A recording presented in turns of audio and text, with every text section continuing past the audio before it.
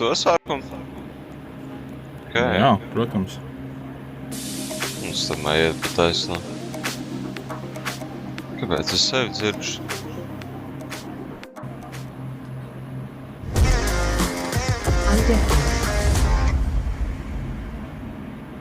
Check. This European cricket event is proudly brought to you by Tas skan atpakaļ. HCL Software, Rado, and OneXpert.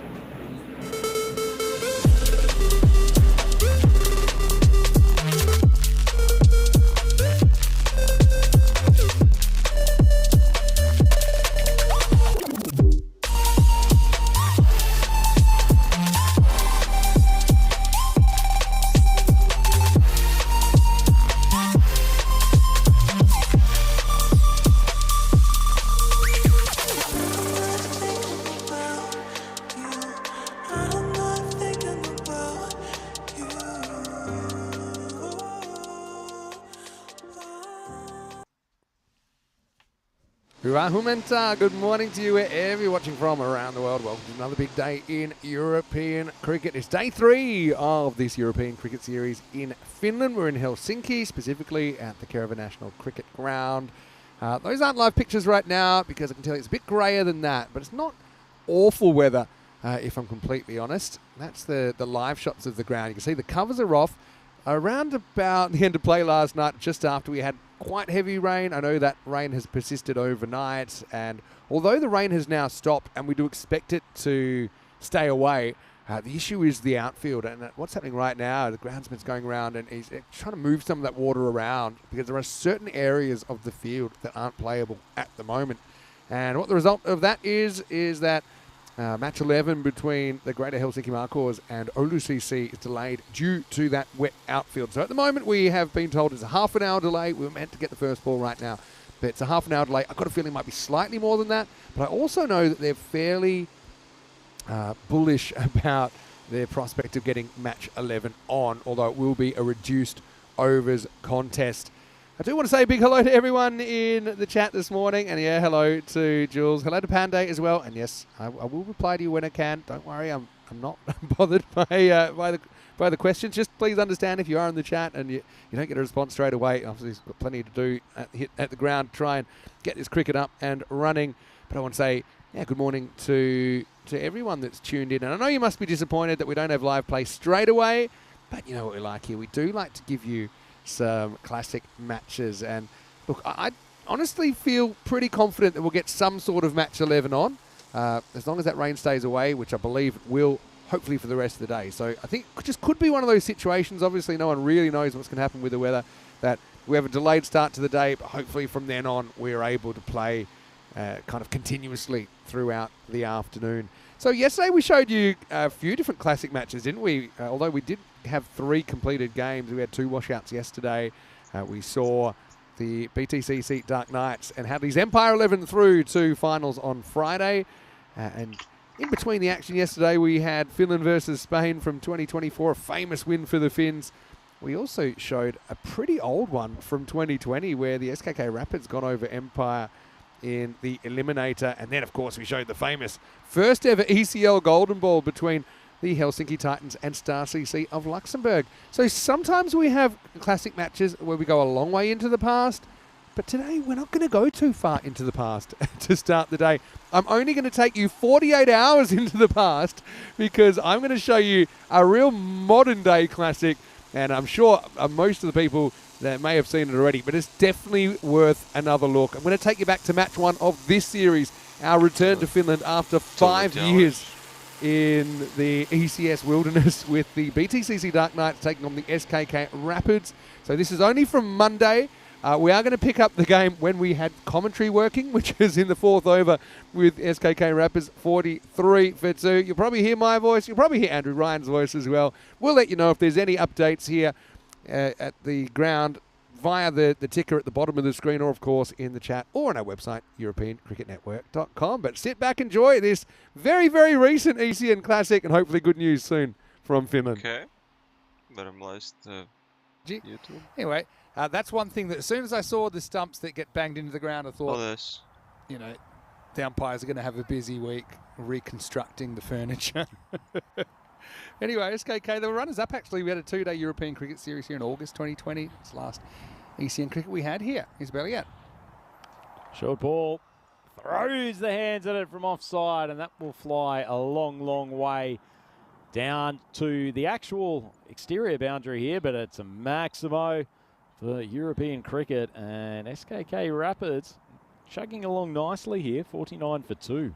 Yeah, so, yeah, hello to all of our Finnish viewers. I'm just going to check if people can hear us again. I'm a bit worried. Apparently it's good now. Maybe the comments haven't quite caught up, but tell us if you can hear us. Of course, Corey's getting the blame, as he generally does when something doesn't work. Abbas 41 of 14. He doesn't care. He's off to a flyer. Oh, it's in the slot. Nicely whipped to the mid-wicket boundary and over for a Maximo. Running's flying thick and fast now.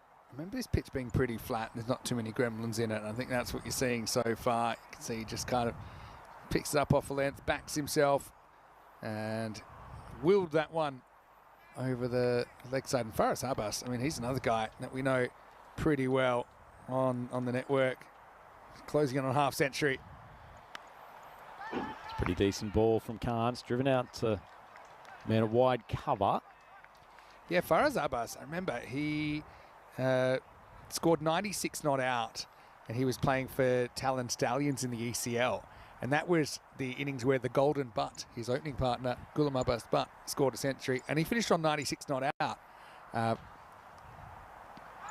Missing just, even though you notice one thing, that this camera angle, because of an obstruction, it's not right behind middle stump, but pretty good. Anyway, Still pretty straight. Have to account for it a little bit. No, but Faraz, he was on 96, and it looked like it would be the first time we ever had 2 centurions in the same innings. Since then, it's happened a couple of times. But I think he had 3 dot balls to finish. He was on 96. And I think they even turned down a run to make sure he could get his century, and he couldn't. And because of that... Hello. I know that Corey thought that the ECL partnership of 222 would never go down. They finished on 221 without loss. Anyway, that's the end of the fourth over right here. Yeah. It's 57 for 2 after 4. And that is one thing. I was in Estonia pretty recently. It was only about, I'm going to say, a month ago. Really I was in Estonia. And there's quite a bit of crossover because geographically they're very close. Tallinn and Helsinki. So, yeah, you see quite a few of the players you saw in Estonia playing here and vice versa. Certainly will. And is it that one? Plenty of international cricket that happens between Estonia and Finland as well. Actually, there's a tri-series coming up in only a few weeks, Vinny, where the Estonian ladies are coming out here to play the Finnish ladies. And actually, our Swiss women's team is joining them for a tri-series. Really? Yeah, I know that they're all very excited about it as well. And it's a beautiful cricket ground, I've got to say. I've only seen it on TV. So back in 2020, I was kind of locked away in I suppose, the early version of the ECN mission control, or the studio, if you like. It's really nice to be here. Ground's pretty as a picture. Right now, it's Mahbubur Rahman to bowl. A little bit of left arm orthodox. Pointless appeal from the wicket keeper, but they will stroll through for the one. A little bit of variety in this bowling attack. Tell me how you've been, though, Rhino. We haven't seen each other in person, I'm going to say, since Khartoum. Really? That much? Is that true? Okay, as my good friend Mars Bargy pointed out to me when I saw him at the hotel last night, a rare mid-year appearance for the Rhino on the microphone. As Rahman gets swung high, reasonably handsome, certainly long enough to carry the boundary for Maximo. And the SKK Rapids put themselves in a pretty good position here, but no, things going along nicely. I've actually had a good 5 days relaxing here in Finland before the excitement of the ECS. That's your soft launch. Also, I know you're prone to exaggeration, but the fact you called it a hotel I thought was quite amusing. You can tell us quite a lot about Finland because, your partner, of course, Inga, is Finnish. Oh, yeah, nice. Just dragged along to men coming in from mid-wicket to keep it one. No, absolutely love the place. This is, I'd say this is probably my 8th or 9th time in the country, and having a Finnish partner who's from a little town called Kuopio, sort of central Finland. So if you're fairly new to the network, we know, I often forget, we've got quite a few new viewers all the time. Swung across the offside, and it's well caught. They've had their issues with the catching, but Afzal Hussain neatly takes that. Actually, nice piece of bowling from the left arm orthodox. Pushed it out wide, a little bit of grip on the pitch, no control, and Kadir hits it straight to the fielder. So plenty of runs coming, but they've taken enough wickets. They're now into the teeth of the middle order. So the SKK Rapids 65 for 3. Yeah, it kind of lured him into the shot, didn't he? And Kadir took the bait, so he never really got going in his innings. He's out for just a single, and it's 25 for 3.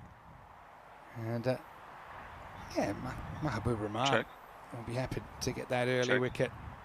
Tell you a great story I heard about this Kerava cricket ground on the weekend. Vinny was having coffee with a lady I was introduced to called Sirpa, lovely lady, out at her summer cottage on an island out past Hamana and Kotka on the eastern part of the Helsinki coast. Just wait for Rahman to choke through ball number 5, and it's driven nicely, but easily fielded for the 1. When I told her that I was out in Kerava doing the commentary for this week, you can still she hear mentioned that apparently this used to be an equestrian centre, and the even more random story was that she went into contractions with her daughter in the middle of this field. What? Unbelievable. That one's just swung away to mid-wicket. And I'll take the 1, and halfway through, the Rapids 67 for 3. So she started having contractions with her daughter right in the middle of this field, and then is that related to the equestrian? No, wasn't on a horse. I think she was. I think she was riding at the time. Oh, I mean, to me, if you, it's probably one of the activities I would suggest maybe avoiding towards the end. Yeah. Unless you want to hurry things along. Maybe you do. Maybe that's what she wanted. I know at the end, the women tend to get pretty keen to have it done with. You think bouncing just up from on what I've observed down on a steed would probably get the fetus kicking. But anyway, so bookends it nicely. 5 teams in each group, and you'll see today and tomorrow is Group A action. Wednesday and Thursday Group B. We go into finals on Friday, which is basically top 2 from each group. The actual top team gets the double chance. So that's how this tournament works. You can see we've got these 2 teams as well as the Gladiators. We've got Empire and the Titans in Group A, and Greaters Helsinki Marco, as well as Oulu, as well as KCC Lions, FinCC Gladiators, and Vanta Vipers in Group B. So 5 matches a day and a 4-match finals day. So pretty familiar seeming format, even though we see 10 teams this week. Here's Bappy. Starts with a big wide. Yeah, wow, that I didn't know. And I'm sure if you are watching Finland, give us all the background, because like I said, for Rhino, it's our first time here. I was going to say for all the other viewers, a bit of extra bounce there for Bappy. Looks like he's bowling in the cap just to control that beautiful mane of hair that he's got. There's a lot to like about Bappy, and Fardish Bappy is one of the better names I think we'll have in this tournament to start with. Bowling around the wicket, right arm spin, with a flowing mane out the back and a cap. It's visually got a lot going for it. The aesthetics are there, and even in the bright red and green kind of Christmas decoration like Bengali it's a good jersey, colours. Isn't it? Yeah, it's obviously Bangladesh inspired. Bappy going to his over the wicket attack now. And the other thing, and I know I have a reasonable knowledge of the domestic structure here, obviously. Finland have been part of the ECL for a while. That's very good running if they make it. They do make it. They might even get another one now. Oh, probably could have. But just taking the gamble in the second half of the innings, and the keeper didn't handle it cleanly. But yeah, a lot of these, so I would know them as Bengal Tigers. We've seen Bengal Tigers on the network before. But they are the BTCC or Bengal Tigers Dark Knights. So maybe people give me a bit of context around that. Bappy into the slot, and he gets bashed straight down the ground. That's a lovely strike for a Maximo, and reasserts a little bit of control for the batting team after what had been a quite good over until that point. Yeah, he's been flying along. He's gone past his 50, and now he's been joined by Shretha, who shows that he can back it over the ropes as well. Bappy tries over. Good bit of footwork. Drags onto the leg side. Fielder coming around. Bilal what did you say? Thought he was in the action for a moment, but it was well struck. Excellent footwork from Shrestha. As you can see, this one was just pushed through a little bit, but he's gotten deep in the crease. Swung sweetly. Yeah, got about a metre over the rope as well. Bappy trying to avoid going magical. Last ball of his over. Oh, Bappy gets swung very high, very well struck. And that's carried the boundary by a long way. Gorgeous shot. Bappy gets smashed towards the end of his over, and unfortunately for the Tigers, the Rapids are rapidly taking the ascendancy here, 89 for 3. Yeah, Suman gets slappy on Bappy and gets it right out of the middle of that batty. And with 4 overs to go, on for 133. Something tells me 130 is a par. It's early doors, I know. I think one thing, it might not be a 150 or something plus, although maybe it will. Par, but the reason is I think the outfield's a bit truer, so I don't think you get too many 4s going through. They shouldn't. That's just going to get over. And in fact, will go for 4. It was a bit of a teaser for the fielder in the circle. That runs away, 4 runs to start the over. Abbas moves to 60. Not a bad piece of bowling from Rahman. He's tried to locate that wide section of the pitch again. Arms go up in frustration. He thought he might have had a wicket in the first pill of what's his second over. Rapids up to 93. Does go wide again. Abbas does make great contact, and another catch out there. Al Balal. He's been impressive in the field for the Bengal Tigers, and that's a big scalp. Abbas goes for 60 off 24, and 93 for 4 are the Rapids. Yeah, just didn't quite get it out of the middle this time, and you'd expect the catching to be pretty good here. It's a good standard of cricket. Mohiuddin Al Bilal takes the catch. End of a good innings from Abbas. Pretty quick to get the gear off and start celebrating. He's out for 60, and it's 93 for 4. Yeah, you're right, Vinny. Those teams that have come from Finland have competed very well at the European Cricket League over the last 3 or 4 years, and they have a fair job to qualify from the teams that play in this part of the world. Plenty of depth in cricket out here, and obviously, as we've seen already, some great facilities for them to apply their trade. Saqib Arshad, the new batter. Come back here from the Tigers. It's going to be a catching opportunity here. Alad does very well coming in from long on. Picked up the ball, and it's playing very, very quickly. Made good ground, took it down at knee height. And the fielding is suddenly picked up for the Tigers. Have a look at this replay. He really does get his skates on and takes a good catch. Brilliant catch. And that's kind of standard that I was hoping to see here. And you could see that Rahman, he liked it. Why wouldn't he? He can pat his fielder on the back, though. Shahid Alam is the reason that he's on a hat trick. So no good for Saqib. Miss hit, cost him his wicket.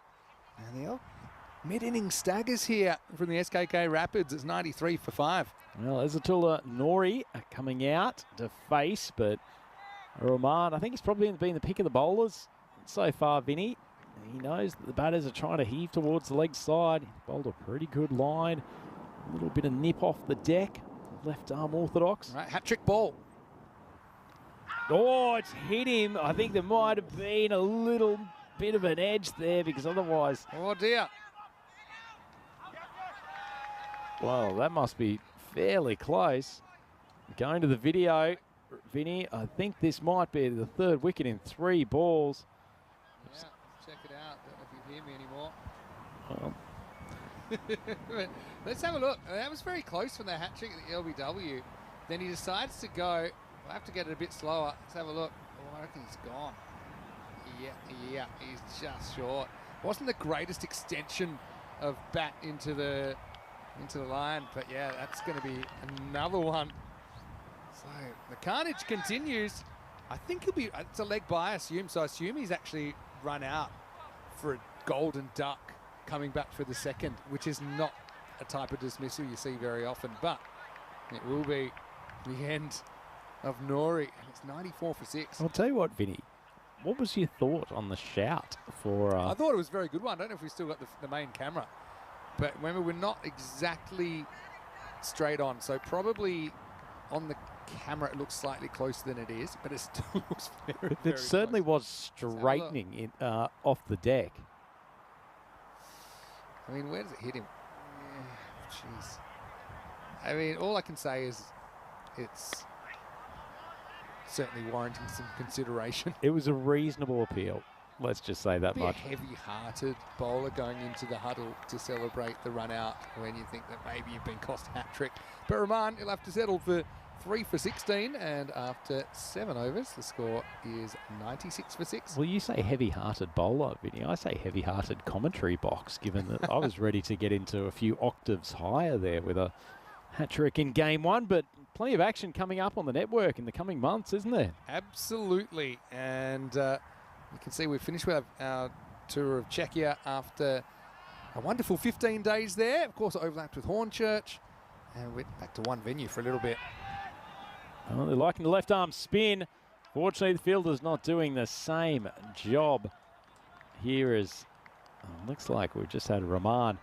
Just have to finish the 6th ball of the over. Everyone's so much excitement with that potential hat trick and the run out and the like. Well, we just wanted one more ball from Rahman. Yeah, it's a 3 for 16, but it could have been a 4th wicket. Actually, it was a pretty good stop in the end. It was a slightly awkward one. I like the way he's kind of slid in feet first and tried to at least stop the boundary. It would have been a bonus if he'd caught it. But yeah, so we're 96 for 6 after 7.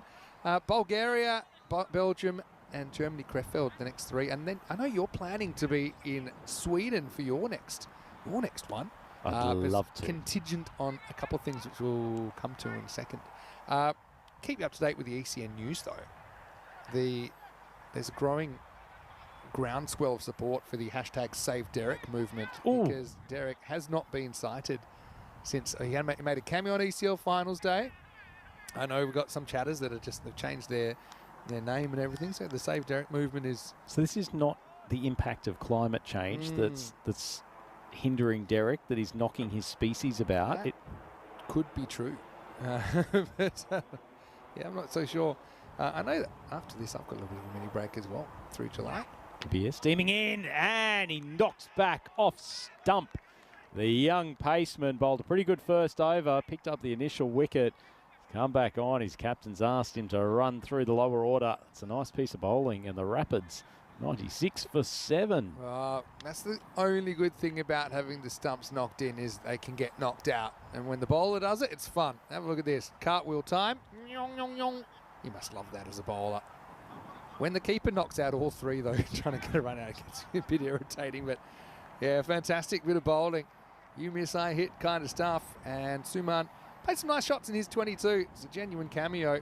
He is the 7th to fall, 96 for 7. I know G1 was excited because Suman is Nepalese.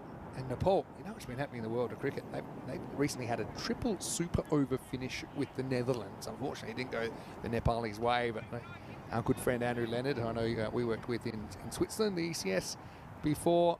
Mr. Nepal cricket himself. Taklu Dai, he was having kittens. He was so exciting, he almost grew his hair back, and then he tore it out again.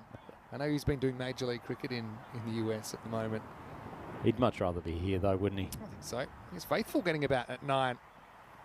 Good bit of pace. There's not that much lift in the wicket, short of a length, but Kabir's sending it through at a decent click. Interesting thing for me is that they're, what I would say it's an underwhelming score, but they're slight favourites. Well, now they're 50-50. But it's saying that 123, so the computer's thinking kind of high 120s might be par. Computer's putting a lot of faith in the lower order of the SKK Rapids lineup. They had to de-riddle the computer of Y2K virus. It's been so long since we've been here. It's driven down the ground. Oh, straight through the hands of Hossein Moon. Throw comes in. Could have been a run out taking the second. Hit the batter on the way through as well.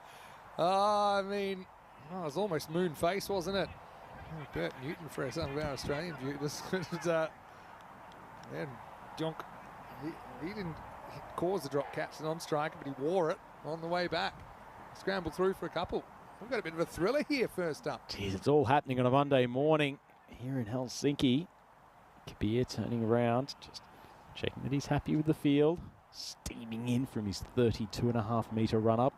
Should have had him a 3rd wicket. That one's gone up. And it's actually made decent contact. Well, Khan was in absolutely no position to play that shot, and yet has somehow got the hands through enough, gotten the right elevation, and it goes boom. Yeah, that is a bowler annoyer if ever I've seen one. He had a Class A goober dropped by Moon, and the second one always hit to the moon. Can we do a quick shout out to our wonderful friend Rico Full, who's sitting listening to the commentary at the moment? Just said a big hello, Rico. Lovely to see your name pop up on the YouTube chat. Hope you're well.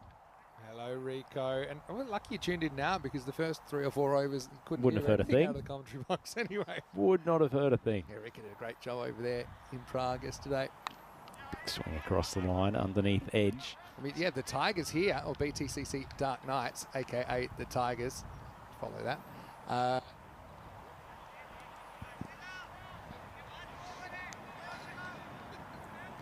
Well, Kabir, 1 ball to go in this 8th over. So, oh, there we go, I'm back. The Prague Tigers, a bit of a boil over in the European Cricket Series Premier Division in Czechia. So they'll be hoping that the Tiger luck is still there. Vicious swing. Well, it's actually made very good contact. That's a great shot from Khan. Kabir's tried to dig it in. Not much lift, and he's rolled the wrists on the top of that pull shot and made good contact, and it goes for a 4. So much needed runs. 108 for 7. Placement, wasn't it? And he's got a very high bat grip as well. So for me, I thought that was the end of the over. And we might have our first attempted umpire clothesline. I don't think there were any extras in that over. No. And they got 6. There we go. And obviously the graphics department, they believe it's the end of the over as well. This graphics department just trumping the umpires, really. Kabir really wants his 3rd wicket, but he's not going to get it. He's going to have to hand the ball off. So he'll finish with 2 for 22, off his 2. And, yeah, confirming, end of the 8th, 108 for 7. Now, there was a short run in there. It was actually a drop catch where you saw Faithful, I think it was Faithful, that got hit by the ball.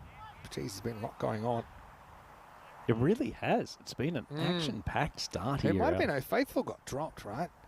And so it was Junaid that got hit with the ball coming back. So, yeah, plenty going on. Hello to all of our Finnish viewers as well, might be tuning in. Jump into the chat. ECN European Cricket Network. Great to have you with us. I've got viewers all over the world. But, yeah, Prague Tigers. Team, I still remember the Prague Tigers when they first came in 2022. Fairly new team. Again, a lot of the Tigers teams that you see in Europe, they're kind of Bengali-flavoured teams. You know, they've got this background, Bangladeshi background. Bappy's back. Hold the phone. 9th over. Bappy's back. Oh, slow ball. It's just heaved across the leg side. Nice piece of fielding from Alarm, who gets some help from his teammate. Unselfish play as well, handing it off. Yeah, Bappy's back all right. Sounds like something you and me would do at the karaoke bar, and who knows, we'll get a chance to do that. It's a bit of a tradition. I reckon we'll get on that microphone once or twice this week, Vinny. And I'm not sure if you know, but karaoke's very big here in Finland. So talk more about that in a moment as tune in to Bappy, who gets a dot ball for his 2nd. So, because it's an interesting thing. It's quite, in some ways, reserved, quiet, social sort of population out here, but get 1 or 2 cough beers into them in front of the karaoke microphone, and boy, oh boy, things can change rapidly. Everything's changing rapidly for Bappy as well. Not quite the top order to bowl at anymore. Faithful can't get this off the pitch. Charge down the wicket, goes inside out, and it's neatly taken by Hossain. He's having a pretty good game in the field, and Bappy gets rewarded with his first. 1 for 24. His figures with a couple of balls to go, and the Rapids, they are 110 for 8. Yeah, so who knows, I'll even batted out at the moment, but you can see we're very close to 50-50 on the percentages. And don't judge it until 2 teams bat. I do know that there's some pretty good bowlers here that get it through, and I would say there's a bit of bounce in this pitch, but it seems consistent bounce to me. Faithful goes for 10. Does hit a 6 in there. As he departs, it's 110 for 8. We're back live. Next one's away. But yeah, the Prague Tigers. I remember when they first came into the ECS. We're back live here again. They, in only their 2nd games on their first morning. Uh-oh. This is suicidal too, if ever I thought one, and he's going to pay the price. And Nori, hungry for the strike, but he's gifted that 9th wicket away. It's kamikaze stuff. And the SKK Rapids rapidly disintegrating before your very eyes. 112 for 9. The double clutch there when he almost couldn't believe the fielder that the non-striker was considering that 2nd run so seriously. So he'll be run out for a golden 1. And the score, 112 for 9. Well, the two Noris have not had a great time of it. Ezutula a run out for 1-off-1 earlier in the innings, and then Owahidula not even getting to face the ball. It was almost like he was trying to goad the throw. I didn't think he was that serious about it. And you can see that the fielder looks up and says, all right. And you can see he basically went without looking and then got absolute donuts from his partner. Ends up getting run out by about a metre. Do you remember this? Speaking of moment, as Bappy finishes. Oh, thought it was going to be a finish to an exceptional over, but called wide. The line belongs to the umpire, and I don't even think this hits the line. I think it's inside. I don't know if we'll have time for replay, but that's something they're going to have to adjust to as well. Bappy unhappy. Well, he goes a little bit closer to the stumps on that occasion, and it's annihilated out towards the mid-wicket boundary. So taking advantage of that extra ball, and the Rapids now up to 119 and the final wicket and the final over coming up. Yeah, good shot by Junaid Khan. Basically fetches this one. Again, that's the extra ball that I don't think he should have had to have bowled. That was a harsh one. That'll be the end of the over. 119 for 9. Yeah, quickly finishing up, wrapping a few loose ends up. We had Prague Tigers on their first day in 2022. They were rolled for 60 and then won. It was the best chase we'd ever had, and it stood for a long time. It stood for at least, I think, a year and a bit. They kept the Prague Barbarians to 34 in that game, so 60 to 34. Since then, Ljubljana defended 56 in the ECS Croatia. Still the only defence in the 50s. Yeah, but the Tigers have worked their way up and ended up knocking over the kind of force that's Prague CC there. Anyway, this is going to be a little bit inside edge. Number 11, Siddiqui on strike, but he'll take the runs. Kind of an ugly old score, but it's still a score at the moment for the Rapids, 123 and counting. Doesn't matter, Vinny. These are bonus runs, so 10 off the last 2 balls, and this all coming with the 10th wicket. We're waiting for the next ball, Vinny. Shout out to your good friend Terry Richmond, who's thrown out a bit of finish for you in the chat. Oh, cool. Hormenta, Mr. Maximo. I've got to say, I've been enjoying learning bits and pieces. Do you know what that is? Is the second ball's deposited. So we have game on here. 6-4-6 and a rearguard fight here for the 10th wicket. Well, I heard a Huva Humanta. Is that good morning? Good morning, it is. Good knowledge. I'll use that top of the broadcast. It was definitely worth the hour of study I put in to finish last night. We can do a bit of Finnish language during the course of this. I like the thanks here. Kiitos. Kiitos. Kiitos is awesome because I could just picture someone tossing me the keys. So it's outside edge and it's put down by the keeper. Oh, no. Oh, no. Third time. That's out, I reckon. Well, I told you the one time the keeper needed to throw down middle stump, he wouldn't be able to hit. As we have a look at the replay. Look at this. We're doing a hanger. And then this is 9 down running for you. And then third time, bang, destroys the stumps. Amazing. So it actually cost them absolutely nothing except a little bit of social capital there towards the end. And the Rapids are bowled out for 129, leaving 3 balls on the table.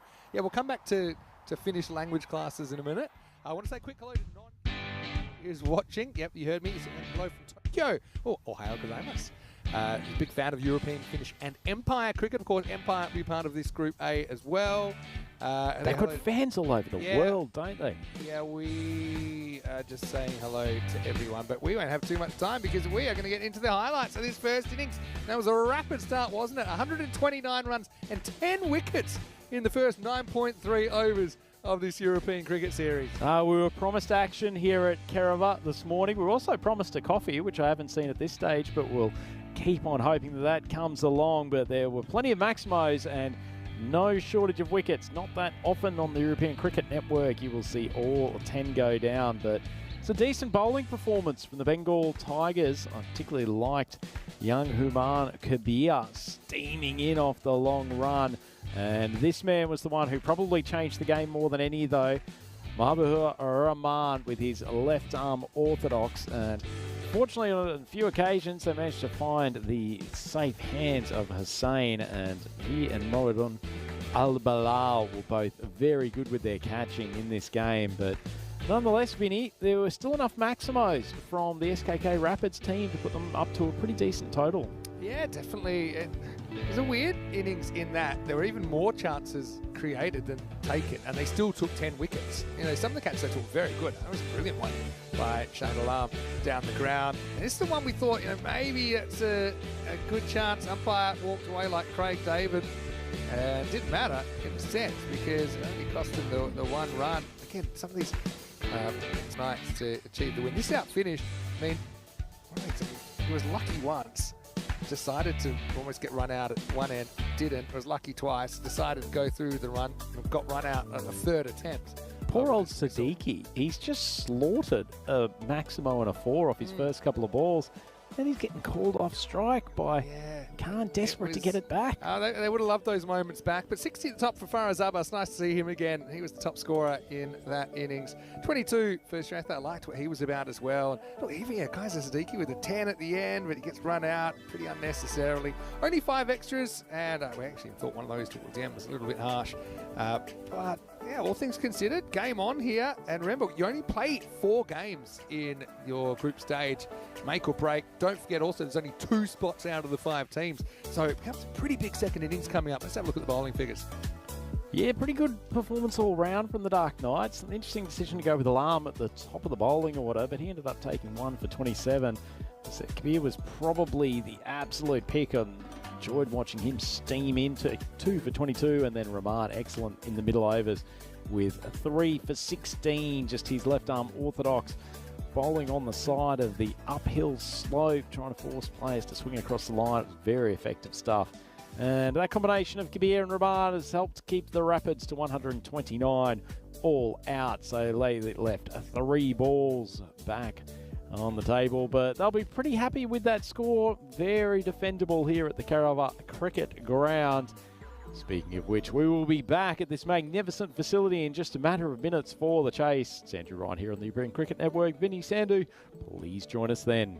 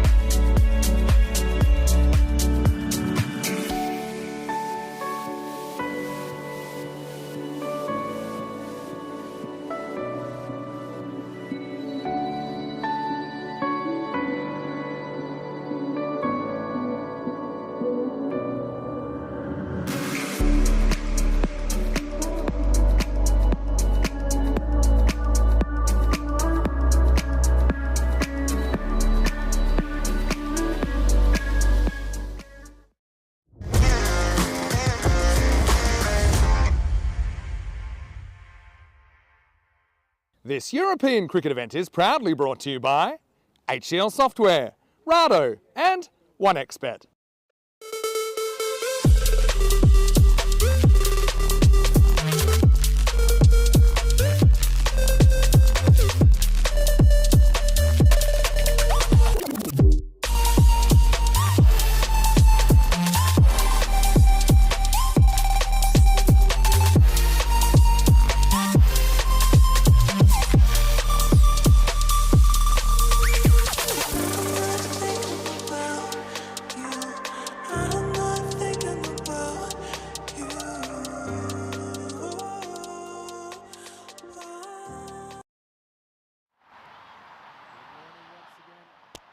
Good morning once again and welcome back to Finland, where we've got some good news for you that the covers are off and we are ready for play. 5-over match here to start the day, match 11 between the Greater Helsinki Markors and Oulu CC. This is the start of Group B, which will take place over today and tomorrow. The top 2 of the 5 teams in Group B will return for Finals Friday, where they will meet the BTCC Dark Knights and Hadley's Empire 11, the 2 qualifiers from Group A. Group A did finish yesterday, and it was a bit of a tough old day in a way with the weather, although we did get away to a start in a full game. Then we had a big interruption, kind of washed out the second and third matches. The fourth match was an abridged match. The fifth match got underway, and after 4 balls, there was another rain shower that forced us from the field, but we did end up managing to finish Game 5, albeit it was another shortened match. And we'll come back to that in a second. But a quick hello to everyone. Thanks for being so patient. So you're getting underway an hour after the scheduled start time. Look back at those Group A matches yesterday. Gymkhana Gladiators had a tough ECS, although they had signs of life at the beginning, but they were kind of knocked out. 84 for 8 of their 10 overs. Sajadanwar, the only Gladiator to pass 20. Prajapati with 3 for 7. Real breakout for Tejas. Hadley's Empire 11, led by the Wild Thing, Amjad Sher, 48 not out, reached the target in just 6 overs, taking all 4 points out of that contest. Put Empire in a pretty good position for top if they were to beat the Dark Knights later in the day. Now, that match eventually did happen after matches 7 and 8 were washed out. Empire 11 scored 48 off the 3 overs. Of course, it was a 3-over reduced contest, but the Dark Knights, they were able to get there off the second last ball. Afzal Hussain, a 6-hitting machine, 31 not out. The Moon was back, 11 not out of just 4. Little mini cameo for the Moon. And the Dark Knights then put themselves in a position where they could either finish top or they could be out of the tournament. And it all came down to 3 overs at the end of the day. Match 10 got underway. 34 of 3 overs for the Titans, adjusted to 36 with the Duckworth-Lewis bump because they played their first 4 balls under the impression that there was a 10-over game. And Tonmoi Kumasaha was a real injection into the Dark Knights lineup. They ended up getting there in just 8 balls. And that meant dramatically Helsinki Titans, the champions of 2020, were out of the competition with just a solitary win in their 4 matches. They did have a washout in there as well. The Dark Knights undefeated, the Golden Ball heroes from match number 1. 12 points holding off Empire 11, 11 points, even though Empire 11 did have a 4-pointer to start the day. So Dark Knights earned the double chance, and Hadley's Empire 11 will be in the eliminator on Finals Friday. Looking ahead to this game then, and match number 11 between the Greater Helsinki Markors team we have seen before, and Oulu CC, who we haven't seen in a European Cricket Series match before, so looking forward to seeing them for the first time. Having said that, GHM, we saw them all the way back in 2020, so it's been a long time between drinks, but a few familiar names there. Zia Uraman to lead the side. Fahim Nilancherry is an absolute unit, and he'll be behind the stumps for Greater Helsinki. Farrokh Zeb, another player I know pretty well. And although that says it's an 8:15 Central Europe start, of course we are starting at 9:15 and can confirm that it is a 5-over match. So percentage is always supposed to take them with a grain of salt, but Supercomputer normally knows what's going on. But Greater Helsinki Markors, 59%, slight favourites. So I think Oulu, just looking at their line, I think there's a fair bit of talent in there as well. Led by Nuan Dasanaika and Yasuru Perez behind the stumps. Conditions for this game, with an hour being lost to the wet outfield. 5 overs this side. Power play goes from 3 overs to just 2 overs, and 5 bowls have to be used, so maximum of 1 over per bowler. So it's a 5-over fiesta to get us going here on day 3. But at least we are going, and I'm certainly hopeful that from this point we will get a full day's play. I know there might be a chance of a shower maybe halfway through the program. If that stays away, I think we'll be okay.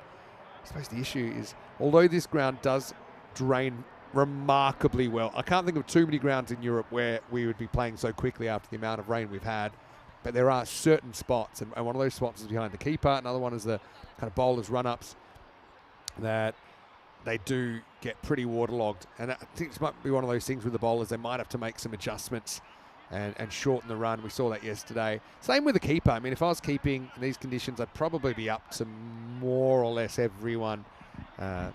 So you just need to be novel. Think of some strategies to counter the difficult conditions. I suppose that's something about European cricket as well. You know, really have to make every effort to get it on with the climate in Europe, especially Northern Europe. The climate can be a little bit unforgiving, and you're waiting for it to be perfect. You might never play.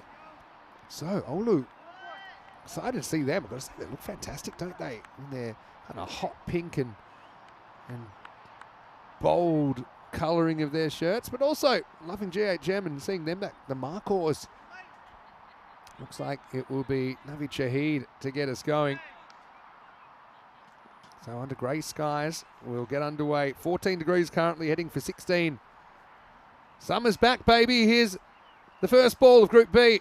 And it's a bit of a walking woof from Vishwakarma, the left-hander. Tries to launch it over the leg side.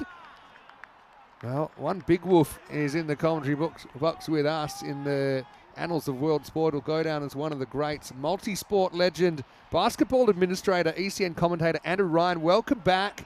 And I'm just very excited. We've got some cricket here. 5 overs. Maximo, what an absolute treat to see cricket out on this Carriver ground. Nice start from Shahid. Possible little attempt at the non-striker's end, but Paris makes his ground easily. Nice start from Shahid, though. Question, early cricket question. Are you throwing that if you're the bowler? Do you risk giving away a run to get a wicket, considering it's probably a key batter? Absolutely. Got to think quick. Full ball outside off stump. Nice shape, but it's driven comfortably by Vishwakarma. And that's the first runs for Oulu Cricket Club. 4 for none after 3 balls. Yeah, nice shot. Got the swing full toss. Just kind of pokes it through the offside. We're away. Got to say, one of my favourite logos is this Oulu CC. He's very, very clever. Where do you think it's come from? Well, you can see the O and then you can see the CC. I'll bring it back in a minute.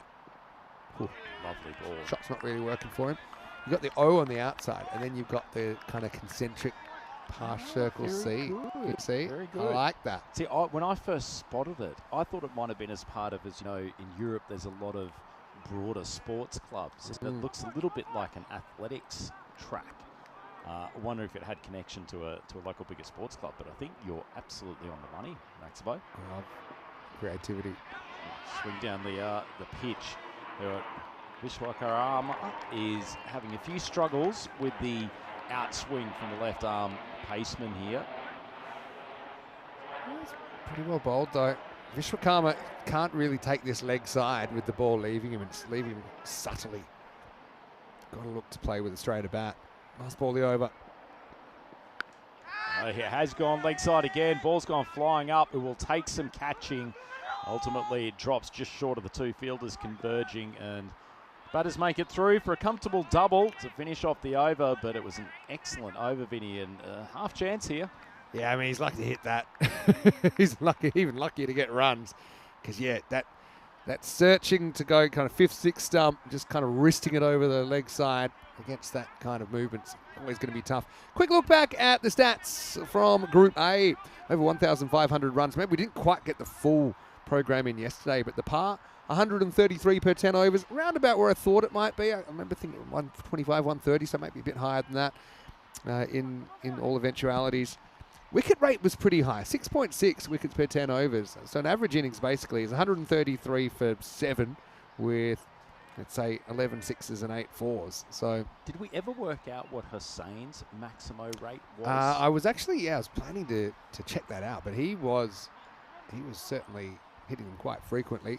New bowler here is Rizwan Ali in over too. It's a bit of homework that can get me going. Of course, you can always go to our website, europeancricket.com. I'm going a maximo rate of 18. It's another big swing over the leg side. Not too often that we have two left-handers at the top of an order. I think he might be even higher than that because he didn't face that many balls. I'm going to the stats. Saul Hussain. I can also find out who the biggest 6 hitters were. Jordan O'Brien actually had 21. Nice bit of movement away, but too much shape, and umpire signals wide. So both the opening bowlers here from Greater Helsinki Markors getting the ball to talk in the early stages. Not sure why the bowlers questioning the umpire too much on that. That did swing a long way and was clearly wide. Good to see the umpire laying down the law to the big paceman, saying that you've got your job, I've got mine. You like this? I've got the numbers. Another good swinging ball from Ali on the radar that occasion. So tell me, Maximo. So in fact, can I reassert my guess? Yeah, go for it. Because I guess 20 maximos, a maximo rate of 20 would be a maximo every 3 balls. Correct, because the maximo rate is if you face 60 balls or a whole innings yourself, how many 6s do you hit? So I'm thinking if I was translating it to, I'd say he hit 2.5 6s per over, so let's say a maximo rate of 25.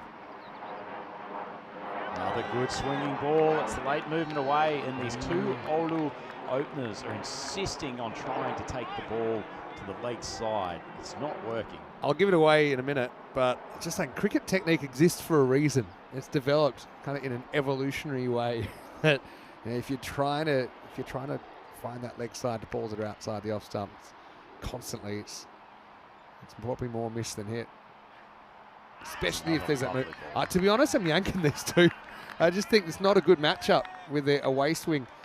This time it's a right arm kind of, away swinger from the left-hander. Okay, his maximo rate is 30. He faced 32 balls and 16 of them went for 6. He also hit 3 4s. I'm not going to say it's unprecedented, but it was a staggering frequency of maximums. Which I think might be I'm trying to find the record. Oh, it's an outside edge. And a bat on ball, Paris. Not the most convincing stroke, but it does bring 4 runs into the scorebook. Yeah. Keeper got pretty close, actually. Melon Cherry. Problem is he's got huge biceps. Not easy to get him off the ground. It's lucky the Finnish police haven't been here with the guns on show underneath that shirt. The man that we've seen in action for the Finnish national team out at the European Cricket Championships previously. Big hitter in the middle overs. So the old record, which was set in 2019, was 28 6s in an innings. That was VOC Rotterdam. But I think it's been beaten since then. Another lovely ball. Just enough shape to beat the bat. And seems like Vishwakarma and Paris haven't learnt their lesson from the first 12 balls of the game. 11 for none after 2. Into the power play as well. It feels like a squandered power play. I can just imagine with 2 right-handers, who knows, maybe both those bowlers have issues with balls swinging down the leg side, and it's a completely different game.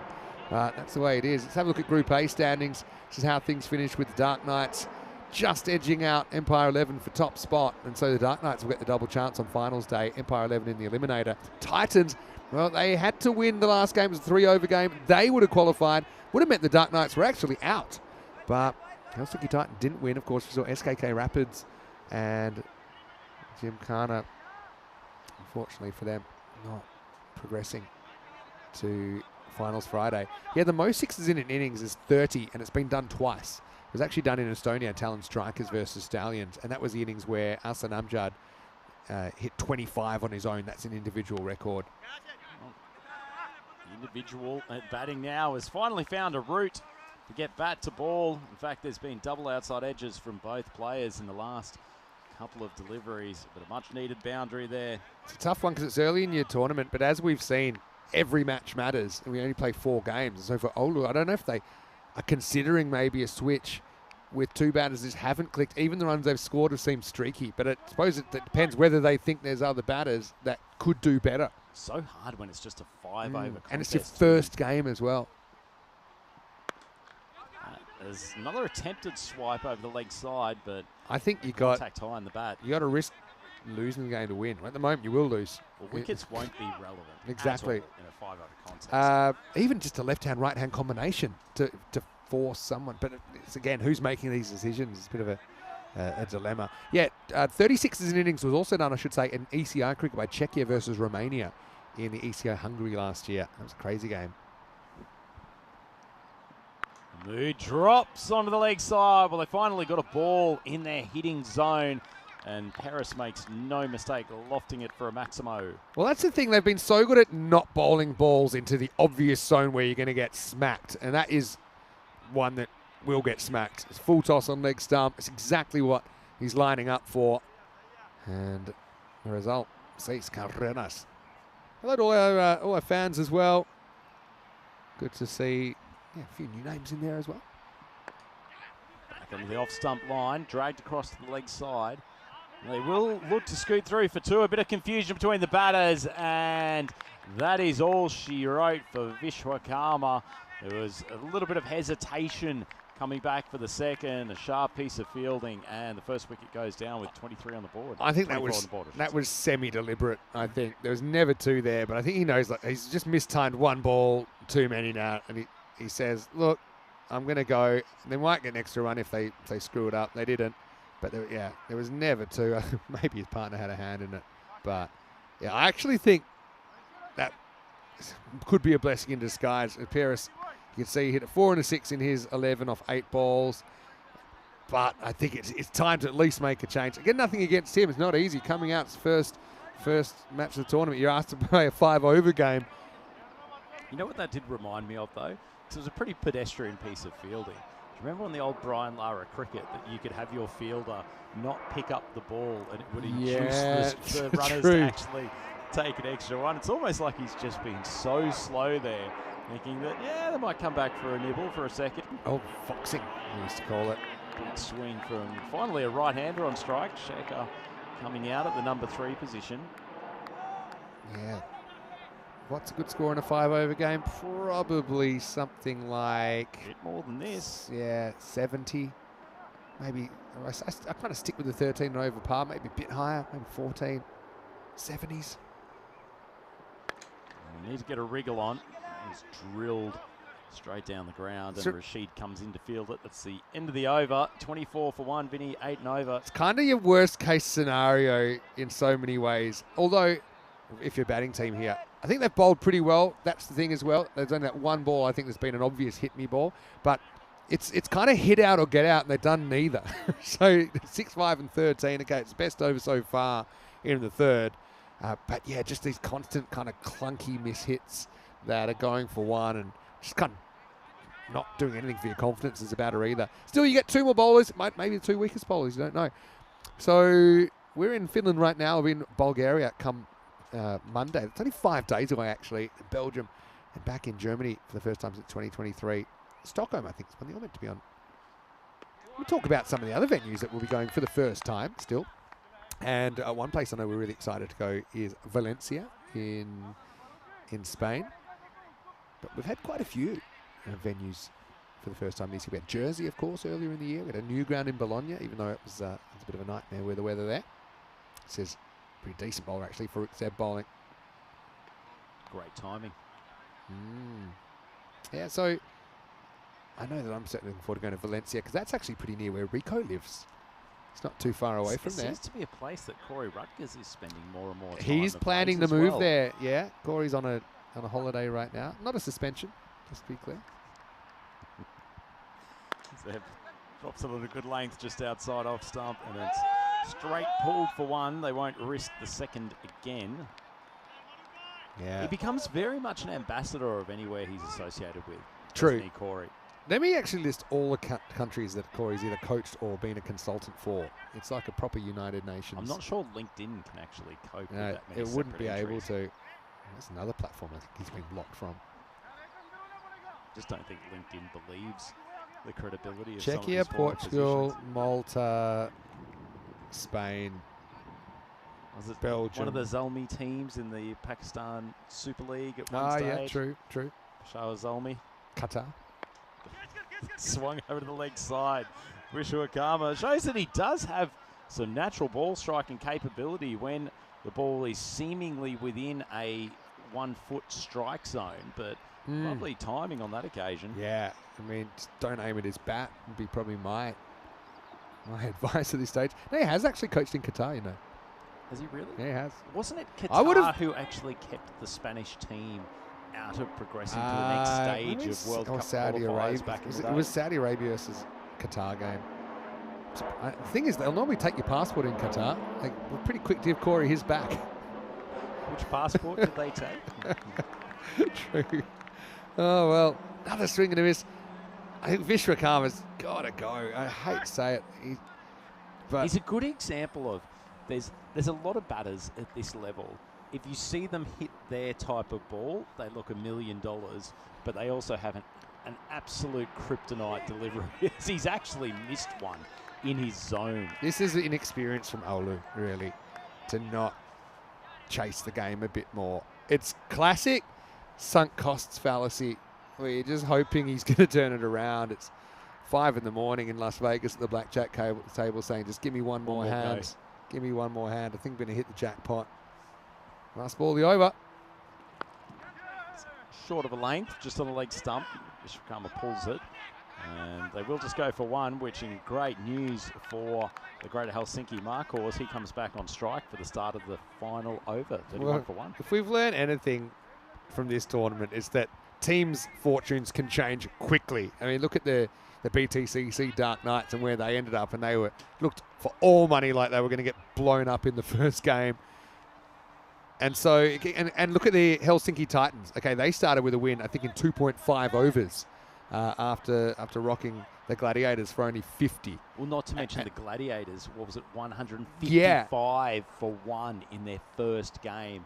Could barely buy a run from that point on. Finished dead bottom. So, yes, things can change, but look, right now, I feel like partly it's a lack of strategic acumen that's not given the opportunity to have a higher ceiling here. Who knows, though? They might go supersonic last over. It's going to be Sohail Amin to bowl. Vishwakarma 16 off 12 in this 5-over game.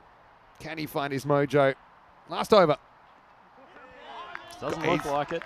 He's got to. Again, it's nothing personal. It's just, he's got to go. Has anyone told him that the downhill slope is on that offside for a left-hander? That was a conference. I actually thought he was jogging off there instead of jogging the middle of the pitch. Teammate literally telling him. I think they're trying to say they're going to run no matter what here, but that's just going to end up with Shaker. He's going to get run out. Nice balls. Drilled comfortably. Throw comes in just wide of the stumps, but I don't think the team from Greater Helsinki are going to be too worried if Vishwakarma stays out there for the moment. And a question from Ederico. Are all matches today reduced overs? No, the plan is just this one. We should be back on schedule after it. The way things are going, might be an early finish as well. Might be to play 12 overs. Oh, that would be too long. Just get bored. Shaker. Trying to bang it. Oh, smoked. Finally one off the middle of the bat to that side of the field. Umpire's arm goes up to signal the big maxi. And if ever that is it. That's a lovely strike. That's the thing. I mean, we'll never know what would have happened, but if he was out there and had a bit more runway to deal with, maybe the score can be higher. If he'd come out 2 overs earlier. But time will tell. 38 now. 3 balls remaining. Keep it out of the slot. If you run in. Good in-swinging Yorker. Ball not talking quite as much. It's funny in either T10 or these 5-over contests, you still think of the ball getting a bit old and not moving around. It's true. Despite the fact that it's still almost in pristine condition. It's one of those ones, if he'd gotten across, it's actually a wide. And he backed away and made a bit of a bigger target area for the bowler. Bowlers don't have he's having too much problem with the run-ups or the landing, which is good news. Full toss. It's been smoked. And I think there's a pretty decent chance this will be a no ball call. Yeah, they're going to check this for height. We'll have to see it from side on and get a good look at it.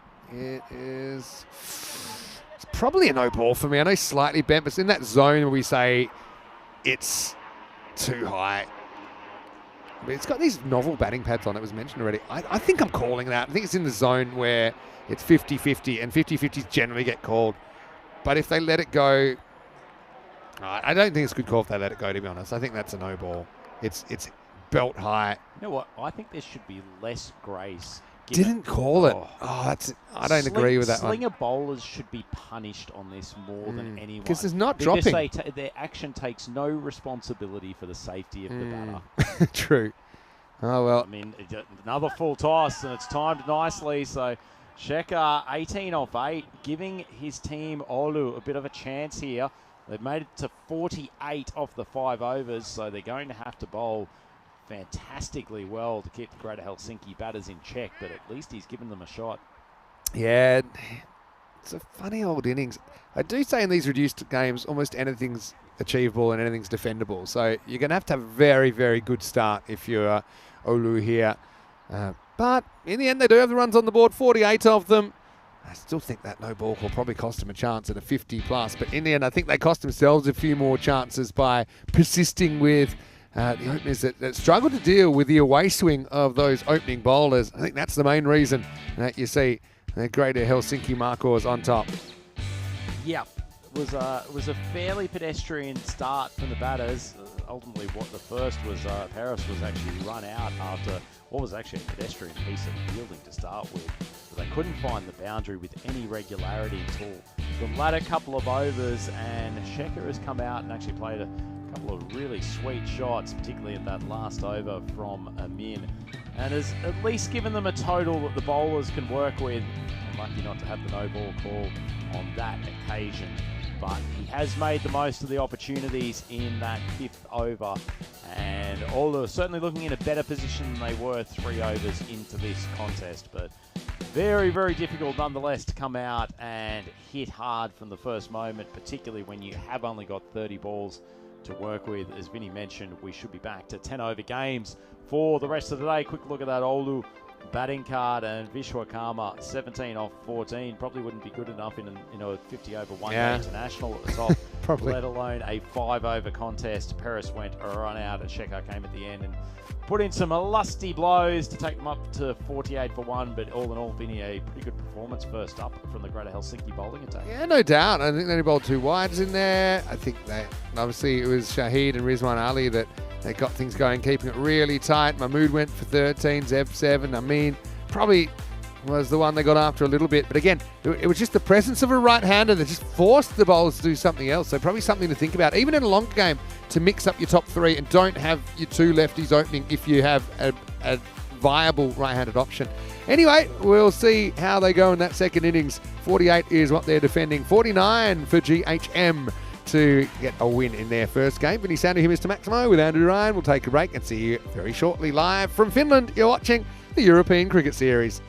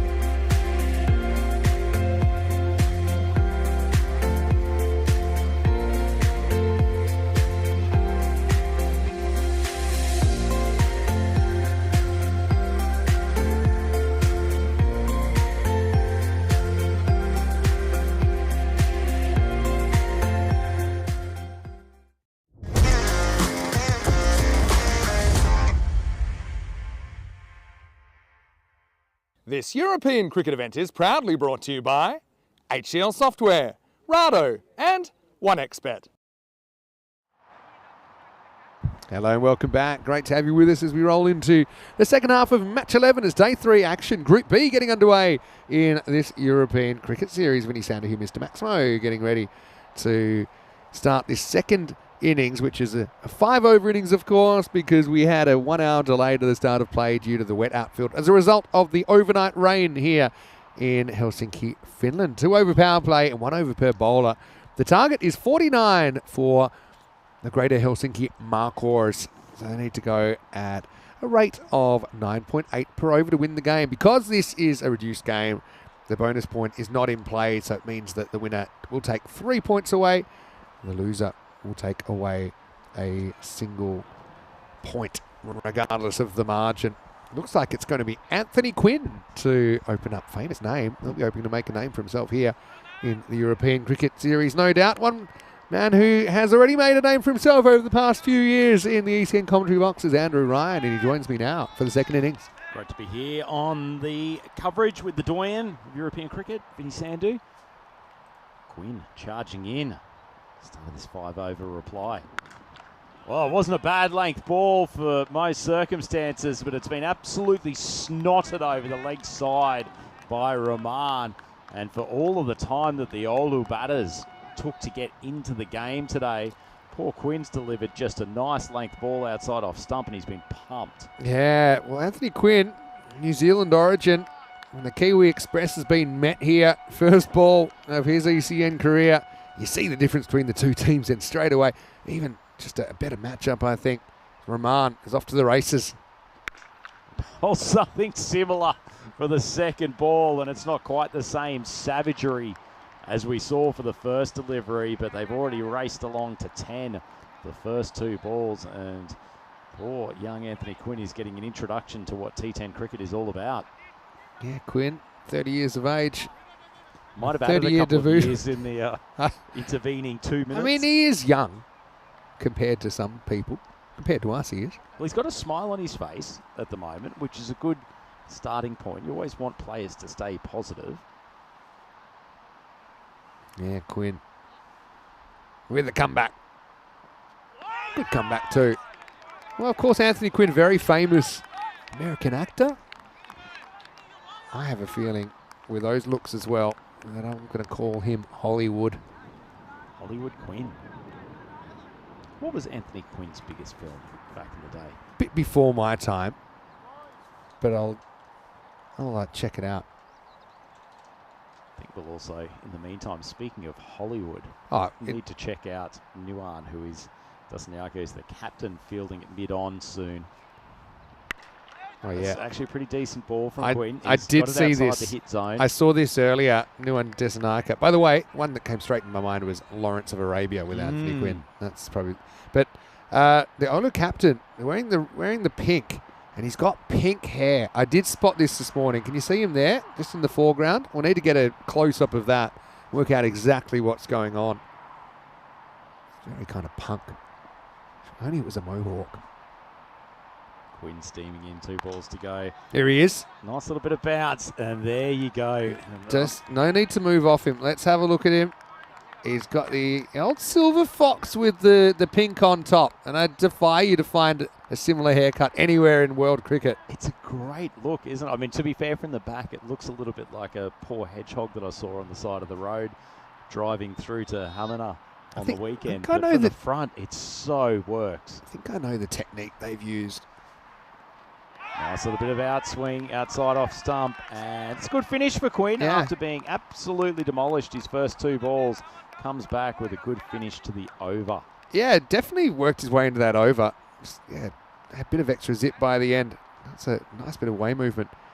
Yeah, so into the over 11 without loss. What you could say is a shaky debut performance from Hollywood, but by the time he got into his career, he started to make some better choices. Yeah, definitely his stock was going up, that's for sure. He's a bit more in demand by the end of the over. 9 matches since a golden ball. Well, they're the 9 matches since match 1, which was a golden ball in Group 8. Could we have another golden ball here? Match 1 of Group B, I guess we'll see. I was going to say, with the Dusaniako hair, Do you think it was the dip method they used, where they just had the... They've turned him upside down. Yeah, just kind of 1 foot each, and the head just dip you in, because that's kind of how it looks. Anyway, this is Athis Sagar to bowl over number 2. Last over the power play. It's going to start with a wide and maybe a run, but maybe also not an extra run. Well, they did have to think about it. I was looking for the old painting technique of where you put tape around the part that you don't want the colour to seep into. Could have been that. I don't know if that's a wide. We had this on day 1, but remember, line belongs to the bowler, even if they get a tiny bit of the line. I feel like I need to do an instructional video where I go stand out there and just put... This is a good way that I try and visualise it. Imagine if you got a stump and you banged it in to the junction of the line and the popping crease. So imagine if you took out one of those stumps and you actually banged it in to where the blue line, well, it's not a blue line here, where the tram line meets the popping crease. And so that's nice definitely... ball outside off, and the arms stay down. Yeah, this definitely is a victory. inside. So any ball that hits that stump or even flicks that stump is not a wide. Good way of visualising it. Yeah. One day we might just put a stump there. Could cause a few problems. But I just think that's a good way... That's the good question to ask yourself. Is that ball hitting or even flicking that stump? If so, it's not a wide. Full toss and pumped. Unfortunate for Sagar, and the head goes in his hands because he knew he was on top in that over, but Rahman has struck that delivery. Need this from side on. This is no ball for me. I think that's even higher than the one earlier. We'll check it out in the replay. And, I mean, is it the same? Let's get a freeze on that one. Let's have a look. That's higher even so than the other one. Easy call. And it has been called. So would you give the same advice in terms of no ball calls, that if you stabbed a stump into the waistline of the batter, and if it was flicking the stump through one hip and out the other horizontally? This is the free hit though. Well, Maxo, the umpire has heard your advice and kept the arms down on that occasion. The idea of stabbing someone through the, if they're batting side on, through the top of the box, basically, through the other side, is going to be a controversial one. Which reminds me of, did you see the incredible sporting moment from the athletics meet yesterday with I don't think the so. 400-meter hurdler from the US? I think the USA. Is this the double somersault over the line? No. That's old news. This was his middle stump hanging out of a broken pair of shorts. I'll take you through it in a moment as Sagar bowls full, and it's actually driven very nicely through the offside. That's a wonderful cricket shot from Rahman, and the Greater Helsinki team is racing along to this target. So many of you might have picked this up on social media, but it also made the sports section of the Finnish News last night, of this poor chap having what I will describe again as his middle stump hanging out gingerly as he's running around doing a hurdles race at an international meet. I don't even know how that's possible, but I think I'm going to find out. Well, the fact that it's not only possible as they managed to somehow turn this from an impossible single into a double in the end of the over, and Great Helsinki is 25 for none. The funniest part of it was that he realised what was happening halfway around the track and kept on doing the awkward, like using the hand to try to keep things together. And so every time he jumped a hurdle, he spent the next 3 steps trying to get his shorts under control. I have to see this. That's unbelievable. Quick look at the table, which hasn't really transpired. Nothing's transpired yet, but these two teams are joined by the FinCC Gladiators, the KCC Lions, and the Vanta Vipers, Group B. And remember, only 2 teams will survive to Friday. The top team actually gets the double chance. Second team heads into the eliminator. Wow, that is something I will be checking out. I was just saying, instead of stabbing them through the hips, you get those Halloween decorations where it looks like you got a knife through your head, but it's really just wearing a headband. I'm sure we could do something like that. Sinha coming on for what should have been the start of the third over. I mean, I hope we don't get to the day where we need to have an intimacy coach as part of the European Cricket Series crew. Anyway. But, yeah, shades of Colin Funky Miller in their hairstyle from Dasanaika, as mentioned in the chat. Of course, he actually stopped the bowler in his tracks when he had blue hair. And then the hair dye started running in a test match. Short and wide outside off stump. Not punished, but they will race through for a single, and The man with the red locks, Dustin Yaika, picks it up cleanly. Can't stop the one. There's something that makes it even better with the old silver on the sides, doesn't it? It's like it almost looks like a unicorn. The aesthetics of it, magnificent. Absolutely magnificent. I wonder if he's done that just for this week or it's just his regular look. Do you think it's the jersey turned upside down, as that's a fairly poor ball from Sino? Seems to be having a few issues with his run-up at the moment. We just got in the chat a Huva Hormenta from Terry Richmond. Huva Hormenta, Terry, apparently pulled his groin. Because normally it goes in the too much information basket. This has nothing to do with the athletics race. He was running a line last night. I know he does a lot of coaching, and not coaching, does a lot of refereeing and umpiring, various sports. Terry, hopefully you're better soon. Nothing worse than a groin strain. It's a lovely ball. Sinha bringing in from outside off stump. It's nice that you got a Huva Hormenta. I got absolutely nothing on the chat. Well, just no acknowledgement of my existence whatsoever. Don't be so needy, Rhino. Don't like being left out.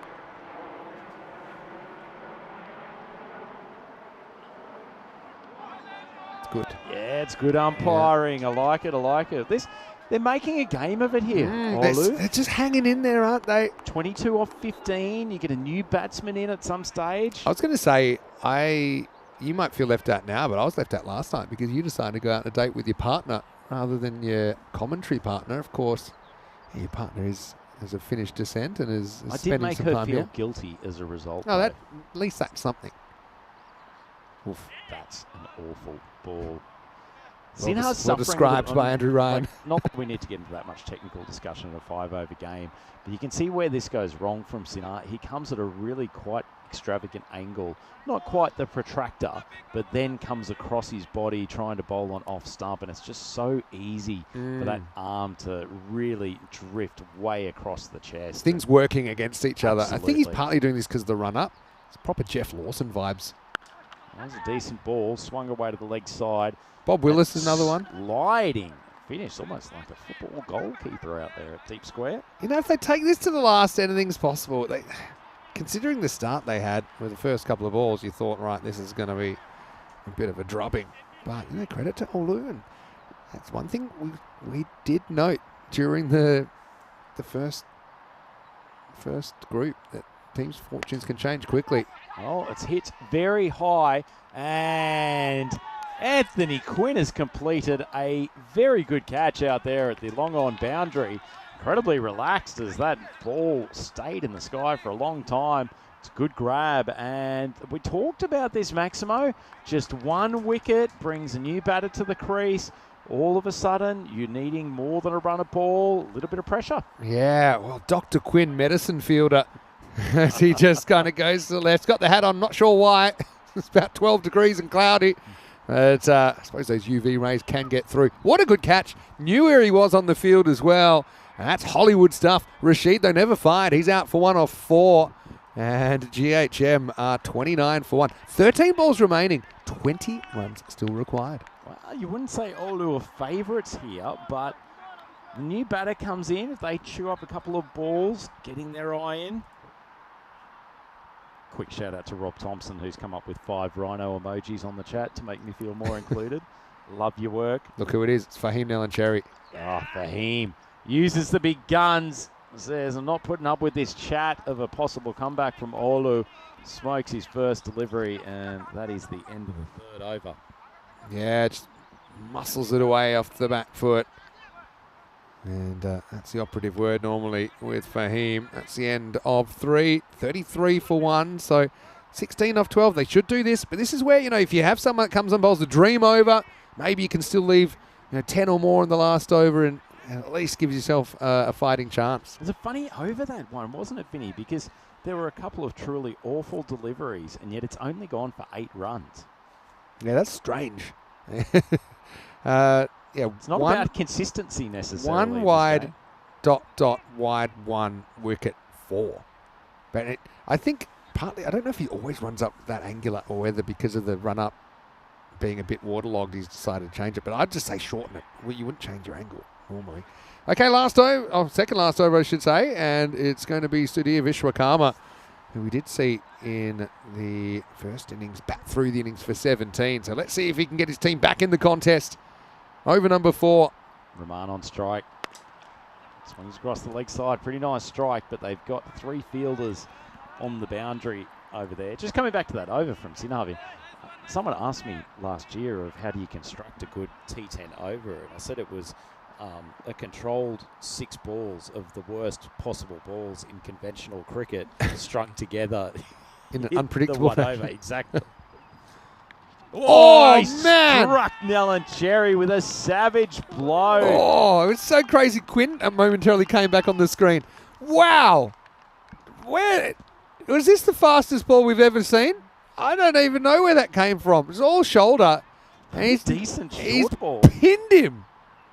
Oh, lucky it was Nellen Cherry. Just bounced off the muscles. All right, we're back. Well, he has gone short again. Didn't quite get up to the same height. Quinn in quickly. He'll keep it to 1. It was just on him, wasn't it? That was such a quick bounce. So well directed. The one part of the pitch that's got some zip and bounce in.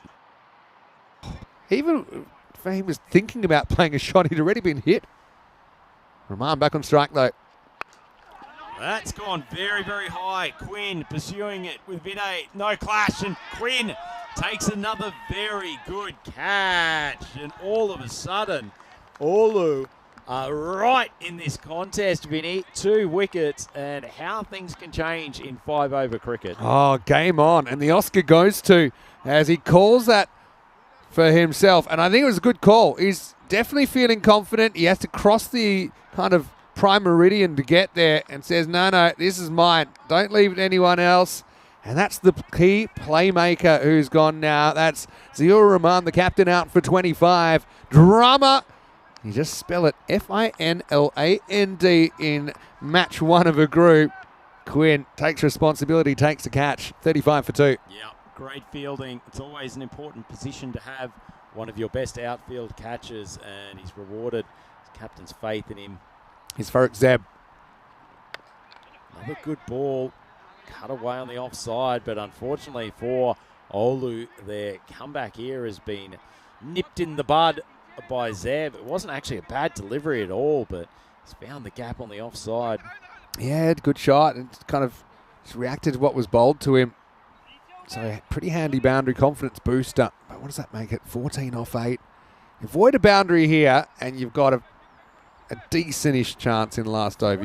14 off the last over is no mean feat. Well, sorry, it's actually 10 off 7. It hasn't been updated on my card yet.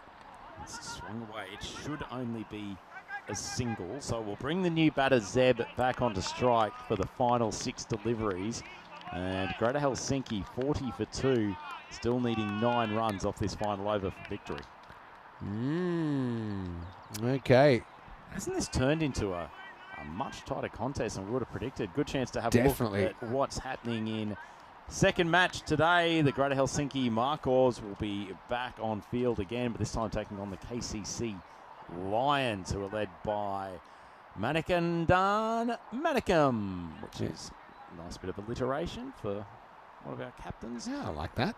But, yeah, Markors, we don't know if they're going to go in with a win or a loss, because it's all going to come down to this last over. Yeah, they still have a shot. I just think they've fought really well.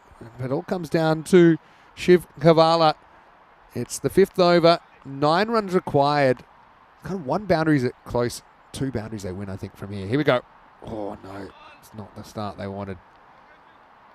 I think this actually might have even hit. There's a bit of a ridge there just outside the tram line, and I think he's landed on it. Just have a look at where his foot lands here. Maybe not. Maybe it's just genuine foot slip. That front foot sort of skidded over in front of his body. It's funny. Some bowlers will be fine with this. Some won't be able to handle it at all. You never know till you get out there. Had a feather through to the keeper. So thought I heard a noise there, Maximo. Seemed like it might have been, but it's just a well-located ball in the end. Good comeback after he Very went good face comeback. first into the pitch on his first. Surely we're not GBing it up again in match 1. I would have said no chance. Is it a new moon? Kavala trying to keep his team alive. Floating, slower ball that's almost taken out off stump. The benefits of getting new batters at the crease, Maximo. It is always going to take a few moments for them to get their eye in. All of a sudden, 8 off 4. Tingles in the commentary box. Surely not. Another one of those floating, slower balls. The head goes down from the batter. It's been taken out there at cover. This is turning into a fantastic over from Kavala. And Greater Helsinki now 41 for 3. This is a crazy game. And remember, they only play 4 games. And so this result could have a huge bearing on if you even have a chance to win the trophy on Friday or if you're watching from the couch. Nicely taken, Shakir. He had kind of the backward staggers there, but he holds them down in the end. Farouk Zab has to go. Back of the line for him. Run a ball 5 with the 1 boundary. 41 for 3. 8 off 3. And I think now you'd have to say it's 50-50 or even slightly towards the bowling side. Who knows? Well, it takes one Maximo here for Greater Helsinki to basically take this game, but it's been a while since they found the boundary, certainly with a 6. All right, Mahmood, the new batter. It's not the greatest ball, but as long as it's not called no ball, he'll get away with it. It's just the single. Yeah, it was kind of like a good hopeful toss. It was heavy. Well, we're going down to the last ball here no matter what now, because it's 7 off 2 required. First one that's been more of a length ball, and Alan Cherry muscles it out to the offside. So in one strike, the Markers have gotten themselves back on top and have leveled things up. Well, now you've got to bring everyone in because the scores are tied and it's last ball. And you might have one back floating for a catch, but I think you'd want to force him to hit over the top here. Okay, if this is a dot ball or say a wicket, then we're going to golden ball 79. But we see this all the time. You're better off having even someone near the bowler's end stumps so that you can get a run out. So you got to put pressure on him. Remember, you got pinged by that bouncer earlier. But any score wins it. Could this be golden ball 80? We're about to find out. Field is too deep, Vinny, I think. Shiv Kevala coming in. Short ball. Oh! Goes up. It's going to be a catch. No! Quinn has unfortunately put it down. He had 3 bites at the Grizzly.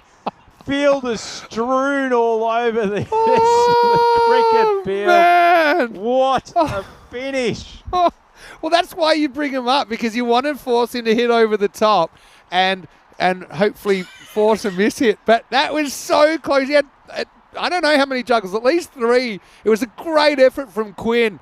And would you believe it? They're going to go down by a single run. 49-48. Have a look at it. Let's go slow-mo. Oh, he had it slip out. He had another fielder coming his way. It was Shako, his old mate. And in the end, I couldn't believe it. I was like, oh no, has he got it? Has he got it? Is it golden ball? What a great game, though. Quinn, he had all his teammates around him. Remember, he's the only one that was ever going to almost catch that. If you were Olu, you couldn't have asked for a better fielder to have the opportunity there. He's already taken a couple of very good grabs. So when he got within the vicinity of the ball, you thought this was a catch for all money, but fortunately couldn't complete it. And in the end, probably Greater Helsinki, the better team across the 10 overs of that game, but Olu showed a lot of fighting qualities. I wouldn't never normally say this, but it's not often you feel like you need to light up a cigarette after a last ball finish, but that was one of those times. Let's go back and have a look. And really, 48 seemed to be so light on. But, yeah, they made a game of it, didn't they? Olu, despite getting whacked first couple of balls, Quinn came back well in his over, and, geez, they end up losing by the barest of margins. Feels like they will learn a lot from that contest, Vinny, both with the bat in particular, but also with the ball. And I think it was nice to see some changes from Quinn in his first over, just working out what's the right line to bring to this T10 cricket, or 5-over cricket in this case. And at the end of the day, weren't they magnificently led by the man with roadkill on his head, Nuwan Dasanyaka? Yeah, you're exactly right. But let's just have a quick look at kind of how things transpired. They held their catches when they had to. It was only that last one, which is kind of the ultimate degree of difficulty. I think strategy was there, bringing the field in. You thought they might still be a little bit deep, but it forced Alan Cherry to go for it rather than just kind of take the tap and go because he was coming off for 6 anyway. But I still think that Oulu, they got to look back into the first innings. The fact they didn't make a play earlier, that was the chance to go to golden ball 80. And honestly, I thought he had it popped up. Was just there waiting, but he was sliding in. Rhino a lot more relaxed, of course. But in the end, 49-48. The Marcos get there off the final ball. Yeah, well-deserved win for them. They get their Group B account underway with a first-up victory. But Oulu, I think, will be a lot more comfortable when they come back later in the day. Quick look at that batting card and some nice shots at the top from the skipper, Rahman, 25 off 16. But in the end, their start was probably what kept them in that chase. And in fact, they probably won both the power play of both of those innings. Bowling got progressively tighter. Sinha, a couple of wides, but ended up with the first wicket.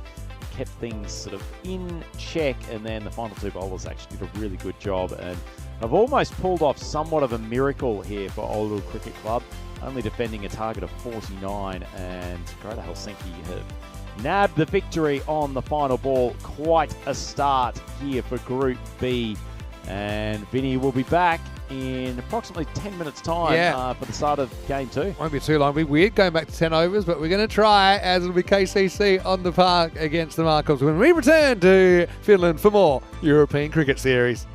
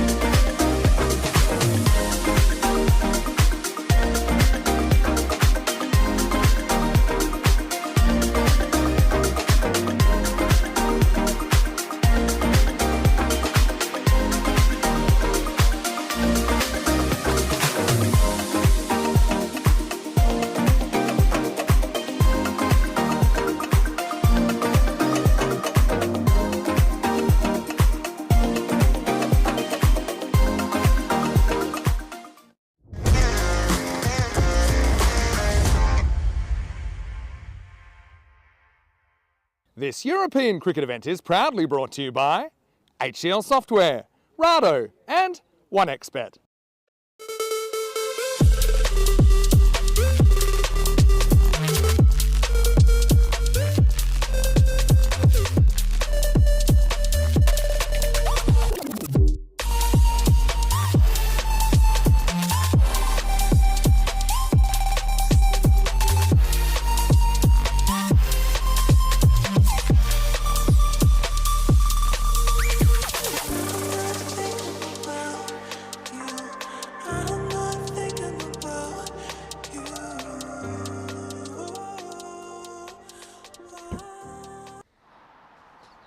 Hello cricket lovers and welcome back to the Kerava National Cricket Centre here in Helsinki, Finland, where we're getting ready for match number 12. It's the second match of Group B, and the Greater Helsinki Markors will take on the KCC Lions here. Greater Helsinki ended up getting across the line by the very last ball of match number 11. It was quite an amazing game. Now Cherry was able to just squeeze it away from the field. It was actually dropped by the fielder Anthony Quinn, but it meant that the Markors take 3 points away from game one. KCC haven't played yet, but we're looking forward to seeing how they go. Of course, there's only 2 spots available out of the 5 teams here in Group B, and we know it's a pretty dog-eat-dog in this competition, no doubt about that. Pretty sounder here, Mr. Maximo for the European Cricket Network. Markors 68% favourites here against the Lions, but the Lions are certainly very hopeful that they can get a win first up. Each team will play 2 games today and 2 games tomorrow. That's 4 matches, and then the top team gets the double chance on Finals Friday. Second team will play the Eliminator on Finals Friday. Teams 3, 4, 5 are out of the competition. Don't forget, we also have a women's series coming on the weekend, so I'm really looking forward to that as well. I'm sure a lot of people are. So yeah, stay tuned, because there's still plenty of cricket coming your way this week before we head to Bulgaria, of course, for a week of T10 and a week of T20 there. What did you think of the finish of the last game? I'm still kind of coming to terms with it. It would have been a dramatic golden ball. Would have been golden ball 80, and such a coincidence. Would have been a golden ball first match of Group A and Group B, but the cricket gods thought otherwise. Markor side coming out to open with the bat news from the toss. KCC Lions winning the toss and fielding. It's going to be Muni Sanadi to get us going. Familiar face at the other end with Rahman. Started strongly in the previous game. And he's going to start similarly here as he slams that one to the leg side for a boundary. So a good start for Greater Helsinki Markors. Vinny Sandy here, as I said. And joining me once again in the commentary igloo is Andrew Ryan. Lovely conditions for cricket now, hey Vinny, at least in comparison to what we've had. And I suspect if this opening batter was ordering off a menu, a gentle in-swinger halfway down the track that goes to his hip would be about his most preferred ball to get first up. So Snuddy's been very generous in serving up an absolute pie, and to make matters worse, that has also been called no ball. Oh no. I don't know if there's a 3 outfielders actually, yeah. Had to be, because whenever there's certain pointing, it gives a certain type of pointing. Not to mention fielders looking down at their feet, trying to examine whether or not they have justifiably been called for an infringement. Wow, okay. So, free hit then. And it does get hit. It finds the fielder, so just a single. Much better length on that occasion from Sanadi. He's not bowling at express pace, I think it's fair to say. Needs to keep the ball up. Swing do its job. I'll tell you what though, I am liking the aesthetics of the shades on while he's bowling. Yeah, especially when it's this cloudy. Now slightly inside out, squeezed over cover. Chase is on. Chase should be completed, but they'll get fairly easy too, and he launches himself. Got to say, I'm a big fan of the colour scheme of the KCC Lions, but I will say it's probably not the best for picking up the numbers on the back at certain times. I was going to ask your take on this very soon. It's not just the small number in the same colour as the black, but the font. Yeah, what are those puzzles where you meant to pick, like, can you see the number? You know, those magic eye kind of puzzles. It's like a psychology experiment taking place. Oh, no, he's run straight over the top of this one. That's going to be 4. So Rashid plays this with a straight bat. And, yeah, the Lions were on the prowl, but couldn't find the Grizzly. 4 runs. Lovely shot. Showed no lack of skill, these batters in the first game against the Oulu attack. They've started nicely here, 12 on the board, halfway through this first over. Some questions being asked of Sanadi. Now lifted up and away from the field, and that's going to be another boundary. So Rashid getting into the action, and the run's flowing for the Markhors in the first. Yeah, not a bad length ball, just a touch short, and helped on its way over the leg side by Rashid. He looks particularly strong in that area. Fortunately for Sanadi, not able to take advantage of the helpful swing bowling conditions here this morning. Look at that ground. It's good to see that there's no rain clouds overhead. It's a little bit grey, but feels like the forecast has been on the radar so far in terms of when we will and won't get rain patches. Lovely side-on shot of a strike straight down the ground, almost coming into our commentary area. And the Greater Helsinki Markhors going on their merry way. He's tried to push that much wider outside of off stump, but not bowling with a huge amount of pace, and it's simply cannon fodder for the Markhors openers. It was absolutely thumped, wasn't it?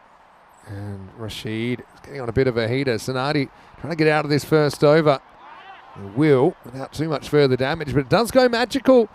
And Markhors galloping away at 21 without loss after 1. So, question for you. We touched on this yesterday for a moment, Vinny. I had never heard of a Markhor before seeing this team name. Where have you come across this species of... Full disclosure, they're not the first Markhors we've had on the network. Is that right? Yeah, and Markhor, definitely in Cyprus. We've had Markhor. There's probably others. I have to think of it. Quick look at the Challenger Division, of course. The 12 sides ranked 21 to 32 in the ECC playing the Challenger Division. Finland aren't in this division, but if they were to be the worst performed team in the Premier Division, they would end up here next year. So the Challenger Division will actually be in the middle of the ECC window. It goes from the 7th to the 15th of October. 4 days Group 1, 4 days Group 2. And you'll like this, Rhino. Finals day is a one-off finals day.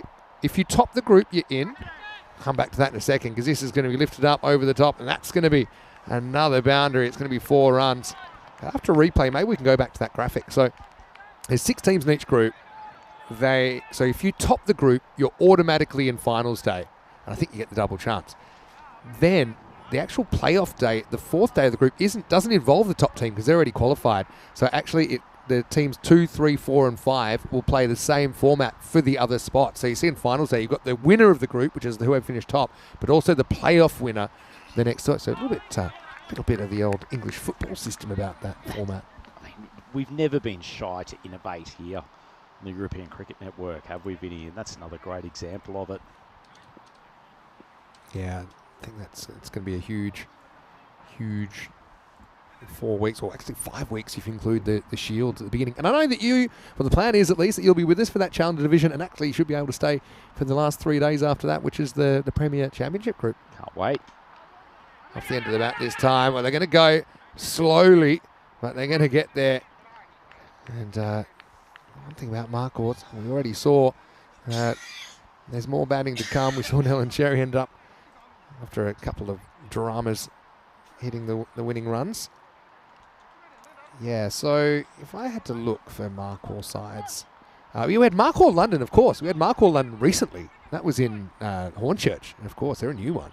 But we had Markhor in Cyprus as well. Right, it's in the air, it's a chance. Now who's going to get it? So they're in an awkward angle. Infielder wants it, and in the end, last moment he reneges. And Siva Prakasam is the one, I think, that ends up putting it down. But that was a classic, just either too much communication or not enough. But in the end, the ball hits the grass. Was there a moment when that ball was in the air that you thought that was going to be caught, Vinny? Well, no, but I did think there was going to be a collision just because the way it fell. Desperately needed wicket. That one's hit, and it's going to get above the same field, and that's going to be 4. So Rahman hasn't had too much of the strike. Will help himself to 4 more. That's his zone, isn't it? Yeah, so we also had Albano versus Marco Milano. So that's in Italy. So, yeah, Cyprus, Italy, England. I think that's it for Marcor sides. So that's how I know what a Marcor is. Glad they've come up before. I mean, it's a good example of using sport to expand your knowledge base. Let me talk to you about what a mouflon is. A Wide. mouflon. Down the leg side. And it's actually good running. They'll get the extra one. Yeah, there's a Cyprus mouflons, and that's an even crazier horned goat. Yeah. I wouldn't want to see that in a dark alley. I think the team should have to wear those horns on the field. But imagine, I'd love to see European cricket one day where you have, the Marcor, everyone's wearing the horns in the crowd. Getting into it. That day will come, Vinny. Well, that's going to be pulled away. That's going to be 4. It's too short from Shelke. And this good start continues for Greater Helsinki. Not that I want to overdo the Marcor conversation, but have you been aware of what it is also known as? No. The screw-horned goat. Wow, the screw horns. I mean, the Greater Helsinki screw horns sounds a little bit less intimidating than the Greater Helsinki Marcors, so I think they've gone for the right naming convention. Yeah, more give me Marcor. There'll be all sorts of chants you could probably come up even better than that one. Yep. Well, the other going full Rico full here into the Wikipedia profile of Marcors. Apparently, the name actually comes from an ancient belief that they actively kill snakes, which is completely untrue. They're a herbivore who does not try to eat edibles. Is that right? Yeah. So the name's based on a lie. Yep. End of the second over, 39 without loss. Shelke goes for 18. And yeah, as said by Maji in the chat, Marcor is Pakistan's national animal. Absolutely.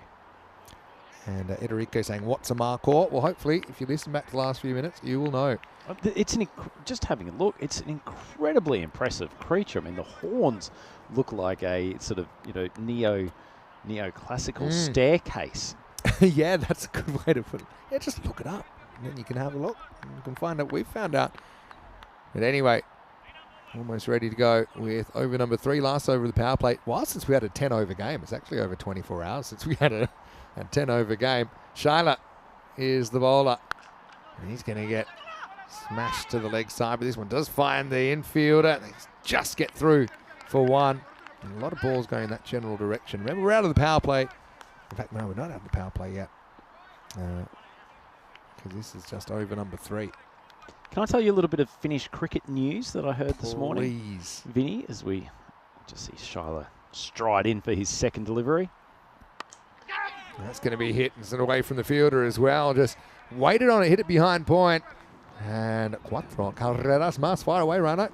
So apparently, quite recently, the head, I don't know if it's the mayor or another designation of the Kerava Municipal Council, declared, I think somewhat unilaterally, Kerava is the national home of cricket in Finland. Ah, is that right? That's nice to have that recognised. Yeah, I think it's good to have such a statement made and giving the sport such a lofty place within the municipal thinking and strategy. Yeah, that's wonderful to hear.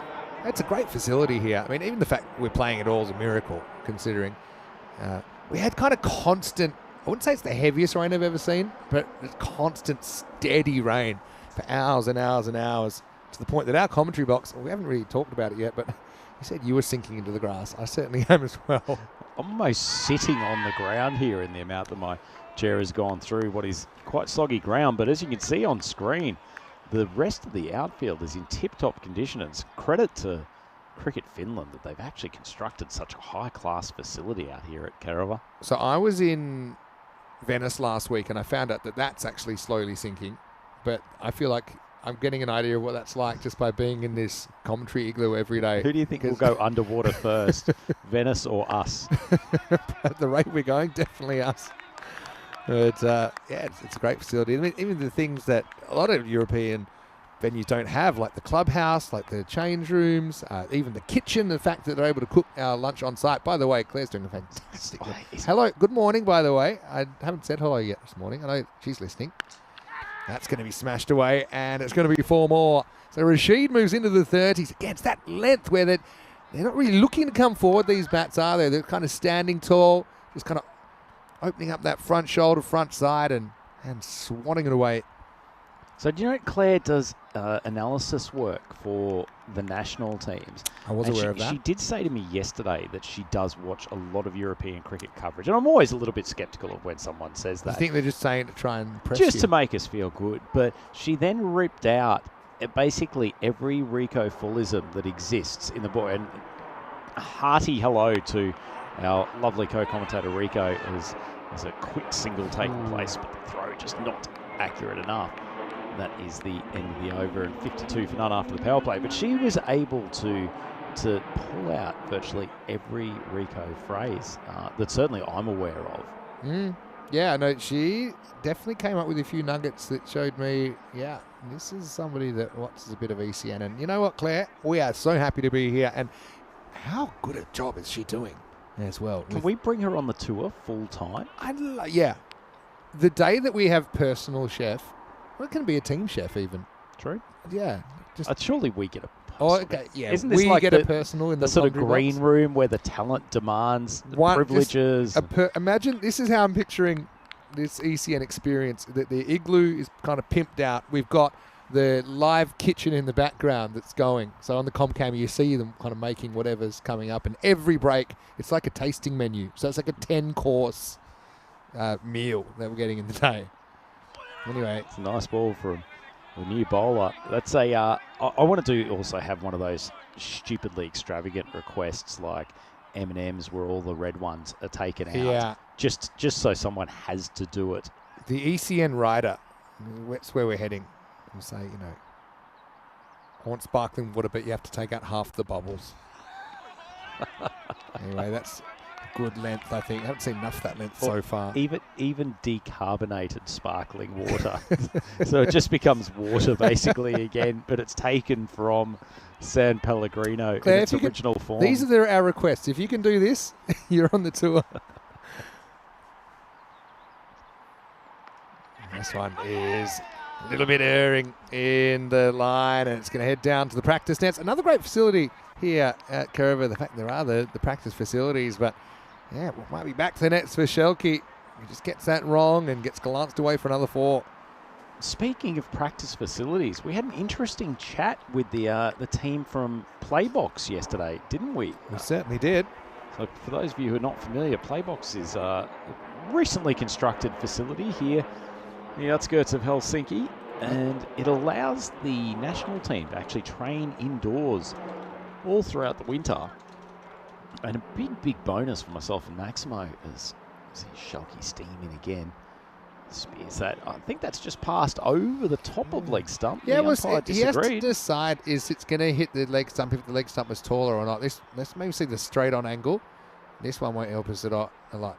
But has it gone over the stump or has it missed the stump? And we'll have a quick look here. I think it's a harsh call. You stick with right, Rhino. The umpire wasn't sure, called it a wide. Yeah, even if a little bit of that ball was over the leg stump, it should have been a fair delivery. But it's a pretty unusual one. Yeah, I'm going to put the link in the chat. Because the best thing I think we thought about Playbox was apparently it's been designed by a couple of New Zealanders who actually have family running indoor cricket centre back in the home country. More feet keeping. This is a phenomenon that's come in. Don't advise it.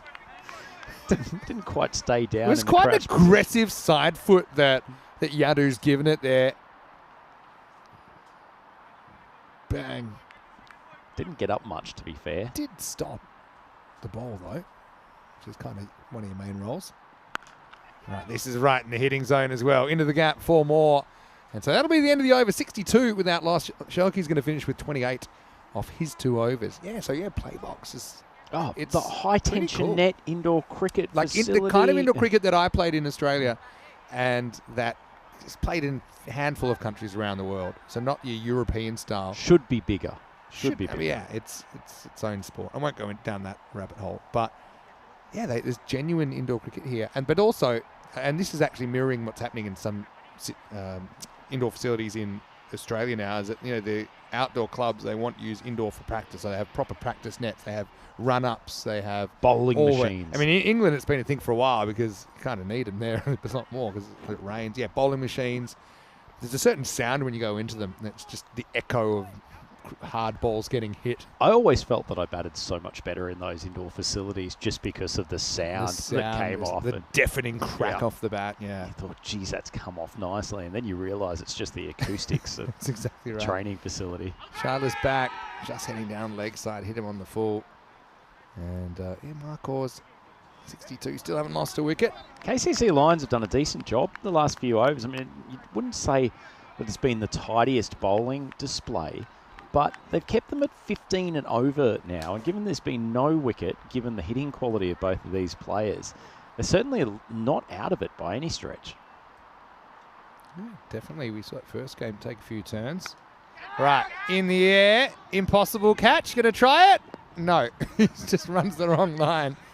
I think in theory he could have gotten there, but he had to judge where the ball was going to drop. He went a few too many backwards and not enough sideways. The best we can say is that he was at least still in the same postcode as the ball. I'm not sure it counts as a genuine attempt to get near it, but they'll keep it to a single.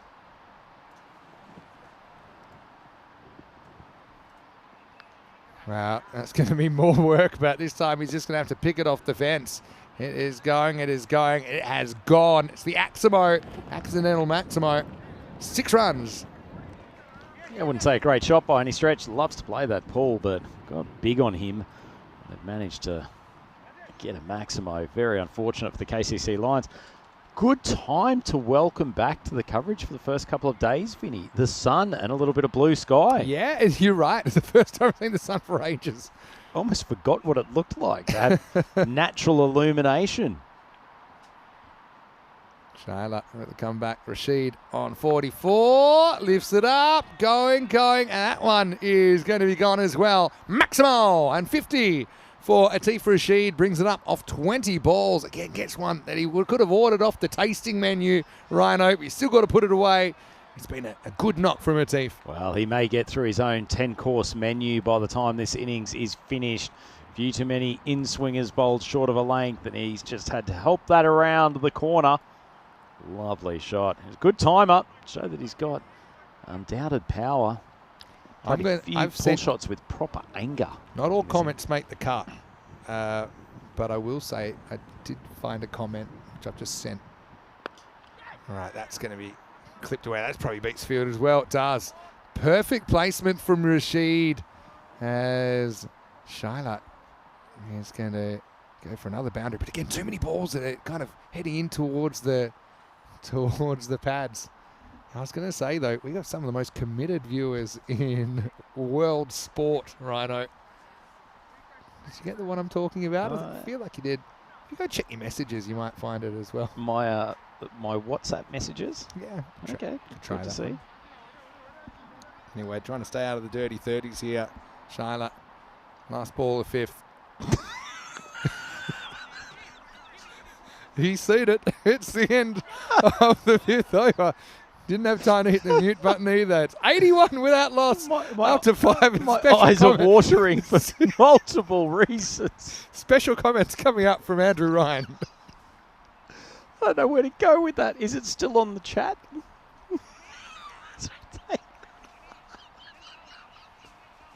Let's just say it feels like the husband or the Lorena Bobbitt Mark II has just turned up into the chat and suggested that specific actions will happen if a certain score is not reached.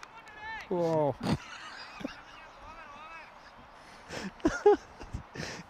You know what? Well The problem is, this is. I was about to say someone's blocked that one, and so it's good that most of you won't see that comment. What I will say is that whatever transaction is linked there is certainly on a knife edge in more ways than one at the moment, given the current score. Oh boy, yeah, you're exactly right. Oh my goodness. Bring out the mini guillotines. Sorry for the viewers who can't. We can't expose 99% of the the viewers. Yeah, we cannot expose it. You're right. Yeah, 99% won't know what we're talking about, and that's probably for the best. Just search Lorena Bobbitt on Wikipedia, and you'll probably get some insight. Right. Now we're back. Your reaction there was actually brilliant. It was just what I hoped. Should have muted the microphone. I knew what was coming. Didn't have time. Oh, Rashid, 56.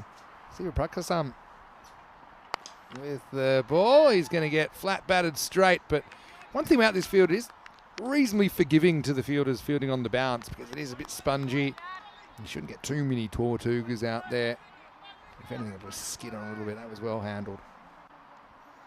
KCC Lions keeping Greater Helsinki, I wouldn't say in check here, but just continues to murk around that 15 runs per over. Getting enough dot balls. And the collection of slightly funky bowlers, aren't they? Yeah, you're right. Some more unusual strips. Kind of looks a bit retro, like a maybe a 70s nightclub feel. Maybe a 70s wallpaper. Maybe we can borrow their shirts for tonight. Well, that is hit high, and I think it's going to carry the line. It will. Maximal for Rahman. He's kind of the forgotten man a little bit. Hasn't had a lot of the strike. Hasn't had to. But Marcor is still in a good position up to 90. Lovely swing of the bat one. Vinny, that bat ended up way over his back shoulder. Gave it absolutely everything. It's good to see that the YouTube chat has caught up with the offending post that we were referencing at the end of last over. Too short, you're going to get banged, and he does. And Rahman, yeah, like I said, if he could have just asked where the ball put the ball, it'd be there. He stands, and he's so good at that kind of standing pull shot in front of square.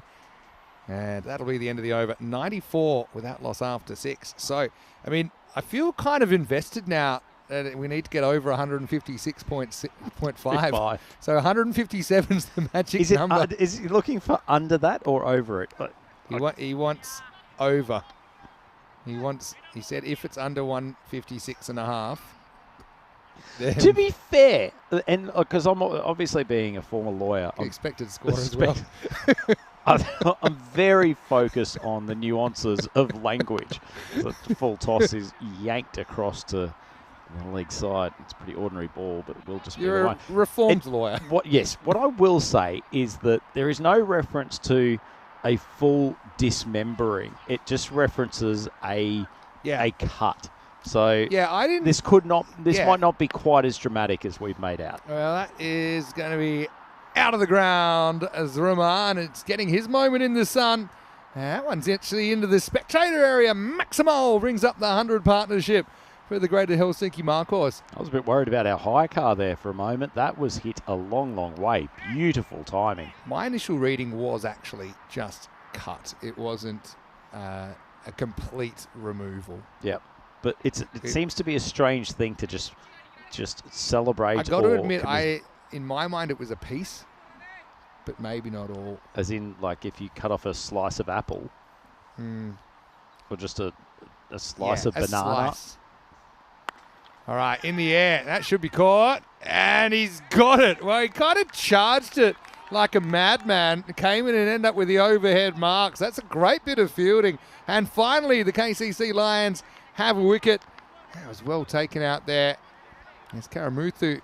That will provide the breakthrough. The score 101 for 1. You're on the money, Vinny. It was very much like the full forward who's just slightly overrun their line, and the ball reaches them a little bit more quickly than expected, but it's taken a very good catch in the end.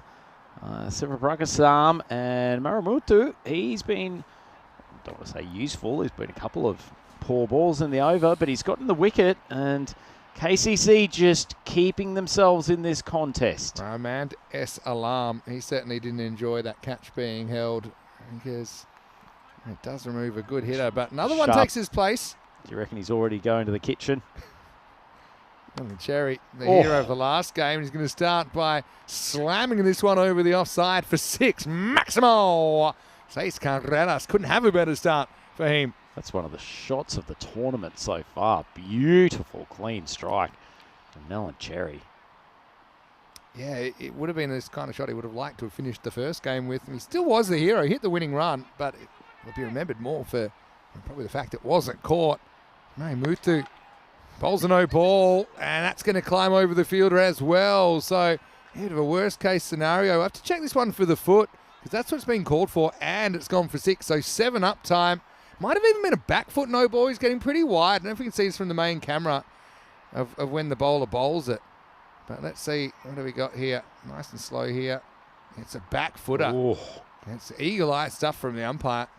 Cannot touch that line with the back foot. Again, why? There's no good reason, but it's just in the laws. Here's one.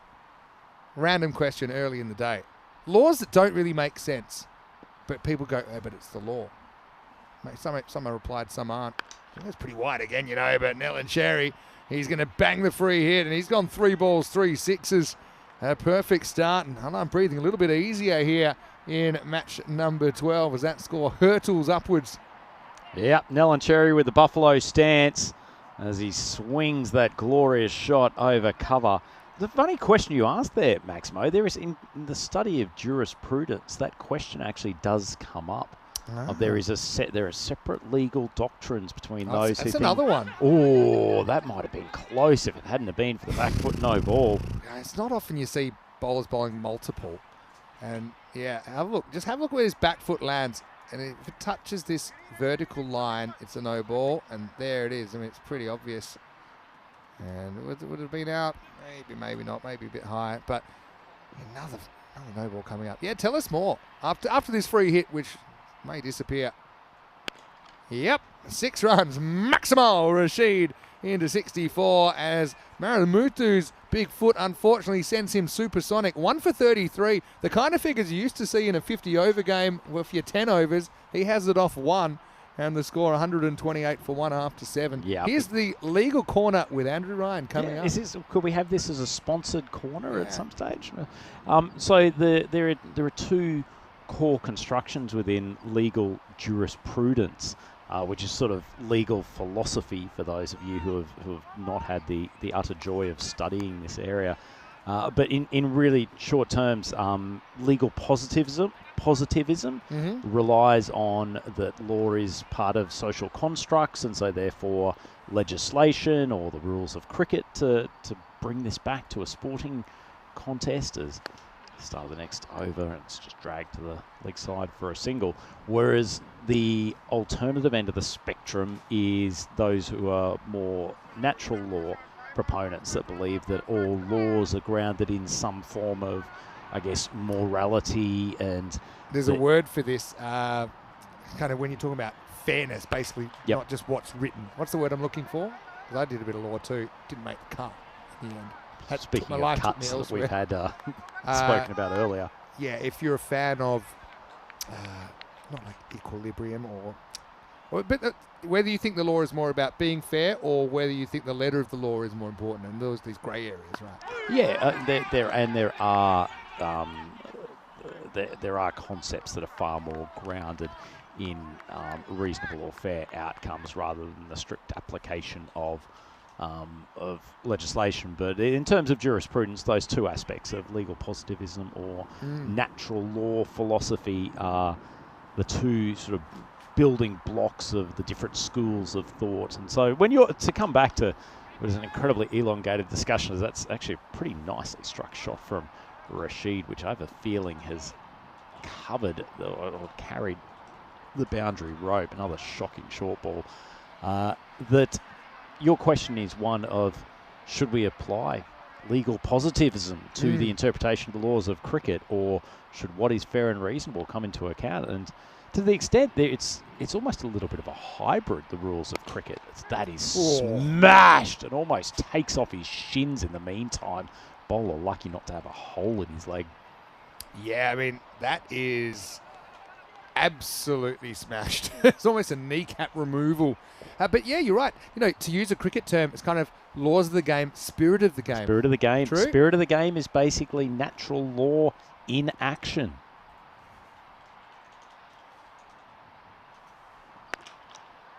It's a decent strike. And once again, we'll carry for a Maximo.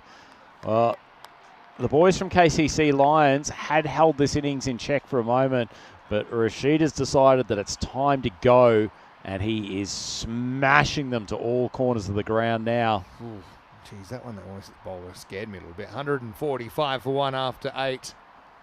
Yeah.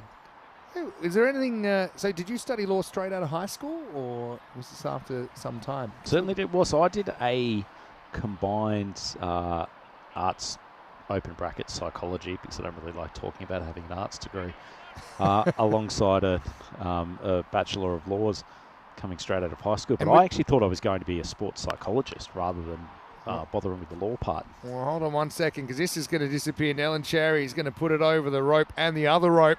Maximo. Was the fielder there signalling an early Maximo or trying to protect his head from the oncoming grizzly? Trying to work it out. So was it rules? Because it was where I was. I had to do a combined law with something else. So I did law business or law commerce. That's going to be across the leg side, and that's going to be 6 more. Maximo, hey, good news. I think that makes it 157, and you know what that means? We're above 156 and a half. And S Alarm and his... the alarm bells can stop ringing. Lives to fight another day. Little battler. I'm glad for his kitchen instruments that wouldn't be risking it too often.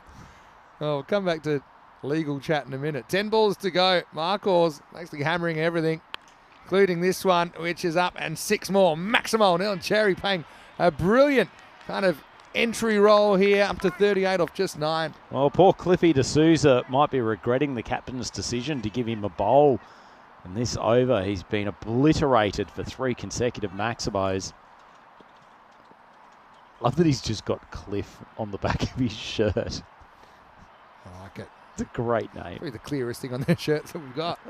Anyway, in the air, that is potentially catchable, but nobody wants it.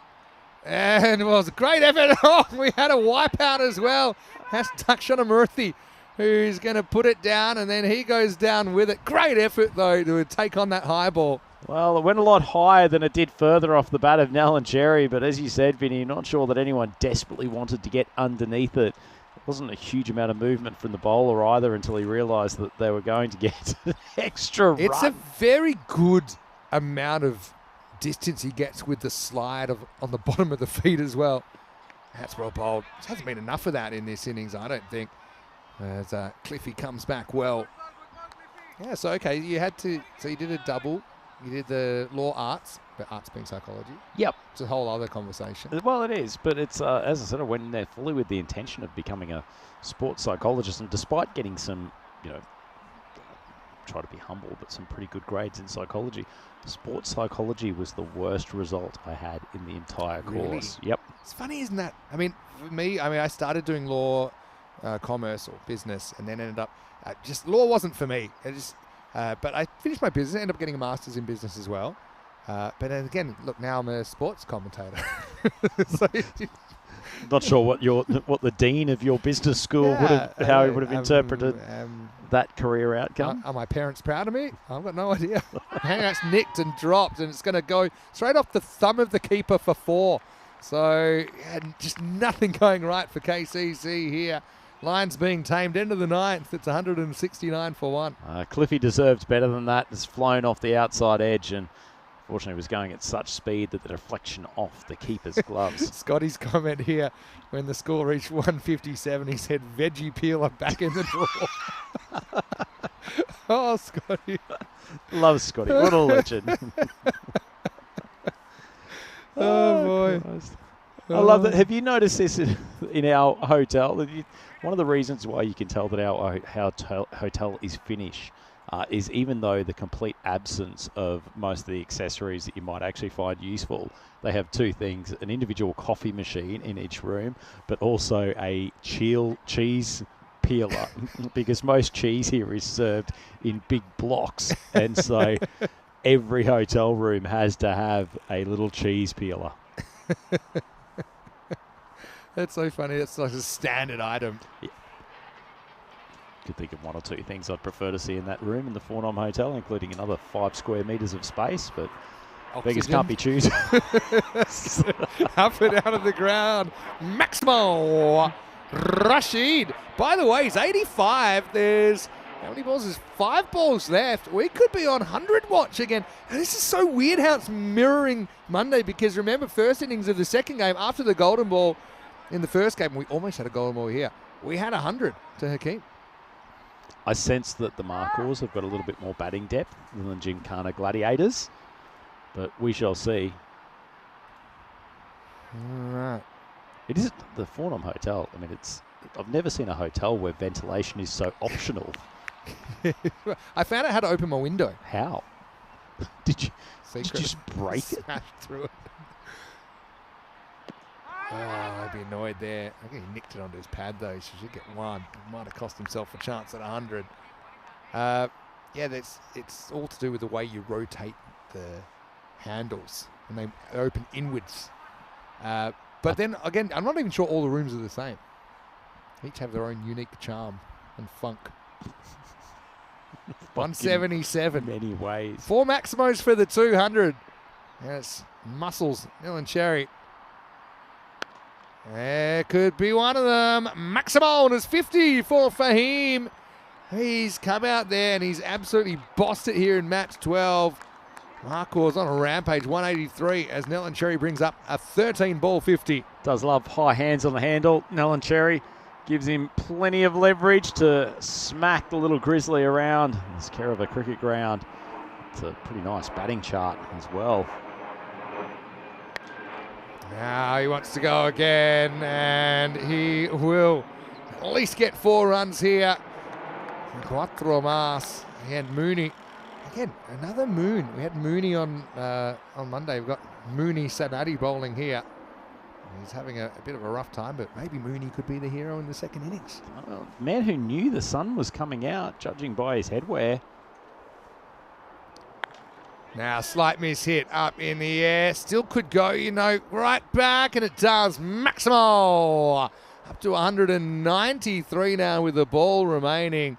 And KCC Lions are certainly right up against it. Last ball to come. Haven't they accelerated in the last few overs, Maximo? You wouldn't have seen them getting near 200 halfway through this innings, but as these two in particular have stayed at the crease and become more comfortable, this has turned into a big, big partnership. And Sonati's actually on for a half ton with the ball here as well.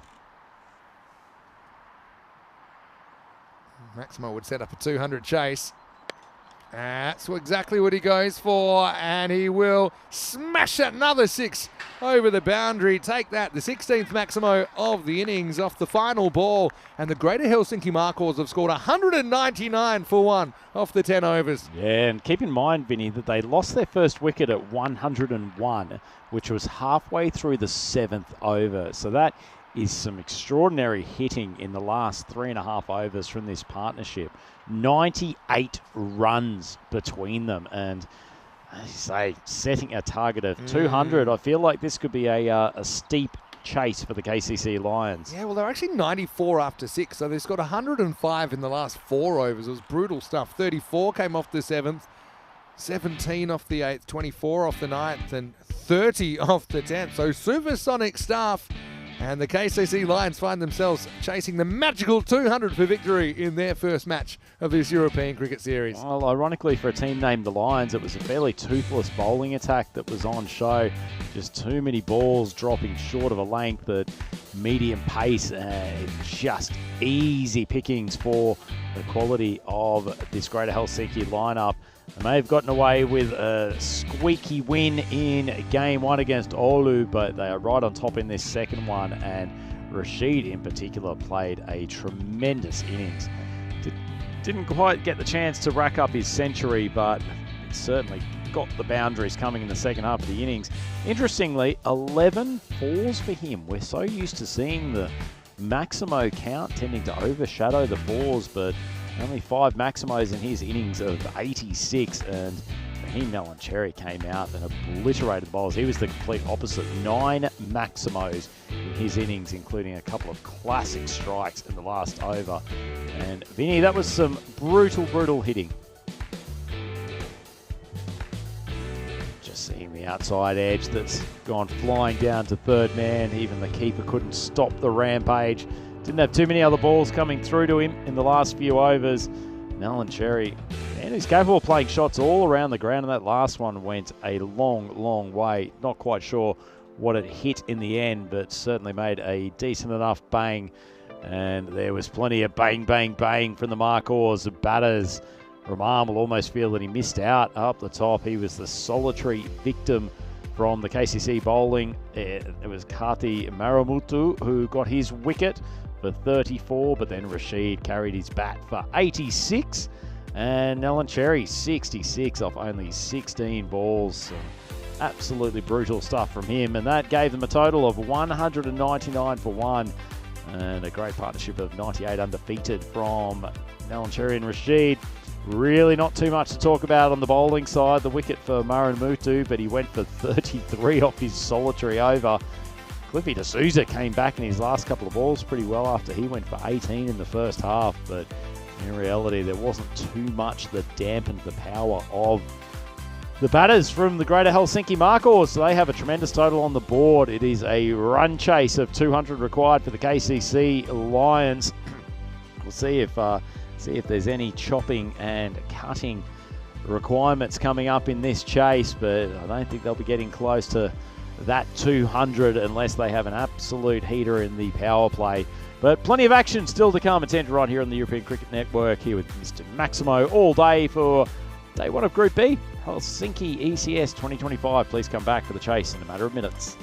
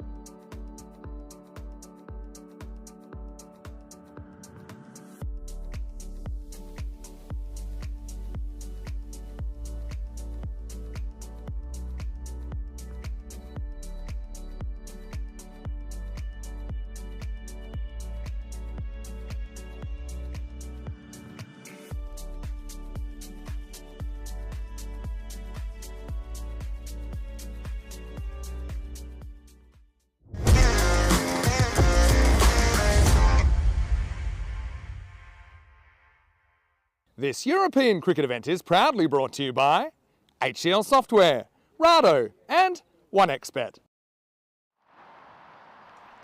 Welcome back, European cricket fans. You're here at the Karava National Cricket Ground in Helsinki, Finland. It is the second game of Group B here in the ECS Helsinki event. It's Andrew Ryan here on the European Cricket Network to bring you all the action from this second innings. And the first up victors from Game 1 this morning, Greater Helsinki Markers, have put down quite a statement in their opening exchanges with the KCC Lions. They obliterated the Lions' bowling attack for a total of 199, which means that they get a great chance for a bowling bonus point here if they can restrict the KCC Lions to 139 or less. I'm not sure the Lions will be in the game for chasing this target down in 7 overs. In fact, this is a hefty score for them to pull down in any respect, and especially against bowling lineup that showed enough in the first game against Oulu CC that they have some good control of swing and a little bit of pace as well. And in particular, opening up with the left armour Shahid, who bowled a pretty nice opening over in what was a 5-over contest in Game 1 today. Good news though, we've got a little bit less rain, a little bit more blue sky around the ground. It certainly has brightened up considerably from what was very, very dire conditions for most of yesterday. Certainly improved when we got here this morning, and a little bit of sun and plenty of wind helped dry things out. It's a nice ball from Shahid, swung partway down the pitch, but also very late and has evaded the keeper's gloves. So the Lions get their total underway with a bye. They've got Melbury, who faced the first ball, and Manikandan Manikam, who will be on strike for this second delivery.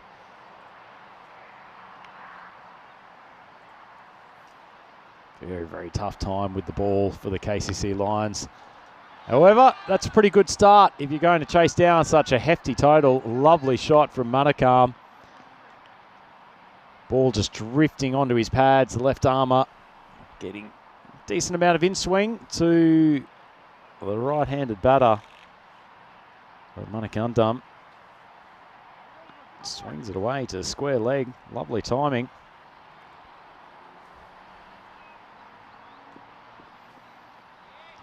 Not as attractive shot on that occasion, but once again, buys, and it's not particularly good keeping, to be honest. The ball hasn't carried through nicely, but wicketkeeper Nellan Cherry, he's a better player than that.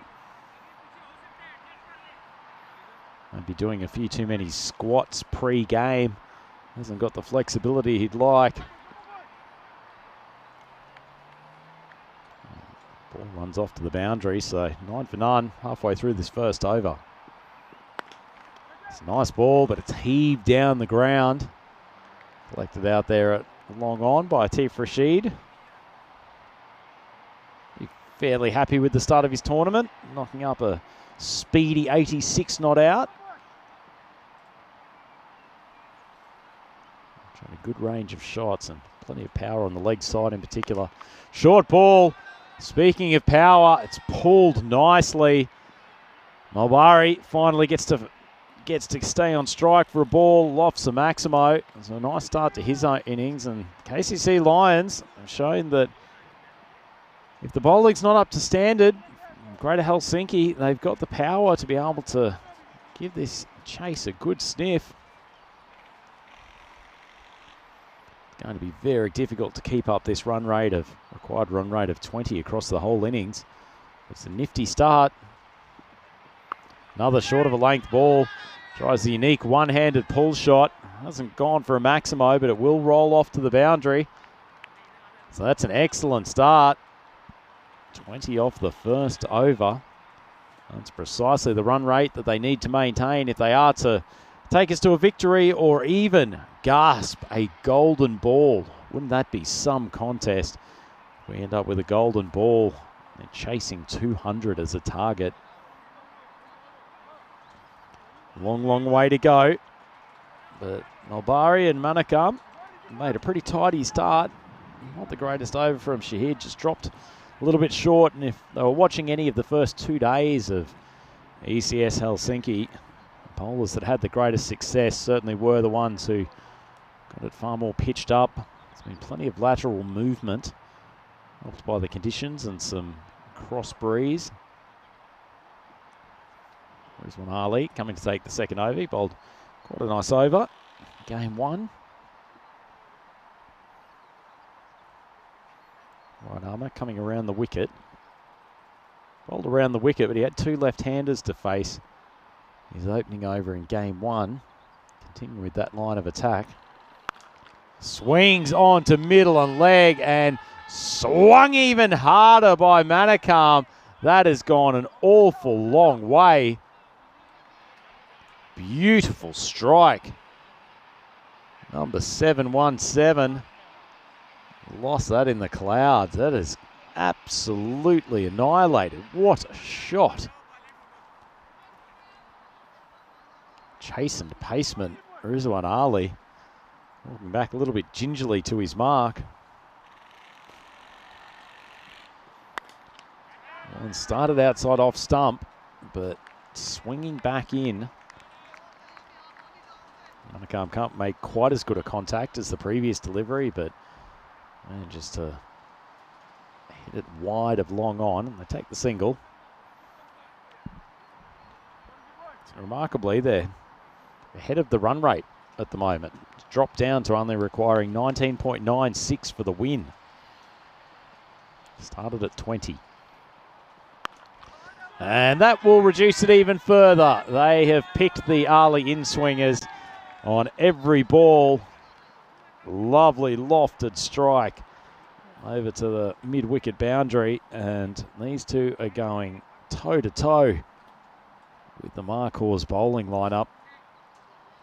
Both of these batters seem to quite enjoy the ball coming on. Ali finally deciding to go slightly more conventional, coming over the wicket.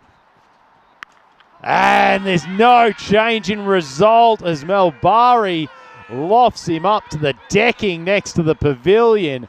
What a shot. And the KCC Lions smiles all round as they start to believe that a miracle chase here is possible. Right in the slot. If you're going to bowl that to batters who are looking to hit everything over mid-wicket, then you can't be surprised when you get pumped. So the total already up to 39. 2 balls left in this second over. Much better ball, wide of off stump, and it's angled behind point, and they take the single. Suspect a couple of Ali's teammates just gave him a nudge that getting the ball wide of off stump might stop him from getting belted over mid-wicket. Pretty good advice. There's Farouk Zeb, who had a few words to him in between the previous balls.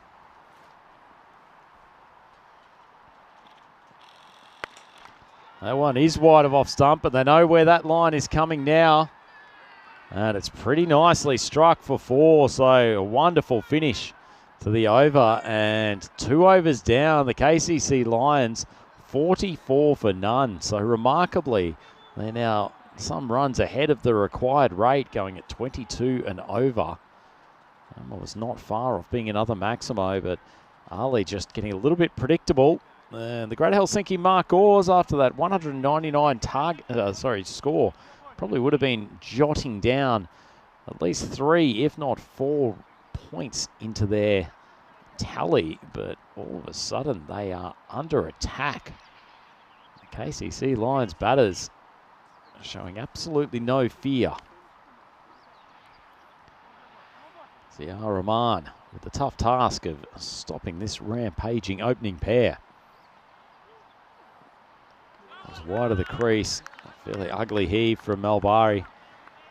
Ball not coming back into his hitting zone at all. Rahman a little bit more gentler pace than the 2 opening bowlers.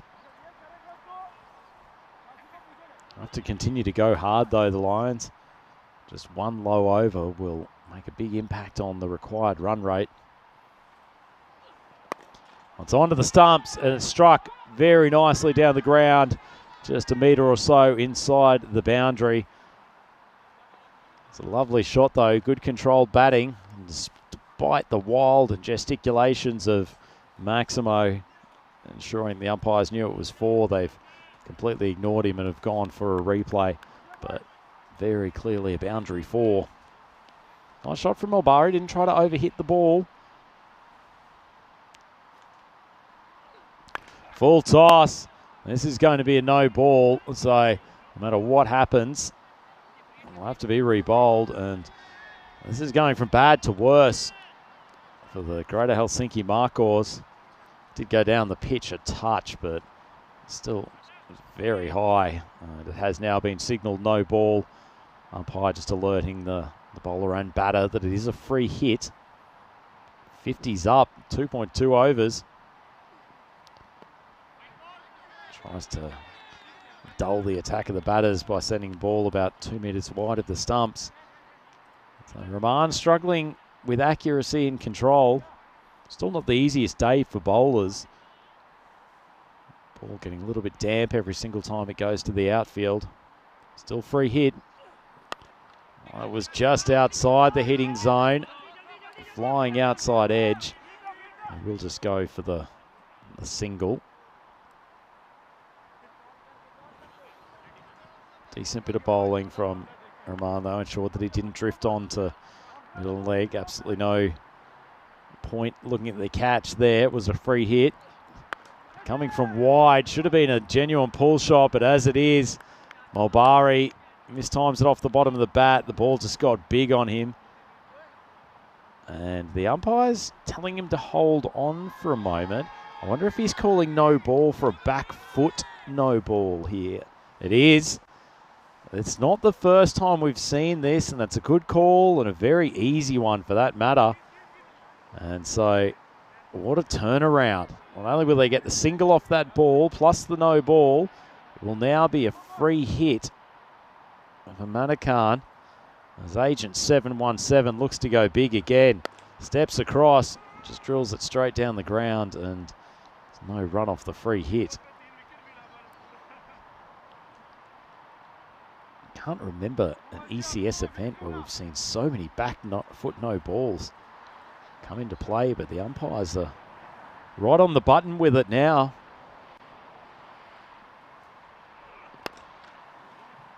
Good ball from Rahman, just ensuring he's staying outside off stump.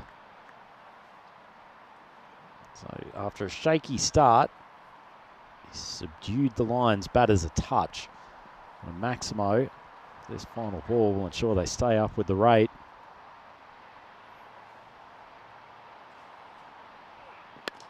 Lovely strike.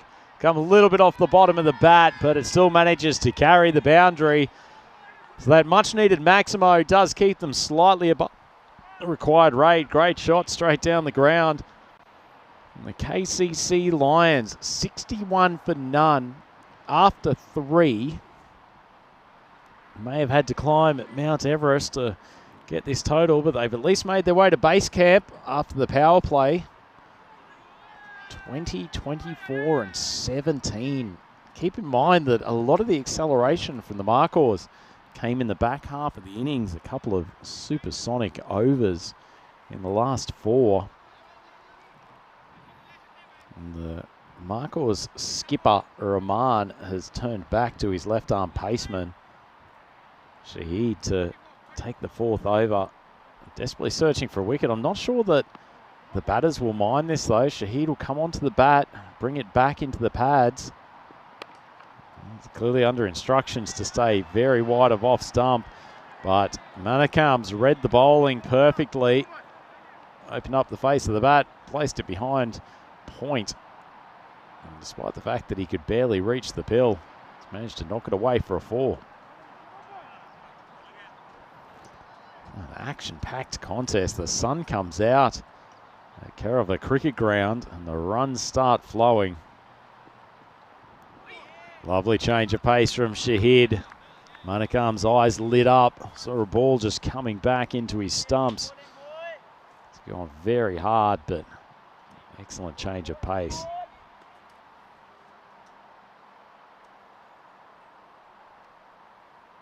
A gutsy call from the skipper. going back to his pace spearhead. Shahid. Probably the right call. Needs a wicket. Short ball. So he's not trying to bring this ball back at all into the right-handers. Can he move? He's just been told that's the one ball over the shoulder for the over. A little bit of trampoline bounce. Saw one or two that have really kicked up sharply today, but for the most part, bowls have dropped short of a length. Hasn't really come on with a huge amount of zip.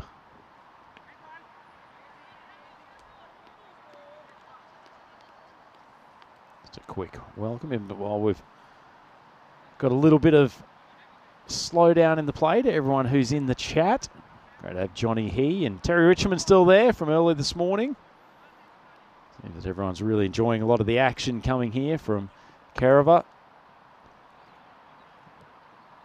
Shot probably not out of the textbook from Manakam, but he drags it down the ground for a single.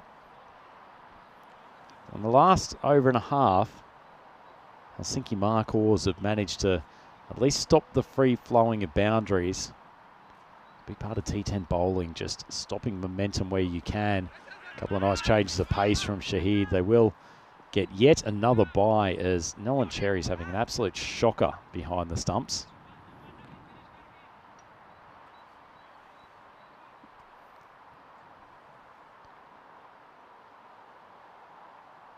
Takes the score along to 68 for none. That's already the 6th bye credited to Nolan Cherry. Lovely full ball. That's pretty good over from Shahid. Goes for 21 off his 2 after he was belted in the opening exchanges. So got this defence of the total of 199, a little bit more under control. 68 runs coming off the 4 overs, but both of the openers still there.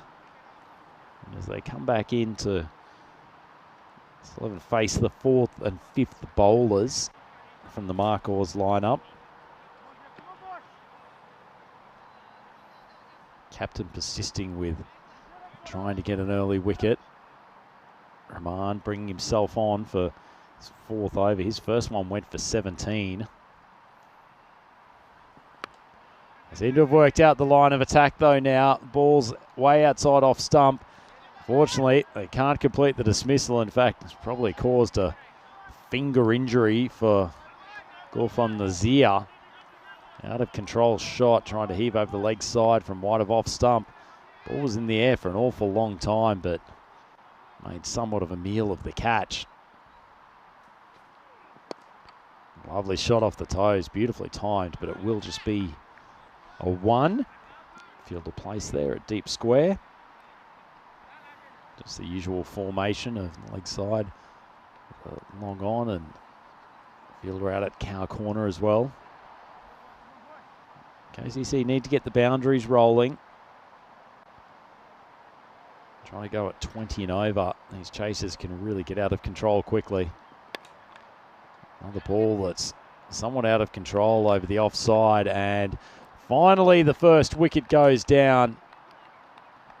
Markors bowling attack, since they've gotten their location right back to that wide of off stump line. Much smarter bowling, and Rizwan Ali takes a pretty comfortable catch out there on the circle in the cover area, and so the first wicket falls. Malbari goes for 36 off 14, 4 maximos in that innings. So nice performance from him, and he certainly got them off to a quick enough start that just want to keep yourself in with a chance in these chases.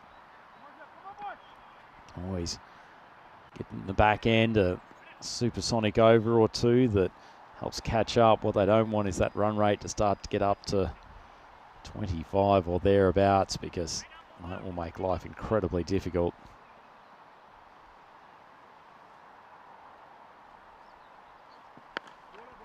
Just pushed away for a single. Very much a different type of shot than we saw from the 2 openers, as Dakshinamurthy joins Manakam at the crease.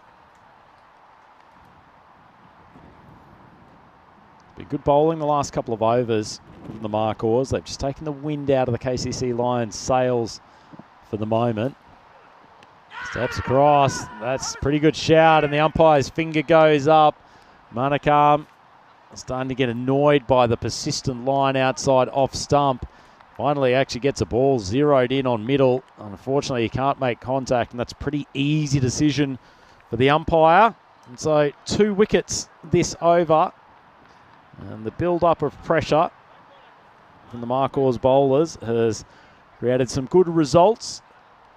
The team from Greater Helsinki, coming from wide of the crease, but hit right in front of the stumps and very, very deep in his crease as well. It's a nice piece of bowling from Rahman. Vinny's mentioned on the coverage a few times that you see batters make their way out to off stump. A lot of bowlers get freaked, start trying to push it even wider, but if you've got the guts to zero in on the stumps, chances of a clean bowl or LBW quite high. Raju comes to the crease. Final ball of the 5th over. Good Yorker. Just drilled down the ground, and they will take 1. So end of the 5th over. KCC Lions still going at a pretty decent clip, but 72 for 2 when you're chasing a target of 200. And they've fallen off the pace a little bit here, and Rahman ends up with figures of 2 for 21 of his 2 overs. So nice contribution from the skipper to the bowling attack. Got James Paisley on screen, pointing towards our relatively new European cricket Hindi coverage. Those of you who prefer to get your social media content in Hindi, please come and join us at any of the official European cricket Hindi platforms. So, Farouk Zeb coming on for his first over. Very gentle medium pace, sort of ambles towards the wicket, but does enough off the deck to keep the batters honest.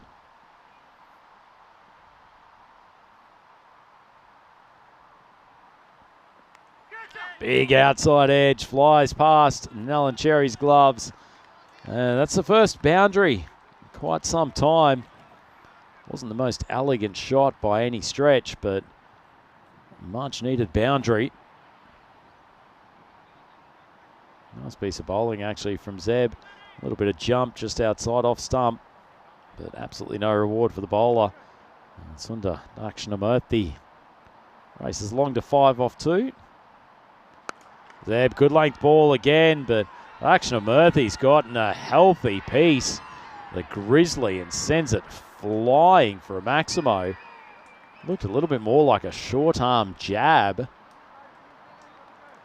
Manages to send it into orbit, and was very, very confident as soon as it came off the bat. The Lions now needing 57 of 27 balls.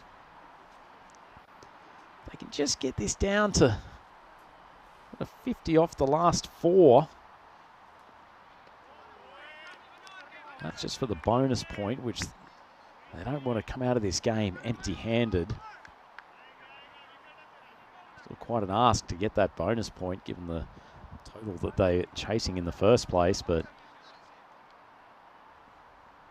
probably best what they're aiming for, given that actual target seems out of reach. Swung over to the leg side. Not a great piece of bowling from Zeb. Swung onto the pads and put away. Open pastures down there behind square. There's 1 ball left in this 6th over. Dakshinamurthy started at a pretty good clip. 15 off 5. It's a reasonably comfortable run rate to take that bonus point, but can't afford to slow down. It's just a tick under 13 runs per over for the last 4. Short ball. Big swing. Batter not really taking his eyes on it. And it's a pretty comfortable catch in the end from Gulfam Nazir. Still a little bit of damage to his hand from early on in the innings. Probably could be asking the captain for a slightly friendlier fielding position. There's been plenty of balls going that region over the last couple of days, but Dakshinamurthy completely out of control with that swing. So the third wicket down for the KCC Lions, now 87 on the board. Nice piece of bowling from Zeb though. It's not particularly quick, but he does get a little bit of bounce off the deck from high action. Does bring Cliffy D'Souza to the crease as well to join Suresh Raju, who hasn't had too much strike. He's only faced 2 balls. And Bilal Majid coming into the Marcors bowling attack. Full ball outside off stump. It's actually nicely timed by Raju, like a few of his teammates. Very happy to stroke the ball through the offside. Runs away for a boundary.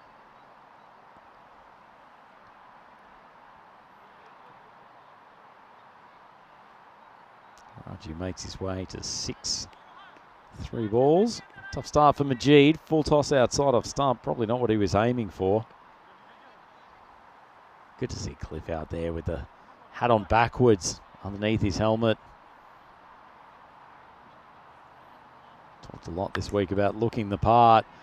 Oh, Raju looks the part with the bat. Nicely timed. Another full ball outside off stump. So must come very close to carrying the boundary.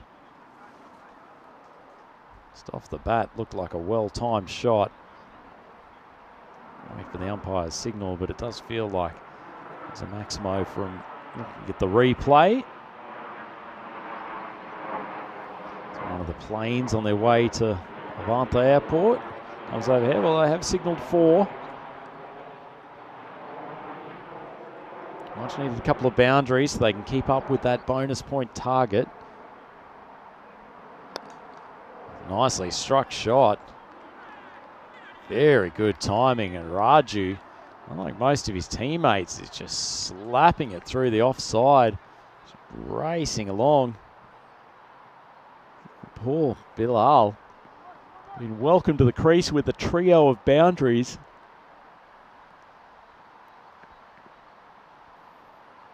KCC 1 short of the triple figures. It's outside off stump. Raju again. This time it is a clean Maximo, and that target's been reduced very nicely in this over. 18 off the first 4 balls. Great striking from the young man.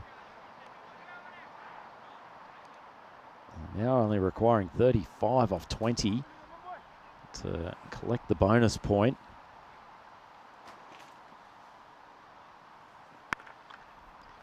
Raji swings the ball over the leg side, hasn't really committed to the shot, and in the end, that has cost him his wicket. So Majid changes his line, aims it in at the stumps more. Raji trying to help the ball on its way, but it wasn't a full-blooded shot. And it's just hung up in the air enough. Actually had to fetch that one from outside off stump, despite the fact that it was angled in from wide of the crease. It's a nice catch that was taken coming off the boundary. Shahid doing some good work out there at deep square. So the 4th wicket down for the KCC Lions, 105 on the board. Takes somewhat of a miracle to chase down the target of 200, but they're still very much in the game for the bonus point.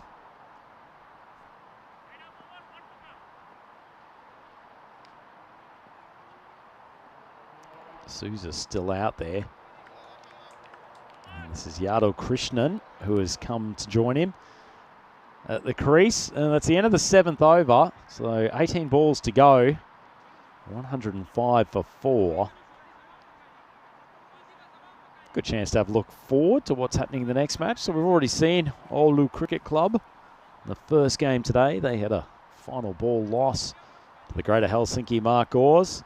And the first time that we get to welcome the FinCC Gladiators to Kerava Cricket Field.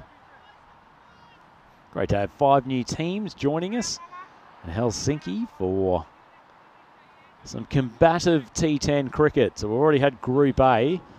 BTCC Dark Knights making it through as the #1 qualifier, and they'll be joined on finals day on Friday by Hadley's Empire 11. Nicely bowled by Mahmood, who's come up to take the attack, and Souza jamming out the Yorker, just straight down the ground for 1. So keeping an eye on that all-important bonus point. 34 more needed. So the target of the bonus point for the KCC Lions, 140. Krishnan looked like he was trying to step across to the offside, give him greater chance of accessing the leg side areas. Just a second play and a miss. Do with the job with the gloves. Probably a pretty good vantage point to the fireworks from the Greater Helsinki batters. Has stepped across and he's played a gentle little paddle. Wasn't having too much success with the full-blooded drives. Decides to get funky, even with the fake step out to the leg side. I love it. Gentle little bat tap. Some acknowledgement from Cliffy to Souza. The quality. See a lot of teams going without the fine leg down on the boundary, so if you can just get a tiny little tickle, it's almost a guaranteed boundary. Tries to pull it out again. Goes for the accidental reverse. Not sure Tilakaratne Dilshan will be proud that his little scoop shot has been reinterpreted in that fashion. Got into an extremely awkward position, but the result's the same. So consecutive boundaries for Krishnan. Has actually managed to get a decent piece of willow. That shot. Oh, Cherry not too impressed with what he's seeing. 26 off 14 for the bonus point. Once again, fakes to leg. Steps out to off. Somehow plays a straight drive. Oh, scoot through for 1.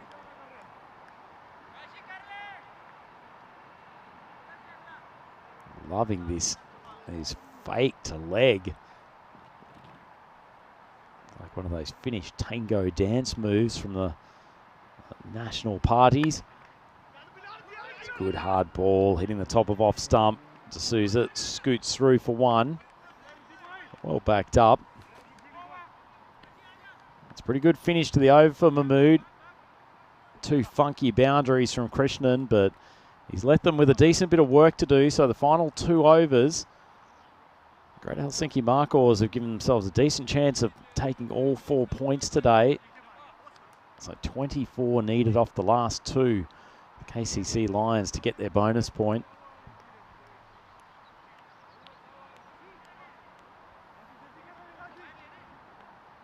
Some choices to be made. Bazial Rahman.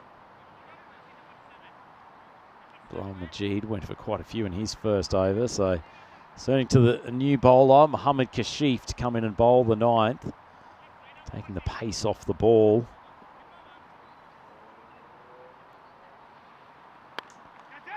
Wild swing from D'Souza out to the offside. Dropped short of the fielder coming in from deep point though. That's Farouk Zeb. So we'll keep it to a 1, and if they can get through this over primarily with singles, they're leaving a lot of work to do for the Lions in the final over to pick up that point. Ball floated outside off stump, and Krishnan flirts with playing a shot for a moment. Was able to change his mind 2 or 3 times by the time the ball arrived.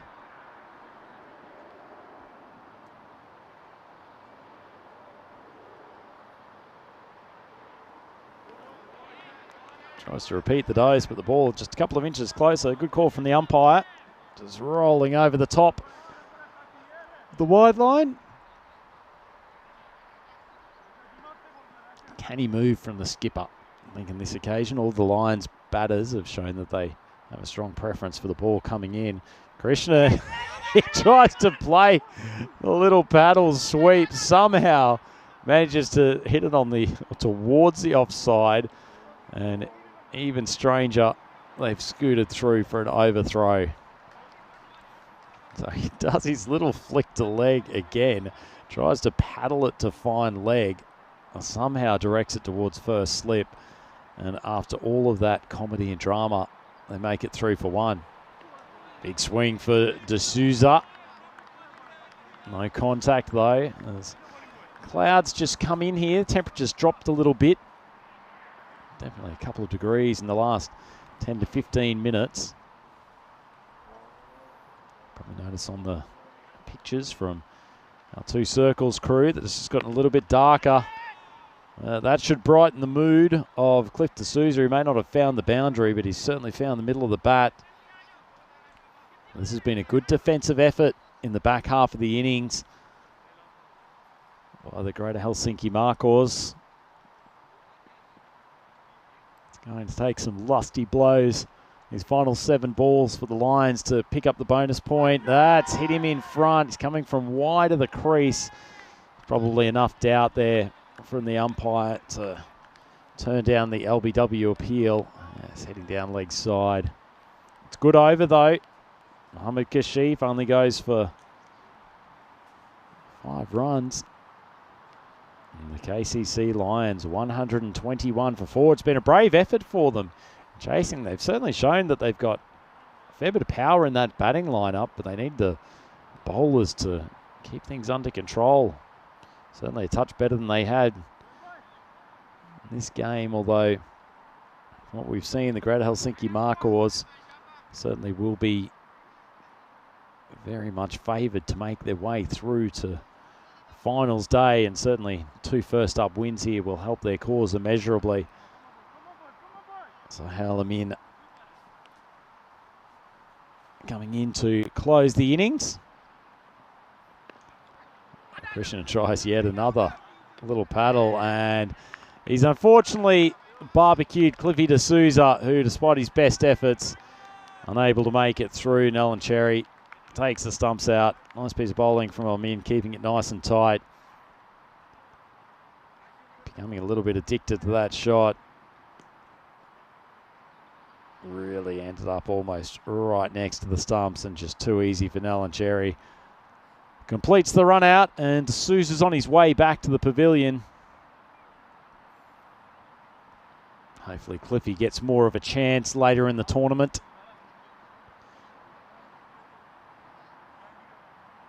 And this bonus point is looking less and less likely for the Lions.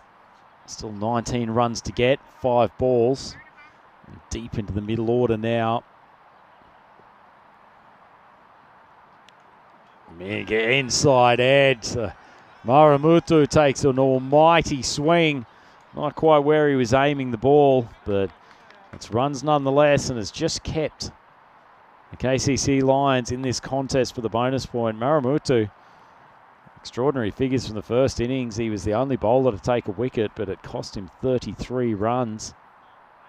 Very solitary over.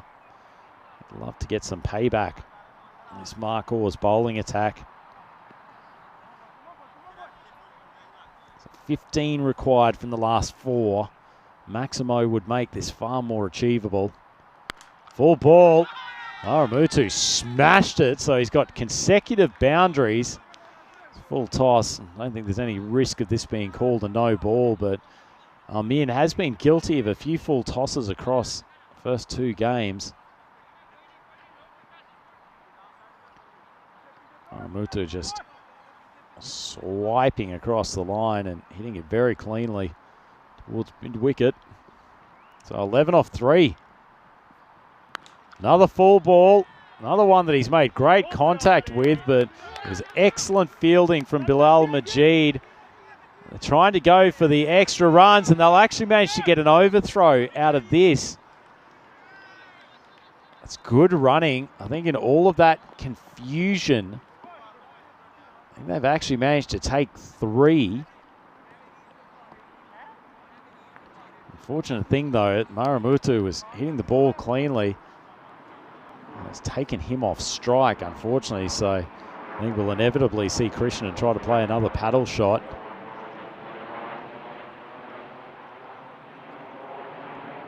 I was the Greater Helsinki Markors skipper think I'd be shifting that player from the 45 on the circle down to fine leg. Feels inevitable that Christian's just going to try to, well, there you go. He plays a conventional cricket shot at the time in which they probably did need a boundary. And so unless there is an extra in the form of a wide or a no ball coming off this final delivery, KCC Lions are going to fall short in their brave effort to try to pluck a bonus point out of this game. And they've got it. Not only that, but Maramutu is on strike for this final ball. So that wide has given them a chance. Maramutu feels the far more likely player to hit a Maximo. So 6 off the final ball. Well, make that 5 off the final ball. So Min has been all over the place, both vertically and horizontally in this last over. There's a bit of rain coming across the ground now too, so it's the first time that the bowlers have had to deal with a very slippery ball. Just needs to get through this over, so 5 required. So still basically a Maximo. Dropped onto a length. Maramutu had it in his slot, but doesn't make great contact. They are pushing through for the second, and Krishna will be run out, and just in time as the rain is now bucketing down here at the Kerava National Cricket Ground. So it's been a brilliantly timed conclusion to the game as the umpires actually signal 1 short on that final ball. But as the players go to shake hands, they're getting absolutely drenched here. Been lucky that the rain has stayed away for the last few hours, but no longer. Hopefully it'll be over and done with very shortly. We won't have any delays to coming matchup, which is due to start at 12:15 Central European Summer Time, 15:45 Indian Standard Time. At the Fantasy Dashboard showing Oulu Cricket Club up against the FNCC Gladiators. But it all started in a bit of a whirlwind with the KCC Lions as Abhilash Mulbari and Manikandan Manikan, the captain, belted the Marcos bowlers all over this Kerava ground. And for the first 3 or 4 overs, they really were keeping up with the required rate. Not easy to go out there and try to get yourself into with a chance when you're chasing such a hefty target, but they did a great job of it. And it really was a strategic change from the skipper, just getting his bowlers to continually target wide of off stump, despite the fact that there was an LBW there for skipper Rahman. It really changed the fortunes because as soon as they stopped drifting onto the stumps, batters from the Lions really struggled. Action of Murthy, he played a couple of decent shots when he first came out, although not the same power as the opening batters. And poor old fielder out there, Gulfam Nazir, he injured his hand earlier in the innings. But he did get a great view of seeing some funky little paddle shots as Yadu Krishnan tried just about everything in the book. At least 3 or 4 of those paddles did make contact, but it wasn't enough contact to save the skin of Cliffy D'Souza as Nolan Cherry came up with the run out. And then Armin tried his best to allow the Lions to end up with the bonus point through a succession of wides. But in the end, got a few on target and completed a run out, and even gave the opportunity for the umpire to signal 1 short on that final double. So in the end, it was a brave effort from the Lions, but they've fallen not only short of their initial target, but they have also managed to not secure the bonus point as well. So it'll be a 4-zip from this game for the Greater Helsinki Marcos, and with their batting effort, they certainly deserved that. It was a gutsy chase though. Mulbari looked good at the top. Manakam, the skipper, was striking it well until he was a victim of Ziaur Rahman, the skipper of the Marcos. And then the rest of the lineup tried hard, but ultimately just left with too much to do. Certainly to get that first target, but unfortunately falling a couple short of the bonus point, needing to reach 140, and they ended up with a score of 135 for 6. A decent bowling effort. Rizwan Ali was spanked in the second over. His in-swingers were just torn to pieces, getting whipped over mid-wicket several times, but Rahman actually bowled well, particularly in his second over. So that's the end of game 2 here on the first day of action for Group B at ECS Helsinki, a comprehensive win for the Greater Helsinki Markors, who win the game by 64 and take their total to 2 from 2. So a great start to their ECS tournament. We will see the Lions back in action later today. Next up, though, it is Oulu Cricket Club up against the Finn CC Gladiators. That match will be starting in just a tick under 20 minutes. It's Andrew Ryan for the European Cricket Network. Look forward to joining you then.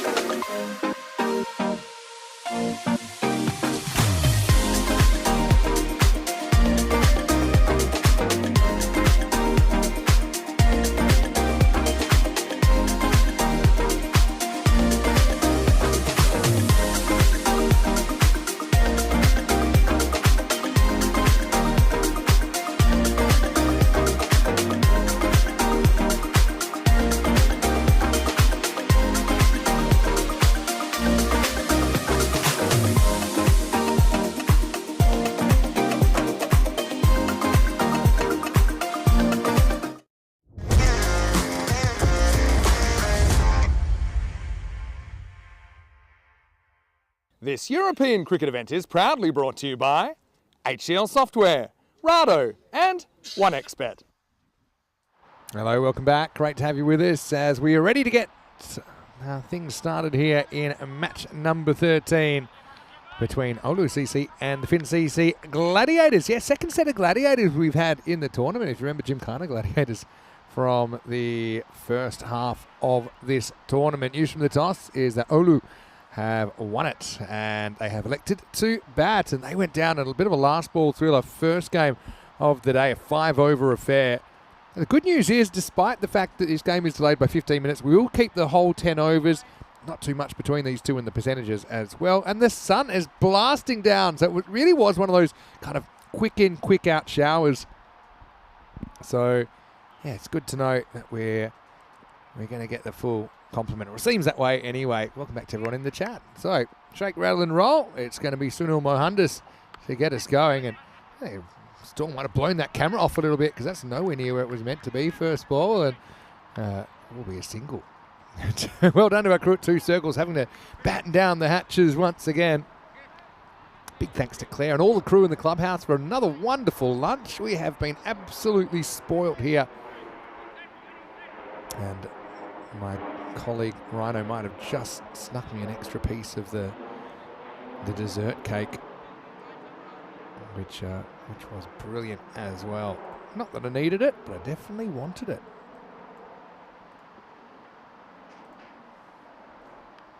Nicked and dropped. Oh no, 2 falling over, 1 falling over. Where's the ball? Oh boy. ECN, welcome. Have a look at this. Keeper sent the wrong way, shells it. Non-striker goes, falls over. And this is classic ECN cricket. Just have a look at Dar then. Goes down like a sack of you-know-what. He gets up. I don't even know where the ball was. Yeah. Put up the stop sign, then ran upon the slip. Now just put that down as a single. And that keeper must be the happiest person there because it distracts from what was probably a very gettable chance. And anyway, Dar, after picking himself up, literally, he will clip a boundary. Didn't have to wait too long to bring the action back. Well, hopefully you're enjoying it as much as we are. Yeah, so Finn CC Gladiators getting to bowl first, probably not a bad thing. This is played away beautifully off the back foot, and Dar has a little bit more composed than the kind of incident in the middle of the pitch. Good batting though. Just eased that away off the back foot.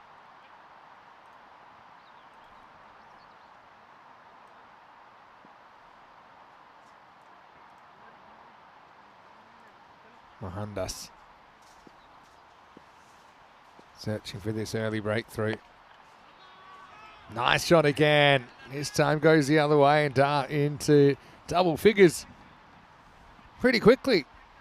I like this from Jules. Yeah, saying the Oulu strip look a bit like the ECN colours. Yeah, I guess so. The new ECN colours as of this year. I've got to admit, I do like the Finn CC Gladiators colours as well. A bit different. Kind of gradient there of the lemon lime into the blue with the black trousers and sleeves. Now it's going to be pulled away, and that is going to be our first Dorothy Dixer, a Maximo, to close out the first over, and the score is 20 without loss. And just a fraction of that's kind of ball that's been hit all day long, really. 20 without loss after one. Quick look at the Premier Division. Of course, Finland are in this division in Group C. These are 4-day groups. So Finland will actually get the weekend group, Friday, Saturday, Sunday. Then their playoff day is on Monday, their finals day. Of course, only the winner in the Premier Division will make it through to the Championship group after a bit of a hiatus for the Challenger Division in the middle. England 11 and Netherlands 11 auto-qualified as last year's finalists. So I've got to admit, I like that format in the end. Sometimes I am a big fan of the 5-team 3-day format because I like having finals every 3 days, but I think it's worth waiting for an extra day, and also it gives the players a day where they only have to play once instead of twice. It gives them a chance to explore a bit more of the area. So stay tuned. ECC 25 starts on, fittingly, the 25th of September. There's Anant Kumar around the wicket over number 2. And if you remember earlier, Olu, they had issues in that 5-over game getting going. Just couldn't seem to get too much fluency going with the bat. Maybe it helps them, probably does help them, the fact that they get to bat the 10 overs here. Yeah, but that first game of the day, just found themselves behind the 8 ball, so it's like different order here. Nah, didn't get a hit in the first game. Remember, they went down by a single run, essentially. Oh, asking for trouble again. Going to find it. Too short. In towards the leg stump. And that will be 4 more. Do you think they lost that first game without someone like Dar getting out there? That's got to be frustrating. Hello to Helix. Nice to see you. Hello to Adian as well. Johnny Heesom's back. Jules is back. Paul Kempen's in there. Jared Brady's in there.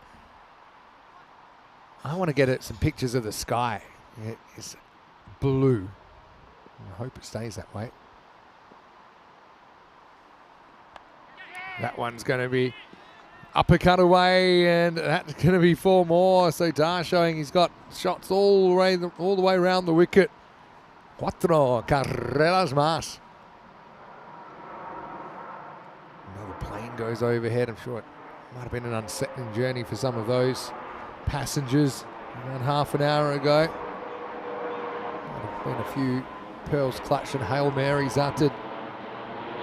Anyway, Kumar gets over back on track, gets it about right. Darren at least 2 mines.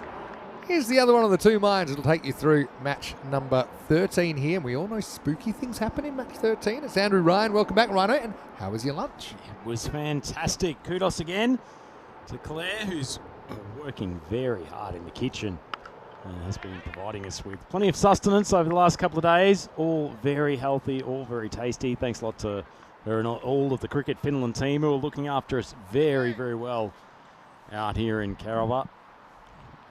Oulu Cricket Club actually looking after this batting effort quite tidily. It's almost all come from the bat of Shakir Dar.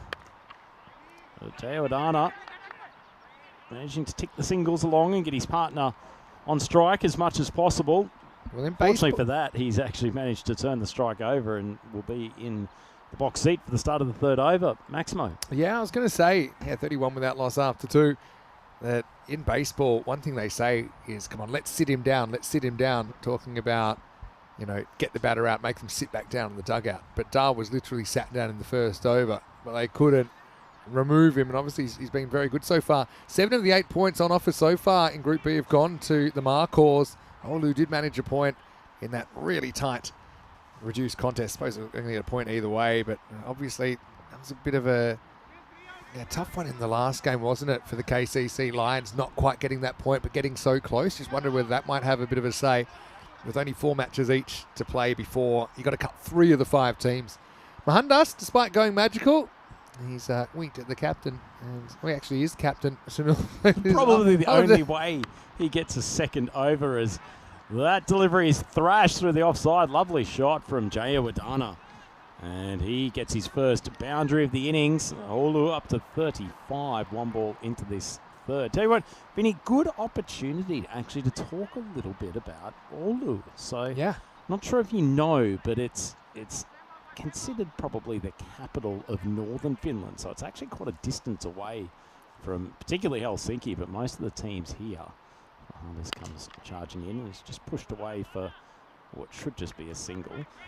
And so they've had to rely on playing a lot of other teams up in the northern section of the country. It's too far to come for a weekly contest down in Helsinki. So there is a collection of other northern teams. In fact, the KCC Lions are the representative from Kuopio, my spiritual home here in Finland. And this gets cut very tidily. And unfortunately for Dar, it's been plucked out with a very, very good catch. And so he's come down the pitch and hit it straight to Abhinav Anand, who didn't take it completely cleanly, but has done enough, and very dangerous. Shakir Dar is gone. First wicket down. Yeah, it was a bit of a juggle job, wasn't it? But not the first time we've seen that today. It feels like a big moment. It's hard to believe that there's so many here in 2.5 overs. And in that 5-over game, they were nowhere near this at this stage. But this is why I think they missed a trick, not getting someone like Dar to the crease. And could have been the difference in that game. Eventually, it is taken by Anand, and the score 36 for 1. So Oulu has Kuopio. I guess Kuopio is sort of more in central Finland, and also Jyväskylä, which is a little bit more of a student town that's within the central Finland Savo area. And so they're two teams that they've got a little bit easier access to, but they've produced a pretty good squad of players considering that game access is not easy for them, although they're making a bit of a meal of it now after the first success that they've had with the bat. This is now 2 wickets in 2 balls, and so Mohandas bringing himself back on has actually worked very well. He knew all along that he had it in the locker, just had a bit of bad luck, and that first over went for 20, but now takes 2 on the spin and finds himself on a hat-trick again. Just kind of a nothing shot in between. Anand was after it, and I don't know if it was quite caught Marsh bowled Lily, but the caught Abhinav Anand bowled Sunil Kumar Mohandas might just have a sweet ring to it for the FinCC Gladiators fans, as Shaker is out. First ball is 36 for 2. Hat-trick opportunity coming up. Yeah, big moment for the FinCC Gladiators. Managed to put a stop on what was a rampaging innings from Oulu before then. So a big moment for the skipper Mohandas. Vishwakarma, who batted quite a bit of the 5-over innings earlier in the game, and plays very neatly on the offside, and they managed to stop the potential celebrations for a hat-trick. Yeah, so at least that's a confident push. I think the 5-over game might have thrown someone like a Vishwakarma into playing shots that aren't really his game. I think he's technically actually a pretty good player. Yeah, you could see that there. Anders goes wide of off stump. Crash! Oh, it's gone through the hands, hit the chest. And poor Ashish Chowdhury. He could have had 3 wickets in that over, but it's plunged off his left breastbone. And I think that's carried the boundary, Maximo. Has it? I had more shoulder than chest, but yeah, bang, point of the left shoulder. And then where does the ball end up? Let's have a look. Where does it go? Is it 4 or 6? We'll have to check that one as well. Oh, wow. Should have been 3. Yeah, 4 runs. Just inside. Wow. Okay, so action aplenty. It was a rare palindromic over. 4-1 wicket 1-4. 2 for 10. Amazing. Don't think I've ever seen one of those before. And after 3, it's 41 for 2. Action. Thank goodness that Mohandas decided to bring himself back. Look, as you said, it was clearly the obvious thing to do for the skipper. But so back to Oulu. One of its claims to fame, aside from being sort of the capital of northern Finland, it was the home of the first proper winter swimming world championships. That's an absolutely shocking ball. Oh, keeper got a scratch on it, which has saved a boundary, but they'll still get a no ball +1 bye, and there's a free hit coming up. So Oulu is actually home of the management of the World Winter Swimming Association, and was the host of the first major international championships, which is quite a claim to fame within Finnish society, and I guess the Northern Cold Water Societies. Yeah, so are we talking kind of... Oh, it would have been a huge wide if he stayed his line, but he backs away, and then it'll be a dot ball, Kumar out of jail.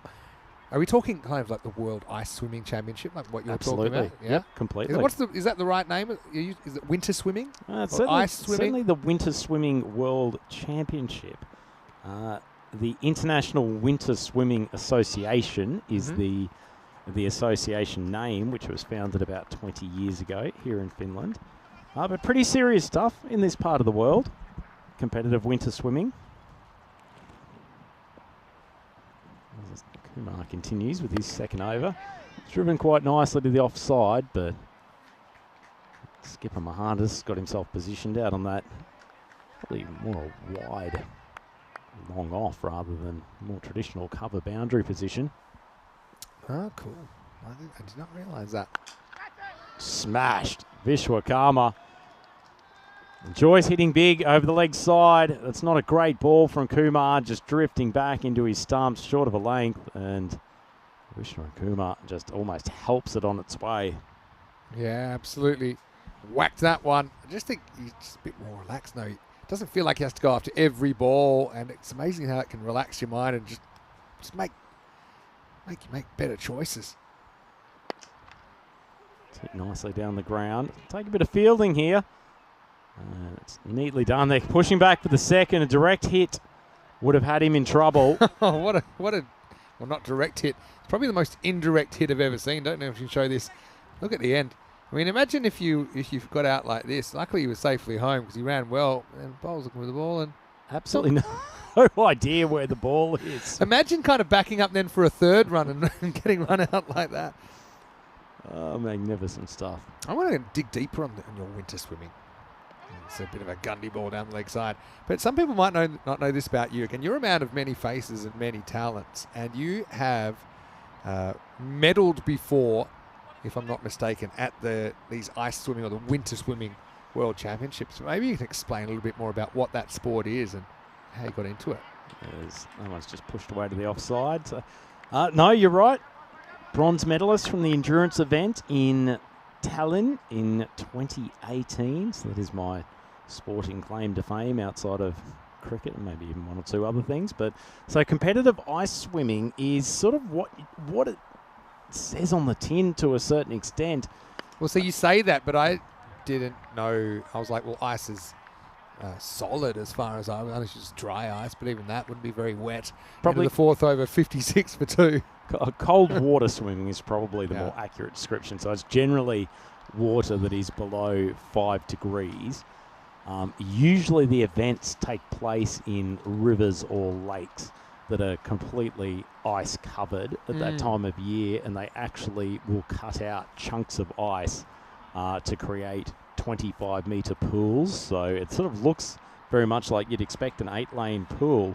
Just happens the water is almost at freezing level. That's what I got to admit. It surprised me a little bit because I thought, oh, maybe it's more of like an open water kind of event. It's really cold water. Just nudged onto the leg and they'll scoot around for the one. No. It's very much open water in the respect that it's done in, as I said, lakes or rivers, but there is a proper cutting of the 8-lane 25-metre pool, and been in a couple of events where the temperature's so cold that they're actually taking ice shards out of the water just before races, and I can guarantee they don't get every ice shard, and you end up with no shortage of little cuts over your body as you make your way through the races. But incredibly, it's an invigorating thing to do, and I know you've had quite a bit of experience now of jumping into cold water. That is true. Yeah. It's refreshing, to say the least. Full toss, or at least made into a full toss, and it's actually nicely struck by Teo Adana. He's quite comfortable playing over the offside and has picked the gap wide of cover. And it's a helpful boundary to add to their total. But when you get into endurance events, for instance, spending 10 minutes or so in 1 or 2 degree water is something else, and it's probably not something the human body is designed to do, but there are ways and means of trying to convince your body to keep on moving as it turns more and more into an icicle. Yeah, I'm going to dig a bit deeper. This is Selvaraj, who's going to get a premeditated sweep from Vishwakarma. That wasn't the ball for it. But how did you get into it in the first place? I never really asked you this. And are you still active, or are you retired? Are you semi-retired? Well, the good thing is they always go up in age groups. So, you know, I could drop out of this sport for 10 years and then helpfully get into the 50-plus age group. The ball is nicely lofted. My point, it actually made pretty good contact, and it's gone for a Maximo. So, good shot from Vishwakarma. It's a good way to end that over. A couple of boundaries from it, so keeping the run rate moving along nicely. I wouldn't say I'm in anything close to training. Still will go into a dip in Lake Geneva throughout the winter every week or two. But when you come into the races, you're getting to some pretty serious adaptation training. And I'm going to dig even deeper. 69.2 after 5. Quick look at some of these places that will go. I'm going to look at what would be the coldest places in winter on this list. Obviously, Finland would be right up there. I mean, yeah, Finland and Estonia. Estonia's hosted the World Championships. Sweden has their own event. Germany probably not getting down to the same depths of temperature, but England they have has a feels like temperature that's normally about -20. Parker to bowl. Maybe that's just the people. Anyway, here's over number 6. Of course, I'm just joking there. I've got a lot of good English friends. Of course we do. We all certainly come from UK stock. So the motto of the International Winter Swimming Association is "Cold hands, warm hearts," which I know Are you serious? You will love. I'm not joking. Is that like a? All right. Firstly, this is going to be 6. Joe Wardana gets a full toss, fairly gentle, and pats it back. Maximal 6 runs. I was going to say, is that an English slogan or is it a kind of fairly lame translation of something? No, it's a proper cold hands, warm hearts, which is very true. It's a lovely little motto. Honestly, the coldest place that I've swum is a place called Turman in Siberia, so within the Russian border. So nothing happening there anytime soon, but that was shockingly cold. Actually reminds me, it's actually the opposite of a place we used to celebrate after winning the national championship, which was warm hands, cold hearts. I won't dig too far into that one at the moment. Not to go too much depth into that one? We will not. The Parker trying to get this over, back on track. Just drilled out towards cover. They'll scoot through for the single, so slight misfield. Was it oh, geez, now they can take it on. He shouldn't have, and he's gone. Well, if you look up a cluster mistake in the dictionary, you probably won't find it, but it's a slightly sanitized entry of what this was, because poor Vishwakarma, who's sold down the icy river here, and credit to the bowler. I mean, check it out. He sings, no, I'm not going to, he says, no, one's fine, and then he says, hey, wait, maybe we should go, and his partner says, well, actually shouldn't, because you're out. And then turns around. Obviously, a bit of blame shifting will be attempted there, but in the end, just one of those things. Vinny, even in the northern reaches of Finland in Oulu, that is still shocking running between the wickets. Whichever one of them ended up was always going to get run out in some way, shape or form. What on earth has gone on? Good throw, though. I mean, he still hit one stump. I think you miss more often than you hit there. This next one's off the very end of the bat. And, yeah. Pretty interesting old over so far. No shortage of action here at the Carava Cricket Ground. Getting back to my in-depth interview on Andrew Ryan, the swimming champion, in a minute. But first, this is a ball that is sweepable, and it will be smashed away out of the ground. Very wristy there, wasn't he, Vishwakarma? Certainly not really exhibiting any of the 7 signs of grief from losing his batting partner earlier in the over, as he smashes that one for 6. So, have you got that as a replay as well? He's wearing a helmet. Paris is just... Oh. What is Paris trying to do? My goodness. I hope we got a replay of that. Last ball, the over. And that will just be a single. That will be the end of it. It's 83 for 3. So, my follow-up question to you was, how did you know you'd be good at it?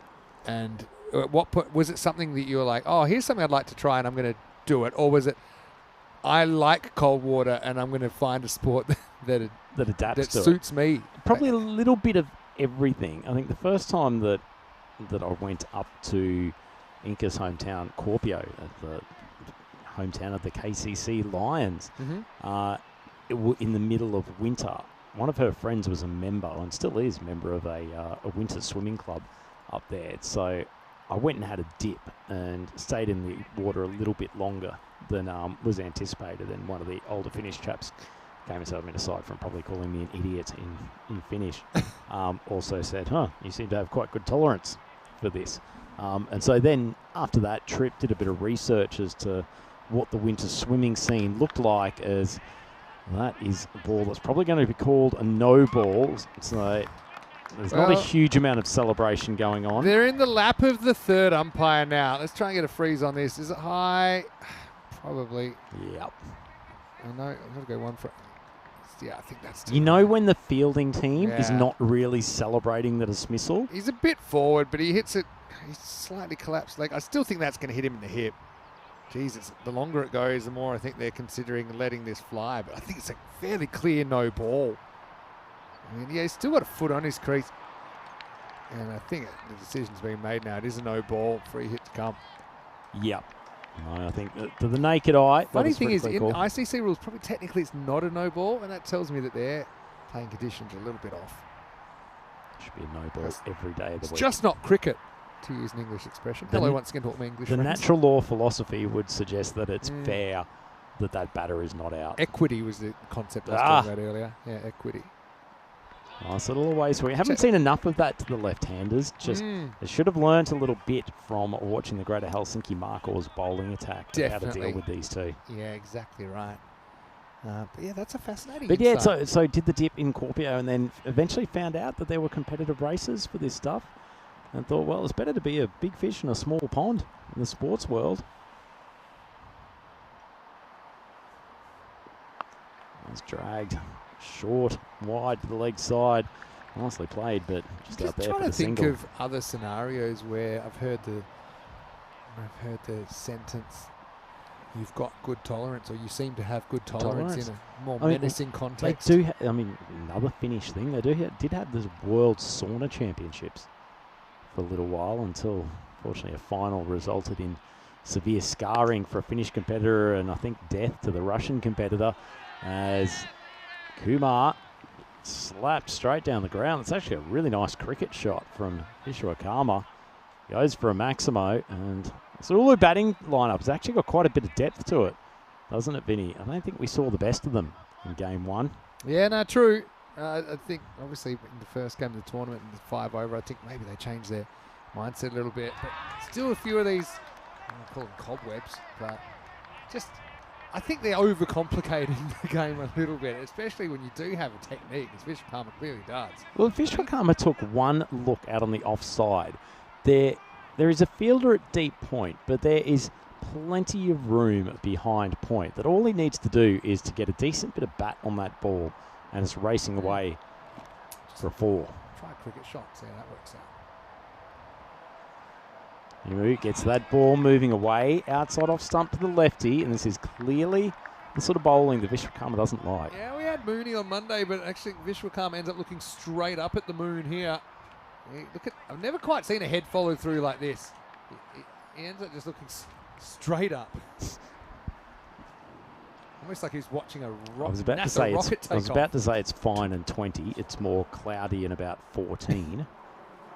True. Imu steaming in, trying to finish off this over. Another full toss. Got down on the knees a little bit, so it's been taken. We'll have a look at this on a replay as Vishwakarma gets the idea that he should probably scoot to the other end. It's a difficult call, isn't it, Vinny? You always got to go back to the beginning and see where he's standing at the crease, and then we can maybe make a note of where his waist is. So I still think it's probably no ball. I reckon it's a genuine 50-50. It's going to be called. Yeah, I probably, and I'm using the term loosely, it probably was a ball below the waist in my geometric calculation. But I think, yeah, you shouldn't be bowling that high in the first place. Coming back to our natural law discussion, still a terrible ball. Should be punished by a no ball. Free hit then. Short ball. Well, he does decide to play on the offside that occasion, Paris, and can't penetrate the field, but they'll take the 1. So Oulu Cricket Club up to 95 for 3. 3 overs still to go, so they've got the workings of a pretty solid target in play. Yeah. Certainly a base to work with. So question for you. Would you ever come to a competitive winter swimming meet with me? Can I tell you something about me, which I won't say ashamed, but it sounds a bit embarrassing on my part. I'm not sure I want to hear this. And, by the way, 95-3 after 7. Quick look at the calendar. Of course, actually, the next one I'll be on live likely will be Wimbledon, unless your knee injury puts you out of Stockholm, in which case I might have to cover a bit of that with Phil G, which I certainly wouldn't mind doing. But plan is we have a little bit of a mini break through July to get that going in England. Anyway, I'll show you this one again as Ada Parker comes back. So one of the things is I love swimming. I love the water. We've certainly done a lot of aquatic activities together. But as a competitive swimmer, I am useless. Really? I did win a race at school, one. And it was the year 1 kickboard cross pool race, 17.5 metres, and I've still got the blue ribbon to prove it. It's surprising. Such an all-round athlete and sports person does surprise me. There's normally 1 or 2 sports that even sports people are bad at. And for me, one of them's swimming. So water polo was great because I could just hold the post and be the goalie.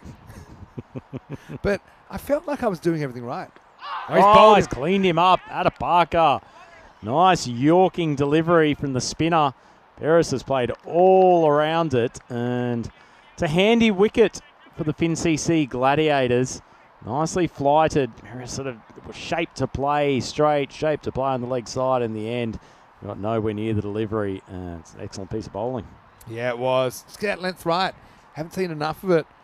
And that's another handy breakthrough for the FinCC Gladiators as it's the end of Pyrrhus for 4. It's 97 for 4. So just going back to my lack of swimming prowess, competitive swimming prowess, I would say, is I felt like I was, it wasn't like I wasn't trying. I felt like I was doing the kicking, the arm, the everything, but just everyone was moving a lot faster than me. So, you know, at school you have the divisions. I'm right there with the kids that are the worst at sport. The participatory group. Yeah. And we're talking, it never quite worked out why. And then, geez, he likes it here. Suddenly, Ada Parker's bowling grenades, and the umpire's going to the video to have a look at this. The keeper's giving the old, it's not really out. But let's see what the replay tells us. He's just home, I think. He almost carefully taps the toe down, doesn't he? Just before the moment. Very, very black pair of boots that he's managed to. I actually quite like that the keeper actually looked to his fielders and was like, actually, no, I know that's not out, but let's hope for the best. Yeah, so. Never know. I don't trust the instincts of too many players in the European Cricket Network, so certainly worth a review. Good keeping, though. Ada Parker. Just with a mystery ball. The mystery was how it moved off the straight. It didn't. Maybe playing for a bit of turn. Narayanan get another opportunity here. Yeah, so do you have any follow-up question coming in a second? Swung healthily on the leg side, but it was probably actually a quite reasonable catch. It's gone through the hands of Jagadish out there on the deep square. Yeah, Satya Narayanan has copped this in the leg, I think. Back leg, buff or front leg. Well, maybe fielding in pads will come into vogue in the outfield. Who knows? It will be the end. Oh, it's actually not the end of the over yet. Still waiting. Yeah, Satya Narayanan out there. The classic Narayanan being dropped by Satya Narayanan. I'm just going to say we've gone very from meta. Subin Narayanan to Satya Narayanan. Nicely flighted. I like that Ada Parker's giving the ball some air, but it's the last we'll see of him in this game with the ball. He's got figures of 1 for 18 off his 2, and so 2 overs to go. And the FinCC Gladiators have just reined in this rampaging Oulu batting lineup. See the run rate curve, and things have flattened out after a healthy start. And they've got 12 balls to try to get this up towards the sort of 135, 140 mark. Yeah, it's more or less a par score, I think. 130. I suppose time will tell. 125 listed at the moment. Vishwakarma, let's see if he can get his mojo on. Needs to be the lead partner here. He's been there for 17 balls, played pretty good innings so far. My question for you is, do you have any sports that you're bad at? And by, I don't mean that to a world beater, but, you know, I find myself reasonably coordinated. It's a nice shot from Vishwakarma, helpfully getting a full toss outside off stump. Almost a bit of a sub-fielder fail here because he almost trips over the tent rope. Watch this, and this could have been a time to call the medics as well. Just mind yourself. That could have gone very wrong. So coming back to your question, Maximo, you probably won't be stunned to hear this, but gymnastics. Yeah. Steaming in. It's a nice ball swinging away wide of off. That's the line to bowl to Vishwakarma. So I wouldn't say I'm the most when it comes to doing acrobatics. In fact, I'll tell you an embarrassing story. When we had to do gymnastics as a unit in high school back in, I think, grade 9, I chose the balance beam to do my assessment on, which I don't think even has male competitors at world level at all. You identified as a beamer. So I identified as a beamer. It was basically... I meant for people your size. Well, I don't know, but I managed to do a couple of scissor jumps on it, which was enough to pass. We could AI a video of this these days, couldn't you? So you scissor jumped to come on. I did. And you've stuck the landing. Were they like back to back? I think I actually did a 360-degree spin on the landing and basically just made it up as I went along. So you didn't even have a routine. Didn't have a routine. And in the assessment of my class, we had 3 girls and me choose to do the balance beam. Were you in the tights? Thankfully not. Were you? I'm just thinking when they go to the Olympics, I'm pretty sure they're not improvising. No, they're not. No, they're not. They're not like, this would be a cool move. I'll try this. I honestly don't think the teacher, our physical education teacher, knew what to make it out as Vishwakarma. Didn't know how to score it. There was no template for a male beamer in the first place. I don't have a predetermined level of difficulty for a double scissor kick by a 90-kilo 14-year-old on the balance beam. But fortunately, the beam held together, which was a good starting point. Oh, that's amazing. Oh, Rhino the gymnast. Oh, my God. So it's just driven out the cover. So the thing is, I asked you for a sport you're not good at. You just gave me a surprise sport that actually you are good at without even realising Good it. is doing a lot of heavy lifting. I was disappointingly not particularly good at soccer/football. I don't think something that requires deft balance and the like is something that I should focus on too much. But was a passable goalkeeper in my younger days, so didn't really like being an outfield player at all. End of the 9th over then, and the score is 106 for 4. Is there anything else aside from swimming that Maximo is? This is okay. So I've got.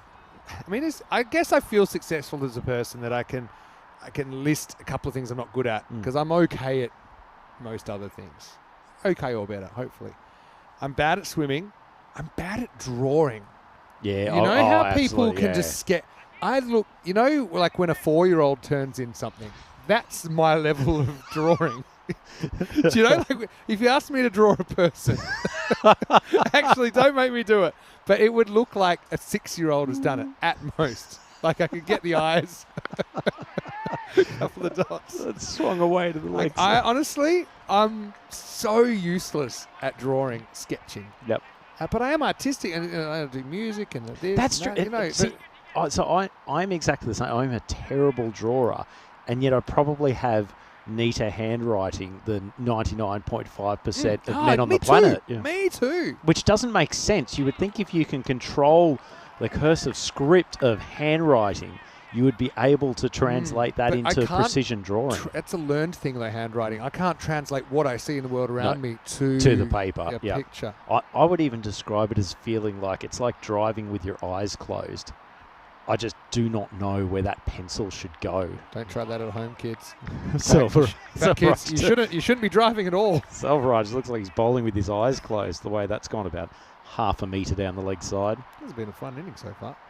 Bala, bala, bala. Yeah, he's also run right into the... We shouldn't call it the danger area. We should call it the umpires area. Shouldn't be allowed in there. Big swing from Vishwakarma. No matter how long he stays out there, you never get the feeling that he's completely... With Vishwakarma, whenever he's felt like he's had to create something, he's swung and missed. It goes right back to the very start of the day. So now 10th over, feel like should be just whacking everything, and his go-to is leg side. Well, he's manufactured a shot to the leg side. On that occasion, we'll just take the one. Is there anything else that you need to add to the list or to get off your drawing. chest? I should be better at golf, but I'm not terrible. Some cricketers are really good at golf. Yeah. Drawing. swimming. That's all. And I used to say I was bad at washing up, but that was mainly to get out of it. Desire rather quite than enjoy it. Capability. Nice shot over the leg side. And has he taken that catch? That's an extraordinary piece of feeling. I was expecting it to just roll onto the boundary. I think that's Mohandas out there who's stuck out the right Duke and pouched a great grab. I hope that we've got this, because I think he's completely duped. I don't know if it's Dennis or Marta in the camera tower, because they just assumed the ball was still going to be going back there, which, to be fair, I thought as well. But yeah, somehow he's caught it. This isn't AI. This is real life, and Narayanan's going to have to go boundaryless 3 off 5, and a very good comeback here from the Gladiators. 109 for 5 with 1 ball remaining. Let's have another look at his catch. Great grab. It's like he only thought at the last second that catching it was an option. All right, last ball. Wicket for Bala, and he comes up with a no-y. Closed the over well, but he's brought up another one. And you know who's on strike, Vinny? I do know. It's the Cadbury Pinky. It's new one, Dustin Iger with the pink hair that you can't tell under there. Free hit, last ball, 110 plus this. Look at how he's almost standing behind the stumps, deep in his crease. Heaves it down the ground, and the superstar fielder Mohandas will heave it in, and I think they've managed to come up with a run out as Dustin Iger holds his crease until not quite the last available moment, and I think Vishwakarma's been run out. He has, but honestly, it was a way harder run out than they could have had if they just lobbed it to the keeper's hand. He decides to flick kind of half side onto the stump. So they're going to finish 111 for 6. Seems a little bit light on. They seem to be on for more than it as well. They seem to be up for, I thought, kind of 125, 130. But a good comeback towards the end. Listen to this. The last 3 overs, 4 came off the 8th, 7 came off the 9th, and just 4 off the 10th. And, it'd be 5 including that last run. But still, a brilliant effort. Only 16 runs off the last 3. Oulu have 111 to defend. Gladiators, 112 for the victory. Let's go back and have a look at the highlights. Certainly no shortage of entertainment, as there hasn't been for this whole week at the Gerva Cricket Ground. Plenty of wickets and decent striking from Oulu as well, but it was the 2 wickets in 2 balls as Shaka was the second man out there that really put the brakes on what was a fairly bright start. Mohandas coming up with a good second over. Could have had 3 in the over, except Chowdhury put one down and was lucky it didn't bounce across for a Maximo. And then Vishwakarma, who had his struggles opening the innings in Game 1 against the Greater Helsinki team, found a little bit more fluency in this innings, had plenty of strike, but still didn't have his game completely in sync, and a couple of random run-outs as well. Just barbecuing his partner on that occasion. Proper random one as well, wasn't it? And Parker, by the way, I've seen him play before for the Cobras in Hungary. He's actually played a bit for Hungary as well, but yeah, he was able to get that one straight, full and straight, turned around the umpire, said to see that, and said, yeah, I'm looking at what you're looking at. But, yeah, look, in the end, funny little chase. Feels under, but I think very competitive. And don't forget, Oulu, they looked well gone after their first innings last time and came back, took it down to the very last ball. So I still think both teams have a chance. That was an unbelievable catch. And actually, I think maybe Marta or Dennis up there might have passed out in the camera. They were so surprised at that disappearing into the right hand of Sunilkumar Mohandas. And then last ball, it's the old semi-hold the crease in the end. Results in a run out. And the final score, 111 for 6. Yeah, so good effort from the FinCC Gladiators after a bright start from Oulu Cricket Club. Their top order did a good job, particularly Shakir Dar, and David Arnold was pretty impressive, the left-handed opener, before he was the victim of a couple of run-outs throughout the innings. Also Vishwakarma, the top scorer with 39 of 25. He was run out off the last ball. And Dustin Iger, the skipper, getting to face a couple at the other end. But feels like 111, Vinny, is a subpar score after how they set themselves up. Yeah, it is. But also I think it's very defendable. If you can defend, almost defend 48 in a 5 over game, then 111 in 10. You back yourself to be able to do it. Mohandas brought himself back for a second over, which we raised our eyebrows at, but he knew what he was doing. Finished with 2 wickets for 30. Twin figures as well for Balaji Selvaraj and Bhavani Adapaka. 1 for 18 off their 2 overs. We'll take a break then. Back in just a few minutes with the Gladiators hoping to have a bit more luck than their namesakes in Group A. They'll need 112 for the victory. Or can Oulu pull a win out of their opening day? If they don't, it'll be very hard for them to qualify for Finals Friday. Vinny Sounder here, Mr. Maximo with Andrew, Rhino, Ryan. Well, let us know your special talent in the chat. But then don't forget to join us back live from Finland after this break for more European Cricket Series.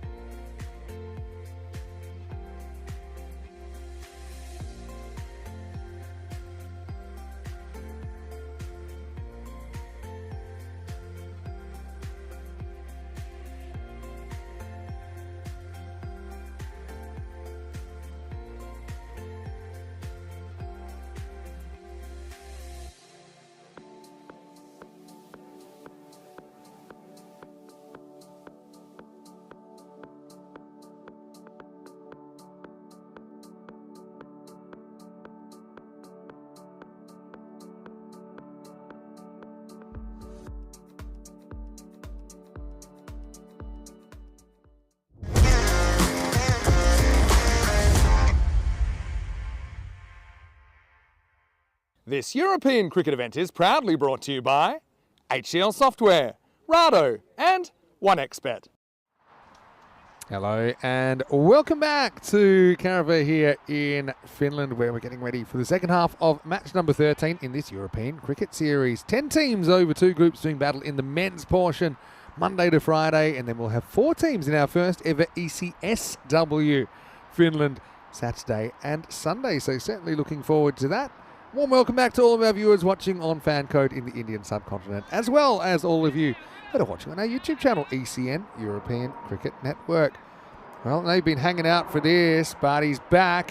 It's Anthony Hollywood Quinn to open the bowling for Oulu CC. Let's get the camera on him right here, because remember, Quinny, poor thing, dropped what would have been a golden ball in the first match of the day. But I've got to say, bowled really well. Had a bit of a rough start to his over in that 5-over game. At least he'll probably get the 2 here. Let's see if he can grab 1 or 2 early wickets. It's an underwhelming score on the board of 111 for Oulu.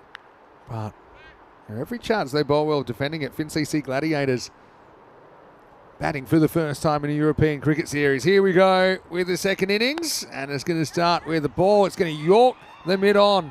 Not what I expected. Narayanan lets it go through him. That's 4 runs. Andrew Ryan joins me back here in the commentary box. Well, Narayana's trying to come up with a few explanations of what happened there. He just kept his legs open for too long, in reality. Yeah, it can lead to many disastrous consequences. Yeah. Good shot, though. First up. Sometimes there's a batter as well. Nishith Singh, now he's just gained so much confidence from that first ball, having a good result for Stock. Probably feels under a bit more pressure. Yellow pad, black pad combo between these two. Steps away. Nice bit of zip off the deck. Poor Quinny, he hasn't started his overs well, but he's tended to finish them excellently based on the evidence of the 1 over we've seen so far. True.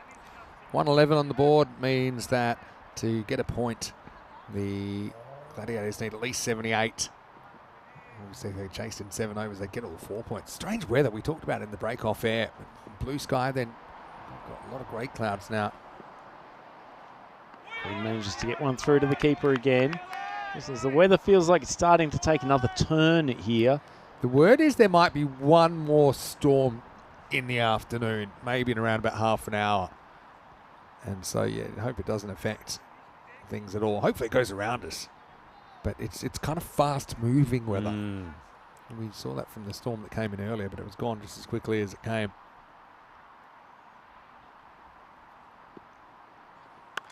Shortish ball outside off stump. Singh throws the hands, and it's a nicely struck shot. Maximo, not a great ball from Quinn. Yeah, trying to work out what my strategy would be from Quinn. Probably come playing a bit more traditional form of the game on conditions where he probably gets a bit of assistance from the pitch sideways. But I just think these guys, they're not as confident coming forward, generally speaking. So I think get it up there, try and draw them forward into an error. Just don't let them play from the crease. It's just enough movement too, Quinn, that if he can pitch it on a foolish good length, see him troubling the batters just when he drops short. That's exactly what Singh's after. It's a better length, hitting the top of off stump and drilled in. Look who it is. He's always in the game, isn't he? The roadkill. Roadkill. You can guarantee that Nuan Dasnaika on screen there, he's not wearing a hat when he's fielding during the series. He's prepared to take the risk. Very reflective colour. His head does look like a reverse Oulu jersey. I think so. Pink on top. It's a good ball in the channel. Well bowled by Quinn. Here comes the stare. He's not happy, but it was in by a mile. It's the end of the first. Pretty good one from Hollywood. And it's 10 without loss after 1. Vinny Anand is wearing shades under that grill, isn't he? I wish we could have a replay of him just staring daggers through his shades at the umpire. 11 matches since the golden ball. We were so close to having one as Anthony Quinn dropped a very tough chance off the last ball of the first match of the day. If he'd held on to it, it would have been tied and we would have gone to golden ball. 80, the first one, was the first match of this series in Group A. So Jared, who's the doomsdayer weather predictor, says it should be raining here right now. Well, luckily I can tell you it's not. It looks ominous Uh-oh, he's turned him around, bowler's end. Oh, he stepped on the stumps, hasn't he, Vinny? That's what I saw. I think we'll see on the replay, the feet actually take the bails off. And I wonder if there's a chance there's one bail on. Definitely kicked him first. Look here.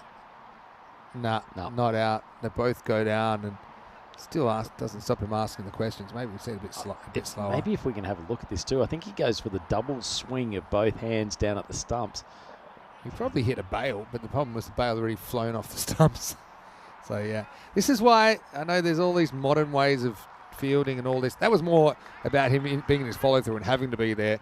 But I always think you get yourself in a bit of a muddle when you're between the ball and the stumps. Do you remember when the South Africans started this as a trend? They're still doing it. They're still coaching that way in England. But it's a modern phenomenon that's been around now for about 20 years, I think. But I'm sure it was the South Africans on a tour of Australia that unleashed this as a specific tactic for the first time. Thinking it was quicker. That's swung very nicely over the leg side. It's sort of more of a bit of a short arm jab, but Hernandez timed it beautifully. Yeah, beautifully. Not too much footwork there, just lifts it up, and you can see the clouds in the background actually, see what's happening here at the moment. And hopefully that rain does go around us. We know it's in the area. Yeah, the whole thing of, and I always think of it in a keeping context, you know, of where you set up. But the reason I don't like, I mean, it's a tactic, but it's not like some super tactic. This is my point. And almost the upsides can be easily outweighed by the downsides. Receiving the ball, so as a wicketkeeper, I did plenty of this, but it equally kind of applies to a bowler at the stumps or anyone that's receiving a throw at the stumps, is all about decision making. Sagat with a comeback ball. Stump, big celebration, and Anand judged to have gotten a feather edge on it, through to the keeper, nicely taken, and the first wicket down for Ulu's bowling attack. Yeah, just attempted cut again, doesn't really get his back foot across to it, little scratch on it, well taken low down by Yasiru Perez. Almost a bottom edge, wasn't it, or the toe of the bat. It's not what you expect to see from an edge through to the keeper. No, but it just must have been the finest of edges. Abhinav Anand goes 6 and out, and it's 16 for 1. Yeah, so the reason I don't like when they coach people that way to be in front of the stumps is that they quote something like, oh, there's been experiments, there's been science on it, and it's very, I'm like, show me where. And also maybe for a specific type of situation it is, but it's a tactics, not what my default tactic would be if I was receiving the ball. Dig into a bit deeper. Mahad Janam is the number 3. It's just cut wide of points. They'll go through for the single. So you take me through your take on it, Vinny, and then I will chime in. So I will only get in front of the stumps but even if I do get in front of the stumps, it comes from starting behind the stumps and then seeing the throw and then judging, okay, this is in a position where because the throw might bounce and the throw has less velocity, for example. That's one reason. That's going to be up and over the top, and that will go, I think it's all the way. We'll have to check it on the replay, but it will be a boundary one way or another. Let's check it out. Yeah, he's looking cool in those shades. Where does this one bounce? Just going completely on a hunch. Oh, no, that's definitely bounced inside. Okay, that's pretty clear that it's 4 runs.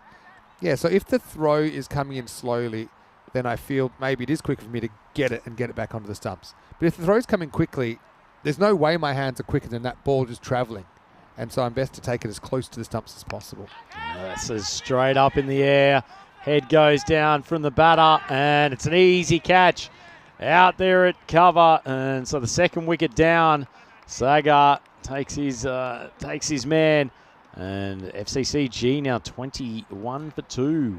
Yeah, well held as well. They are defending the way we thought that they would and keeping this a contest. Bit of a nothing shot from Nishit Singh. We're disappointed to be out like that. That's the power of the power play as well. It feels like he should be going for over the top no matter what. He's out for 14, 21 for 2. Feel like it's very hard to describe all the different situations, but I probably have 3, 4 or 5 tactics as a keeper. And the skill is picking which one, and it's dependent not just on the type of throw, but how far I perceive the batter to be out by or not, and so how sometimes you'll like trying to cheat in your technique. You'll grab sometimes if you feel that you need to grab or you need to rush, but knowing, like, decision making is everything, is my point. So we'll come back to that in a second, but I got a feeling, Rhino, this storm is here. Wide here. But remember, this isn't a game until the third over's finished either. I'll tell you what, if you're Ulu, you're probably the more desperate team to get this through at the moment. I don't have the Duckworth Lewis, actually, but it is showing the advantage to Fin CC. It's going to horn down. I just got a feeling that the Doomsdayer was right. Oh, clean bowled. Well, let's see what that does to the percentages.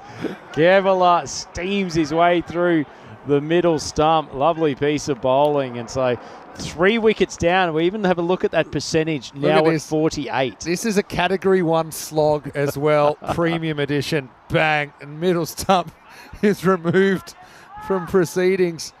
As the run comes down, OCC are up. And that will be the end of Mahajanam for 122 for 3. We thought this was going to be just a very sharp downpour. Fortunately, it feels like we've just maybe caught the edge of that rain system, because in the moments since the middle stump was uprooted, it certainly hasn't gone any worse. They might just ride it out. Okay, tell us your thoughts then on the so where I'm to not going to receive. go into so much detail as you. Good. 2 things. The quickest way to have the stumps go down is a direct hit. If you're standing in front of them, you are taking out the chance. You have no judgment of whether that's the case or not. And secondly, if you take the ball in front, you're almost inevitably, as we see the rain starting to bucket now, and so ignore what I said 60 minutes ago. False dawn from Rhino. It's outside off stump. We want to get the ball back to the bowler. They're quick. gone. Oh, They've they're seen going. enough, and we haven't gotten through the third over. There go the stumps. Come on, umpires. These boys are from Ulu. They've seen worse than this on a daily basis. I love, you've done a classic commentary curse, which is it looks like the worst is behind us, and we've been absolutely battered. Hasn't Mother Nature said, I know more than you, young man? Often you try and get to the third over, but I suppose you just got to play the conditions as they come. But as quick as this rain has come, it might go. You never know. But yeah, what you're saying there, Ryan, that's definitely in my frame of calculation. So the second part is that if you take the ball in front of the stumps, you're almost inevitably taking a blind swipe at the stumps as well. You're not in good visual position. And I've heard all kinds of nonsense like, oh no, but you plant your foot we're here, and then also you're relying on the throw being absolutely perfect. What happens when most throws aren't perfect, and you need to have that frame of reference of where the stumps is really important. I don't forgot maybe a few highlights of this innings because I wouldn't mind having a look at it. And this game's not over yet. And to be honest, you only really need about 2 minutes to complete it because you only need 4 balls to make it a game. But yeah, defending 111, Ola came out firing. It was Mr. Hollywood, Anthony Quinn, who came up in the first over, and we thought he did a pretty good job, but the damage would be done by Saga with 2 wickets in the second, and Koala with a wicket in the third as well. That was the old kick of the stumps. But yeah, did you see the percentages just before we went off? It dropped down to 48% for Fin CC, and as you say, it is not pure Duckworth Lewis, but let's see what that equates to in the end. But you never know. Big question first of whether we can actually get this game back on, because it is pelting down here at the Carava Cricket Ground as Maximo quickly running to get our commentary booth secured from the inclement conditions. It is really starting to rain heavily, and a little bit unfortunate for Ulu Cricket Club, who have taken the ascendancy with 3 wickets in the power play, so they're right into the teeth of this Fin CC Gladiators lineup, and so they will be pretty keen to get back out there and complete this contest. But still plenty of time to go, so as much as the field's getting a good bucketing at the moment, the covers are out, and we've mentioned it many times how well this ground does drain, but it is heavy rain at the moment. Okay, so Rhino, I'm going to relieve you of your duties because you're taller than me and you can work out. There we go, I'm back. We'll take a break. So at the moment, obviously, it's no result if it was to stay this way. But as I said, you only really need about 2 minutes to finish this game. Having said that, the covers are on now. Everything's coming out, and you know the field has gotten wetter, and so even if the rain would stop right now, we've got a little bit of a delay while the ground is made fit for play again. So I'll keep you up to date what's happening, but we'll leave it there for now. Vinny Sandy, Mr. Maximo with Andrew Ryan. We're batting down the hatches. Hopefully back with some blue skies and sunshine and more cricket action. And more cricket action when we return to Finland for more European Cricket Series.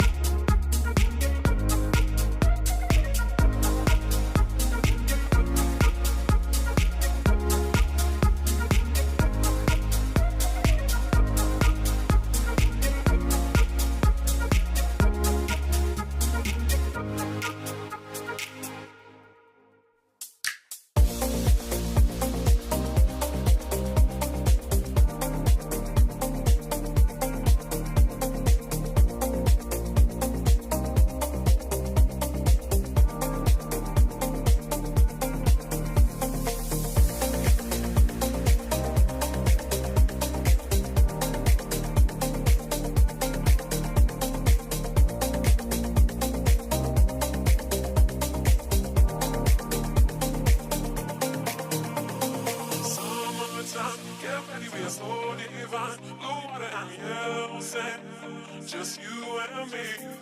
Summertime, get ready, we are so divine. Blue water and yellow sand, let's live our dream.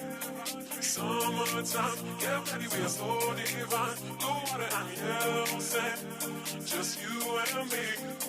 Summertime, get ready, we are so divine. Blue water and yellow sand, let's live our dream.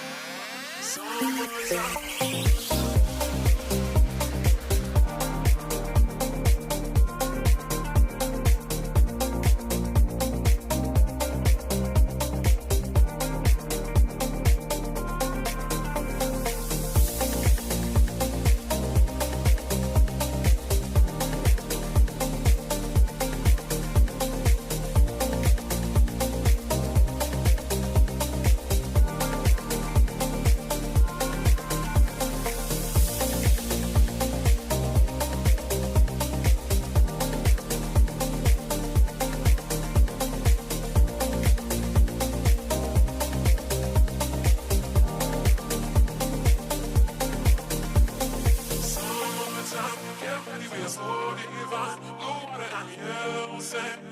Just you and me. Summertime, get ready, we are so divine. Blue water and yellow sand, let's live our dream. Summertime, get ready, we are so divine. Blue water and yellow sand, just you and me. Summertime, get ready, we are so divine. Blue water and yellow sand, let's live our dream. Summertime.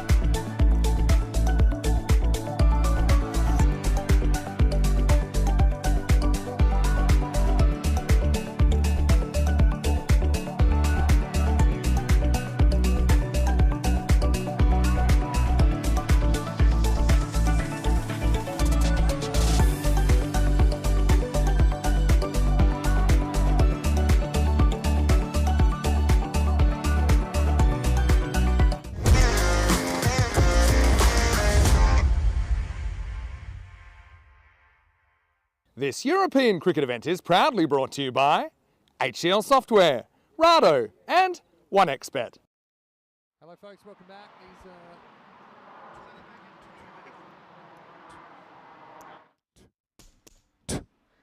Hello folks and welcome back to Finland, where these are live shots from the Kerava National Cricket Ground. I will say that's probably more precautionary than anything else because the rain has stopped, but just with that extra the water on the outfield and what would need to be done, it wouldn't be possible to complete match 13 in time. And so, yeah, unfortunately, a decision has been made to abandon match number 13. And we're only 4 balls short of actually having a legal game. Having said that, maybe it's a fair result to split the points because I do think it was kind of anybody's game with FinCC Gladiators 22 for 3 chasing Oulu and their score of 111. So, yeah, just unfortunately, once again, it's one of those things.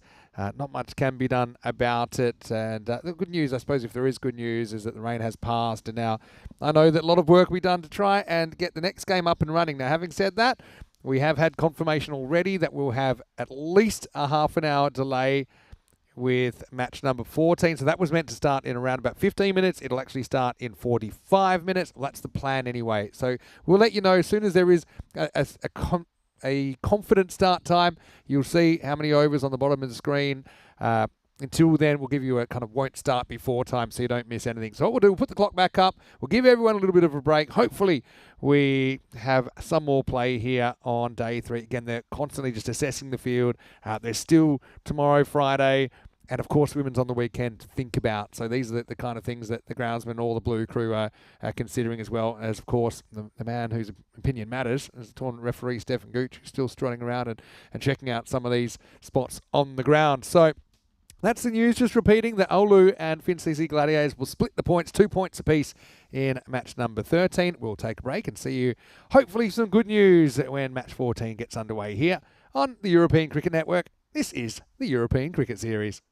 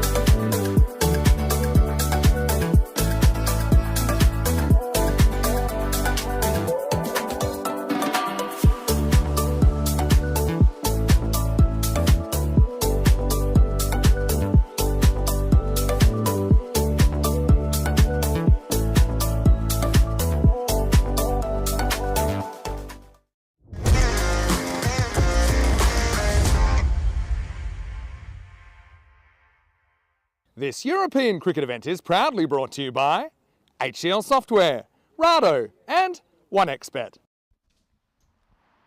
Hello and welcome back to Finland, where, as I updated you just about 15 minutes ago, we have delayed to match number 14 with these two teams hoping to get going pretty shortly. KCC Lions taking on Vanta Vipers, and for the Vanta Vipers, it's actually their first match in the competition. The Lions went down, didn't take a point out of their first game earlier on in the day. So they're the live pictures. I know they've said there'll be no play in the next half an hour. I've just got a sneaky feeling, it's nothing official, but in 1 hour, I feel it will be about right. Now, there's nothing official about that, but I know that's kind of the word on the ground, is that it's unlikely we'll get going in half an hour, but in 1 hour, I know they feel fairly confident with a bit more sunlight that the field should be good to go and we'll have a reduced overs game. But keep an eye on the bottom of the screen for the official updates. I'm not going to leave you without any cricket though, because if you realised earlier today, we played the first game of the tournament as a classic match. There's a classic from only 2 days ago, and we were halfway through it. It was the SKK Rapids who scored 129 in the first innings, and the BTCC Dark Knights chasing 130 for victory. Don't forget, this was our first match on ECN in Finland since 2020. So we're going to leave you with this ECN Classic. Hopefully, by the time it finishes, we're almost ready to play a real live match 14. But ready to get some real action in this moonish reply, and you know what I'm talking about. So enjoy the second half of this ECN Classic, and hopefully see you for some live cricket soon in this European Cricket Series.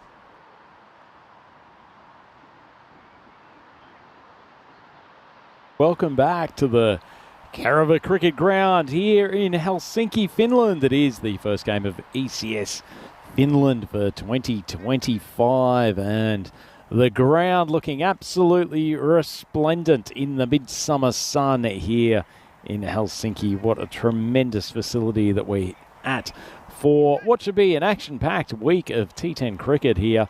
And this first game is already providing plenty of that. The SKK Rapids putting 129 runs on the board. Bonus point equation. If the Tigers can chase this down in 7 overs, and they'll get themselves a bonus point, I would suspect, with total in that range. They'll probably be quite happy to just take the win.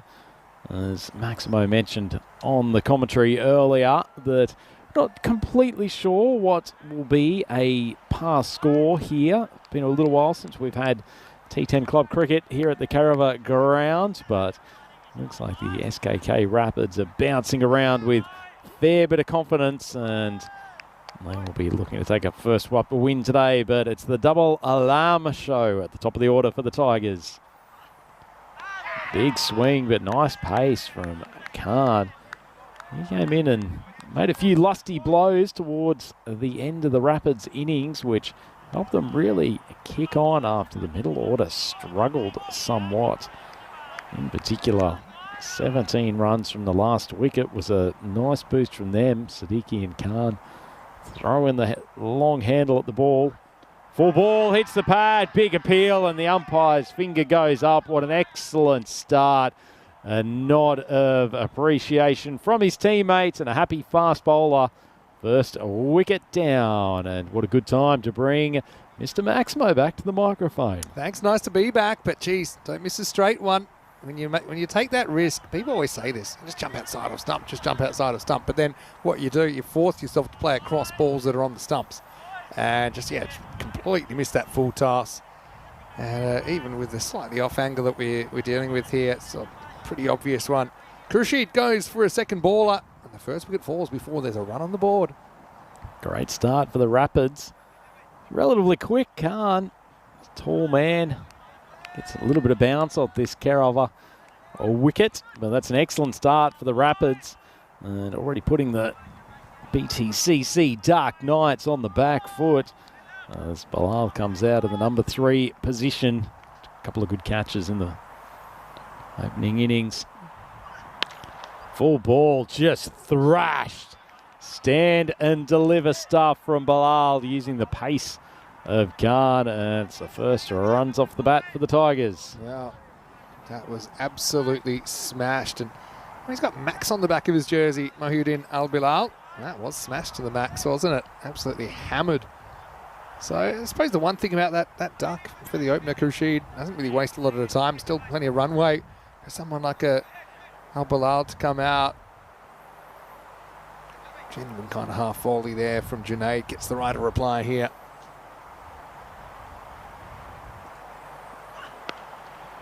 Nice quick ball, just pushed straight down. Could be an opportunity if the fielder picked it up cleanly. That's Abbas. He's normally very good in the outfield. A little bit of uncertainty between the batters and fairly ungainly looking dive from big Max Al-Bilal. Makes it home. It was barely moving, that ball. You pick it up, you hit the stumps, that's out, I think. That's a missed opportunity. Junaid really wheeling it through. Bit of carry, bit of lift. Didn't see too much of that in the opening innings, but we haven't really had time to settle yet. Okay, but I'm going to get through because I've got plenty of Finland questions. But also, I found out some pretty interesting facts as well about Finland. So apparently, it has topped the World Happiness Report 7 years in a row.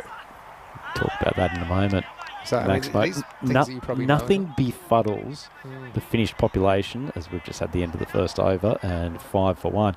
Nothing befuddles the native Finns more than being classified as the happiest population on the planet. Yeah. Well, the locals say it's more about contentment and trust in society rather than being constantly cheerful. Which, I mean, I've met a few Finnish people now. I'd say they're not kind of the most out there population, but they are very friendly. They're very warm, considering you have to be in such a cool place a lot of the year. By the way, we start on 93 matches since the Golden Ball. It's been a couple of weeks. It'll happen this week, Vinny. And that is only a couple of weeks in the ECN universe. I think the last one was maybe 3 weeks. I think it's maybe 3 weeks ago since we had a GB. We're probably due one together. I'm trying to think the last one we might have done together. But anyway, Siddiqui, we actually played a pretty nice mini cameo at number 11. He's going to come on. He's going to bowl over number 2. I'm slightly disappointed a man of Siddiqui's height coming in and bowling right arm off spin. Let's see how it works out for him. Slow, bit of air. It's just cut backward a point, no run. Other things that I probably expected, the land of the midnight sun. You get it never gets completely dark here, especially this time of the year. We've just gone through the equinox. It's nicely cut. Straight to the fielder and a nice throw in. There's an appeal. Oh, I thought he was home from the naked eye, but we'll have a look at it on the video. Oh, it's cut. Got a decent run from the non-striker's end. And that, geez, that's tight, Vinny, isn't it? It's close. Not sure that he's actually managed to break the crease. That's the one for me. That's the one. Where I think Jeez, I tell you what, even that, I reckon the batter's been given out here. All a matter of millimetres. Very, very tight stuff, but nonetheless, it was an excellent piece of fielding. Ball was hit hard, but non-striker got a nice little start backing up, but couldn't make his ground, and that's a second wicket down. Not what the BTCC Dark Knights needed whatsoever. Saw some fielding calamities earlier in the first innings of this game, but tell you what, it wasn't a happy day for the Nories in the first innings, Vinny. It's even an unhappier one for the Alarms. They've gone both a duck off 2 balls. So that brings Bayezid Islam, the skipper and the wicket keeper, to the crease. So fair bit of work for he and Bilal to do here. Thought that target of 130 would be a pretty decent one. It's looking even more so now. Those 2 wickets in the first 2 overs. Siddiqui gets lofted. A good bit of fielding here. It could be 3 down, and it's well taken. So 2 wickets in 2 balls. Abbas might have missed the run-out opportunity earlier in the innings, but he's safe as houses, making good ground around from the straight position, and excellent catch. And the 3rd wicket goes down with only 5 on the board.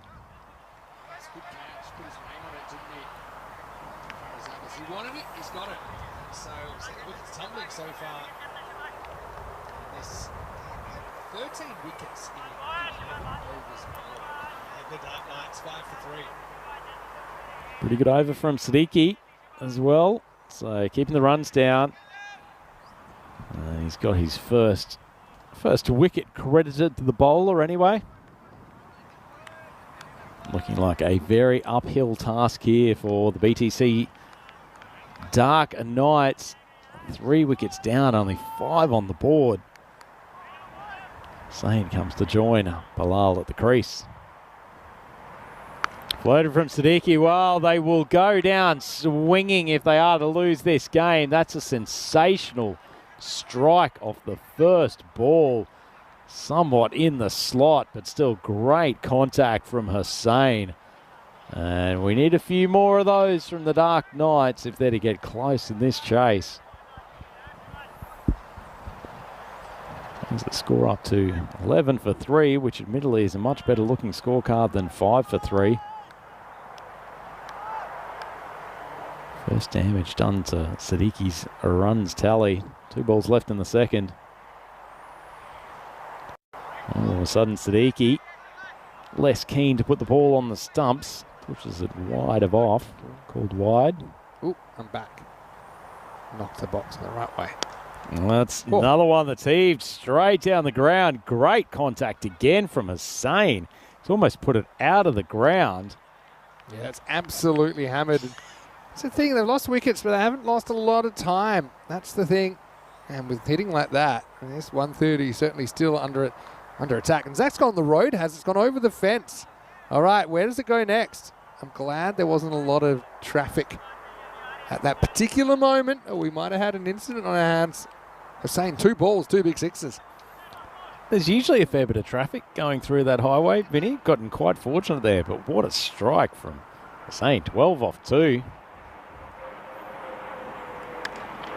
Doesn't get the triple of Maximo's, cuts it, and quite sensible in the circumstances. He's retreated back to the safety of the crease, and that's an eventful first 2 overs. BTCC 18 for 3. Yeah, apologies once again. My microphone's been a little bit, temperamental this morning with someone's just cutting out for no reason, but it's decided to cut back in, so that's all right. 18 for 3 after 2, 14 and over required for the Dark Knights. But yeah, hello to Kaibe. Thanks for alerting me to that. I did also notice. It's always a tough one when if the rare technical issues we have, like you commentate the first 3 overs, basically like an insane person. It just makes you realise what we do. If there's no audience, you just sound crazy. It's the opposite of a hot mic, isn't it? Is it called a cold mic when you've got nothing coming through? Mics. Yeah. We've had the occasional hot mic moment.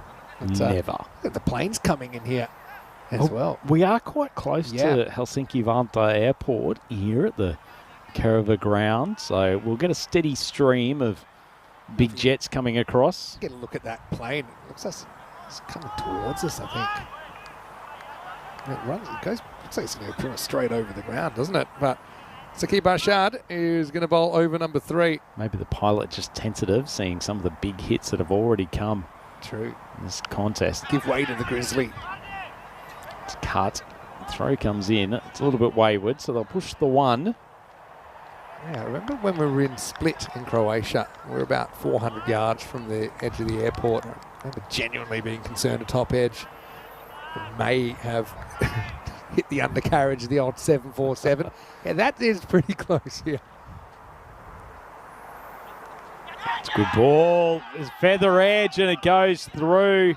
And it's well taken. Nice piece of bowling from Ashard. Just a little bit of nip off the Kerava deck. And after plenty of damage, his first few balls, Hussain goes for 12 off 4. And the Tigers in more trouble. 19 for 4. Yeah, it'll be 6-6 none and out for Hussain. Then in the end, and yeah, the Rapids rapidly seizing control of this game. We thought they were in trouble themselves. They were like 93-7 or something like that at one point. It's a nice piece of T10 bowling, isn't it, Vinny? Coming wide of the crease, just getting the ball to move away. What is that? It's a proper close-up, and then back on the ground, you get the look at the court behind. Fuselage looking like something else on screen. If you did have a window seat, you had a perfect view of Afzal Hussain getting caught behind by Qadir off Saqib Arshad for 12. It's 19 for 4. I saw a couple of fingers go up on the The 9:30 coming in from Stockholm there. About to land at Vanta. Back to the action. Oh, another lovely piece of bowling. Just enough movement. And the fact that he's coming wide of the crease here, Vinny, it's providing a really challenging angle for the Tigers batters. Admittedly, that piece of footwork from Hossein Moon provided plenty of entertainment in the field earlier today as well. He's got a big job to do with the bat. Big swing. He's lofted it, and it's going to carry despite the best efforts, I think, of Abbas down there on the boundary. That was an excellent piece of fielding, but Moon, once again, not a huge amount of footwork, but a lovely swing of the arms and a much-needed Maximo. Yeah, and I think he took off from outside the field to play then. This is Moon. Oh, nicely timed. And he's found the boundary. A couple of delicious shots from Moon, which are not particularly pleasant opening strike. Hasn't he just waited on that ball and played it? Lovely shot. I call that one a lunar drive just behind points. I feel like we're going to get some mileage out of a few names here this week. I think so. There's another plane. This is a great vantage point we've got here. Arshad with the comeback. Just pushes it out to the offside. Chugging through for the single. So nice piece of work from Moon. He's just reasserted a little bit of, you wouldn't say dominance for the Tigers, but certainly finished off that power play in positive fashion. They are 30 for 4 after the first 3. Yeah, high entertainment so far. I still think they're in with a fair shot here, but they are going to have to keep the good overs coming. You just can't really concern yourself too much with the 4 wickets down the power play. So 30 for 4 after 3 overs, 5, 13 and 12. Well, Scotty's a big fan of Mooney already. Yeah, we saw the dark side of the Moon, didn't we? The first innings when he put down a bit of an easy chance, but we also seen him hit a 6 and a 4, and this is a man that's hungry for more. Hello to Cosmos. He's asking about Iceland. Is it part of the ECN universe? Unfortunately, Iceland, not being an ICC country, isn't at the moment, although I know we did plan back in the Wild West days. We did plan a European Cricket Series in 2020, but yeah, all our cricket has to be official cricket, which means it has to come through the ICC structure. So hopefully Iceland does get it. I think there might be up to 5 teams there now. Well, Abbas gets the full Moon treatment, swung away and into the grasslands. That's a huge maximum. I spotted this on the way around when I first arrived at the ground today. That any balls going in here, good luck finding them. There's a little kind of pedestrian bridge across to, it's a proper, it's like the wilderness. It's not even jungle. It's an expanse of long grass, and that's new balls. But surely they're not looking for that. Well, I'll tell you what, Vinny, what they should be wary of. There is one snake that is venomous in Finland. I think it's pronounced the Kur or the Kir. And I think it is one of the top 10 most venomous snakes going around. Obviously, I think the other 9 probably come from Australia. But either way, you've got to keep an eye out for those little fellas. This is rookie ECS stuff in the modern era where you just get a new ball out there. At the end of the week, we'll find some of the balls that have been hidden there. It's already been christened Bert Newton by Scotty from ECN Supporters Club Australia. Hello, Scotty. Hopefully you're well. He'd be a big Bert Newton fan, I suspect, Scotty. Unfortunately, passed away. Relatively recently, yeah. Moon steps away. Ooh. Tell you what, wasn't there a little bit of nibble with the back foot coming off the ground? There was a little bit of a shuffle, but does it rise? Oh, geez, that's tighter than it should have been. Never should have lifted. I think he's just down. He's going to survive. Well, Moon goes over the offside, and he's made solid contact again. Well, there's not much footwork on some of these shots from Moon, but he's actually got himself back and across nicely. And tell you what, he's timed this to perfection. Other side of the Moon this time. Goes offside, shows he's not a one-trick pony. He's playing some kind of an innings here. Could Mooney be the hero? I do need a hero here. The the Tigers. Oh, he's hit that straight down the ground. Wonderful batting. So Moon gets another Maximo. He's got issues with the helmets. He's got issues with his movement at times. But every time the ball was in reach, he slapped it. Well, the Rapids were well on track, but now they've been stunned by a Moon shadow that has turned this innings around. He's 29 off 8. Has he got more in him? Mooney goes big again, and it carries the boundary for another Maximo. What a cameo here from the Lunar named superstar. That is glorious striking. Wow, Moon.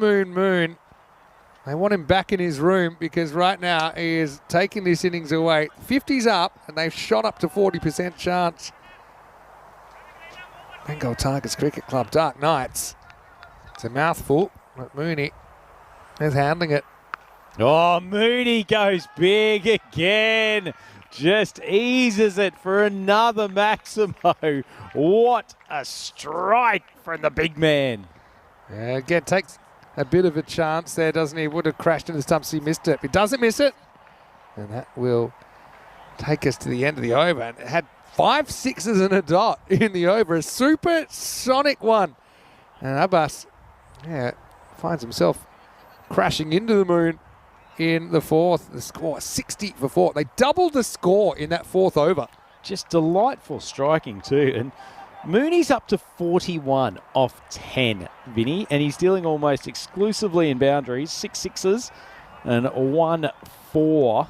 Just been messing around on his other 3 balls, but that has been some wonderful hitting and quite a fight back. And all of a sudden, this is almost a 50-50 game. Yeah, crazy stuff, but there's could be a few twists and turns left. Nori ran himself out unnecessarily earlier. He's going to grab the ball here and over number 5. Action just continues for the Noris, as we saw them with a couple of one-off ones and both run-outs in the first innings, but just as Ohedula comes steaming in for his first ball, loses some traction on the Kiribati surface.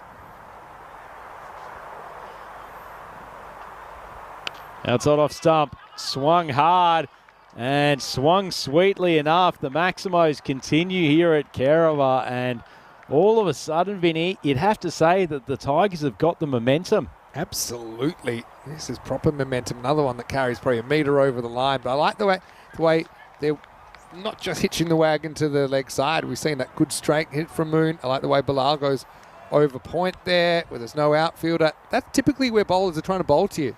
Feels like Maxi Bilal's been out there for a long time, but just has barely faced a ball in the last few overs. Nori, good length, but enough bat on it to take it backward of square. I'll take the single. Brady said good morning to us in Finnish and welcome back. I got that much. Jared saying, yeah, Moon sending them into orbit. Certainly has. Very good, very good. I can't remember having an actual Moon on the network. It's quite surprising seeing we've had thousands and thousands of cricketers. Tell you what, we're getting some good Finnish chat from Gerard Brady on the YouTube discussion board as well. Nori steaming in, full toss, inside edge from Moon. It's probably one of the easier balls he's had to slap in this innings, and footwork just taking that front leg out to mid-wicket, gets nowhere near it. Proper tension around this ground. You can feel that all these teams know with just a small number of games in each group, every win is vital. And that's an outside edge, and the Moon show continues, flying down to the third man area, not protected. And once again, that front foot goes flying out to mid-wicket. The ball goes the complete other side, but 45 off 12 for the big man, and this BTCC team have got the ascendancy now, not even halfway through this innings. Yeah, you need that little bit of luck as well, and that could have gone absolutely anywhere. Off the edge, ended up going to the boundary.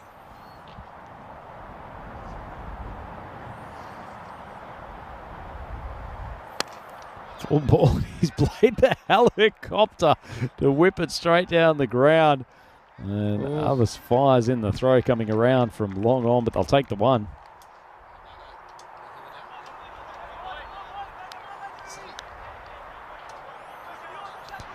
So 72 for 4, 1 ball left in this fifth. He's gone for 12, so if he can get a dot ball this final delivery, I'd probably say that he's gotten out of it okay. Low on strike. Full ball. Dragged across to Abbas, who's been in the game. A little bit of a wild throw coming in there from long on, but there we are halfway through the innings, and the Tigers 73 for 4, chasing 130 for a first up win. Shows you how quickly things can turn around. Remember, Moon dropped that absolute goober in the first innings, but it could still turn out to be the hero only about an hour later. So let's have a look at the upcoming events. A couple have shot onto the bottom now. Of course, Stockholm starting on Monday the 21st of July. I know we are planning to have an ECSW and a European Cricket Series for men there as well. And a bit of a bonus one. So we do have some T20I cricket in Bulgaria that will kind of run through the Belgium ECS week. But also we have a 3-day T20I that we're broadcasting for Hungary, the Budapest Cup, starting on the 25th of July. So yeah, stay tuned. There's still plenty coming around. And we're almost at the halfway point of the season. Hey, I saw a statistic that made me gasp last night. Tell me. It takes a lot to make you gasp. It made me gasp that in about 10 days' time, we'll actually be closer to 2050 than the year 2000. Ooh. Isn't that amazing? That is quite scary, actually. In about 9-10 days' time. Short ball, not controlled, and this could be the wicket that they need. Abbas underneath it, and Bilal goes down swinging. That's a huge wicket for the SKK Rapids. The big paceman comes back on and gets the scalp that they needed. Yeah, Max out. Just tries to flat bat that one. Isn't an easy shot to play. Trying to muscle that one over the long on instead. He hits it to the safe hands of Faraz Abbas, and that'll be the 5th wicket down, 73 for 5. This game takes another twist. Just thinking of famous Moon names. I think Frank Zappa had a kid that he called Moon. But the one that came to my mind... Was Punky Brewster Soleil Moon Fry? I'm going to check this while you think of another one. I'll have one that's it's a very obscure reference, but some of our Australian viewers who were a fan of the show Fast Forward might enjoy it. It's Peter Moon. Ooh, nice. Comedian. Nice. He had famous characters like the rug salesman, and also a European newsreader. There you go. Wait. Oh, nice ball. Gets through some speed, Ashard. So there you go, Slow-Mo Fry, the lead actress from Punky Brewster. I'm sure one that you watched plenty in your teenage years. Very good. Wasn't there was there a Neil Diamond album called Harvest Moon or I think something along those lines? Just tries to create a bit of room on the offside. No run. As if Moon gets out, would he be a blue moon? I suspect so. And would you say right now he's giving the Rapids the full moon experience? Definitely the full moon, yeah. If he plays a half-hearted shot, the half moon, I suspect will come out. Oh, he's cleaned him up, and RuPaul goes on the catwalk back to the pavilion. That's super bowling from Ashard, and the big paceman has turned things around for the Rapids. The BDCC 73 for 6. Yeah, the drag continues here through the middle overs. This one is going up for LBW. Probably missing leg initially, but then just clips off on the way through. Have a look here. So you could consider that a little bit unlucky. I suppose he missed it in the first place. Probably would have gone for 4-leg byes had it missed the stumps, but instead, RuPaul is gone for a 3-baller, and it's 73 for 6. What a game. I can't believe that's the first time we've had a chance to call RuPaul's name in this entire contest. But he's come out none off 3, and poor old Moon standing at the other end. Can't even get back on strike. Yeah, Moon can feel that things are drifting away slowly. Kabir comes out. He's being eclipsed by his partners being unable to get off strike. Using up. I mean, I suppose if you do only get 4 games plus miles for each of these teams. Got to take it while they're there. There could be 2 wickets in 2 balls. Fielder coming in from square leg. He's dropped it, and then it's popped up. And Ashad, who was ambling out there almost ready to celebrate another dismissal, had a chance, but I think he spilt it as well. Oh, did he get to it? Oh, almost. You're right. He ambled. He could have gotten there quicker, but didn't want to put him off. It was a proper bounce out the palm job. So Kabir survives when he shouldn't have. Moon finally rotates himself back onto strike. 1 ball to go for Ashad. It's on 46 as well, Moon. He shapes to pay the rep and then plays a cut shot for 4. And that not only takes them along to 78 for 6, but Moon brings up his half century, which is a proper half moon. What a moment. Oh, don't adjust your telescopes, folks. This is ECN in the first degree. Have a look at the old and as practicing it, he completely bamboozled the bowler and then just changed his shot. We've got to have a replay of this. That was an amazing bit of cricket. That could actually be your HCL software play of the day from Moon. It brings up a 14-ball half century. What a way to do it. Fantastic stuff. And he's shaped up so early, Vinny. I love it. This is providing so much entertainment. Game 1. And we've got a cracking contest here as Nori steams in. Kabir, the big paceman, has come out to join Moon. He just needs to get the big man on strike. 51 off 23 required. Given Moon's gone 50 off 14, you'd have to say that if he's there at the end, then the Tigers have a pretty good chance of taking victory in game 1. Oh, look, it's Nori back as well. Didn't let anything go right for him. Oh, another swift helicopter whip. He's just not ever going to not be aggressive at a ball. And this is pretty much perfect Yorker from Nori. He's still trying to slap it somewhere, isn't he? It's been a fun innings to watch. Haven't things turned around from when they were 3 down for, I think, 5, somewhere between the second over. Nori, a little bit wide of off stump, thrashed outside, and I think that's carried the boundary for a Maximo. So the Tigers are roaring here at Kerava, and if he can give some support to Moon, they are favourites.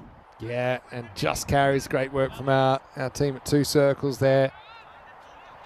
But Kabir's got his role to play as well. It's been one of those innings where, a lot of wickets have gone down, but not too many people have wasted a lot of balls.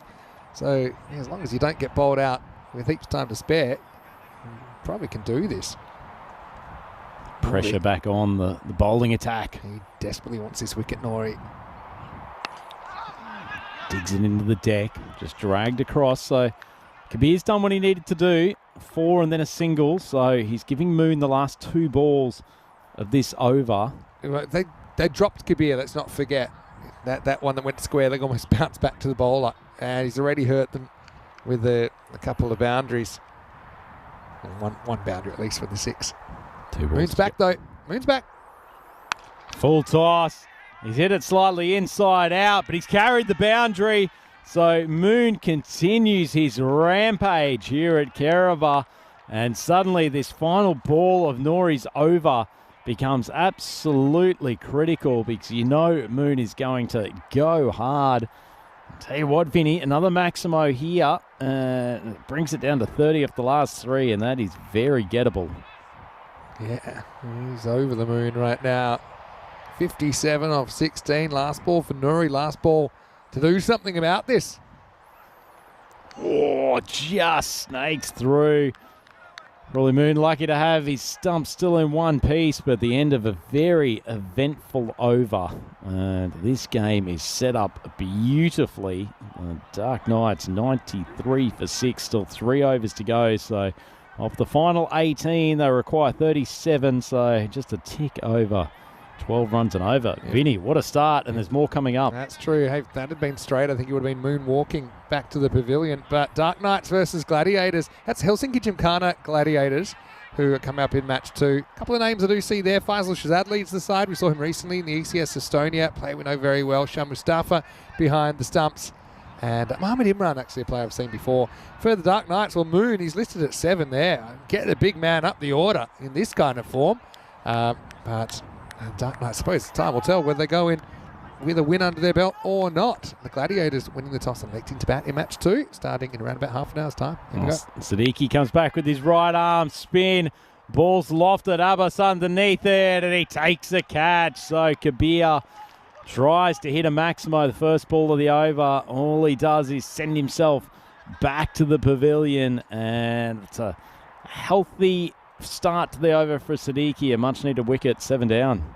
Yeah, and just know Abbas isn't going to drop too many catches. He's there for a reason. Knew exactly where he was compared to the boundary as well. So it's a kind of very similar innings in a way. 93 for 7.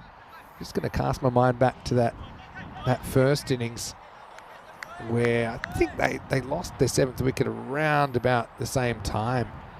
I suppose, yeah, they were having the same kind of issues.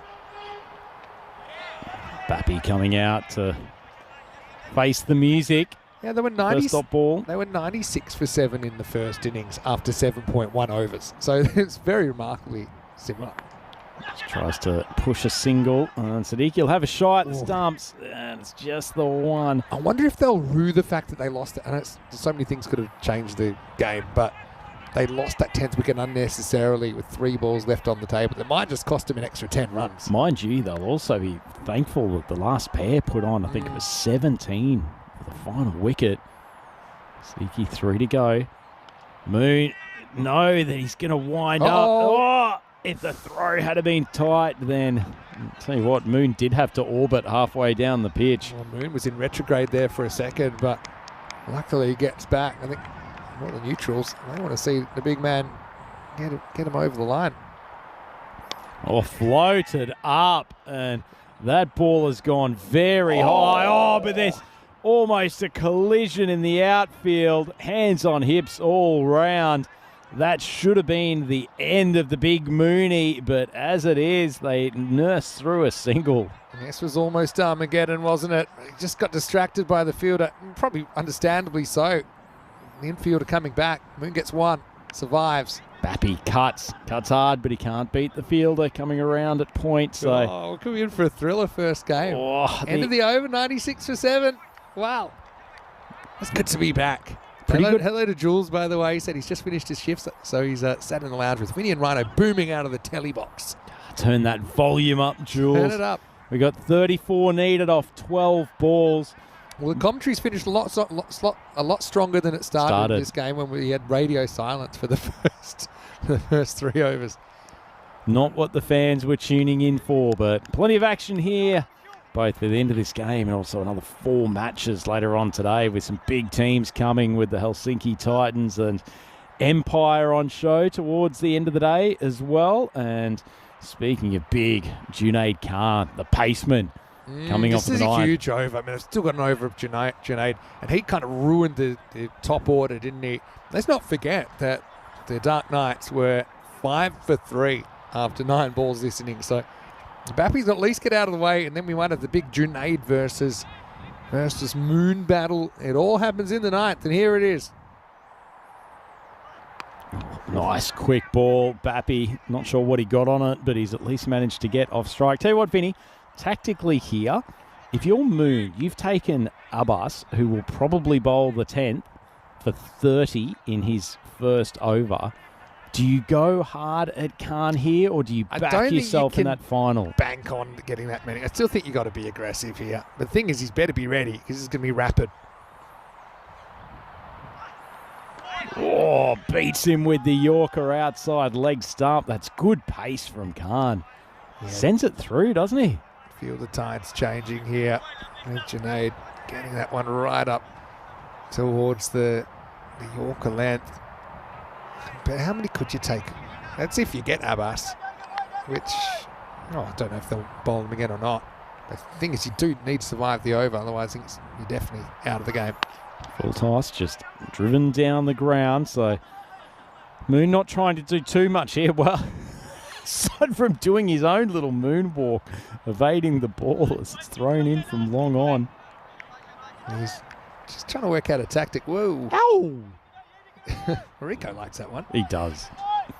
I think Junaid's no real secret about what he's going to do. He's going to go full in the stumps here. So Bappy's probably just got to at least survive it. Oh, of course, he goes shorter, and this is up in the air. It's going to be 6. That's why I thought Junaid, if he was smart, he would stick to the Yorker. Instead, it's a bonus 6. Bappy happy, Maximal, and the 100 comes up as well for the BTCC Dark Knights. Gee, that's a great result, isn't it, Vinny? I'm not sure that Bappy was hitting a Maximo anywhere else on the ground, but the pace of Khan, ball's carried the boundary easily. They've now decided to move a third man down there precisely for that outcome. Oh, a little bit more on the stumps, but Bappy does well. He's making contact.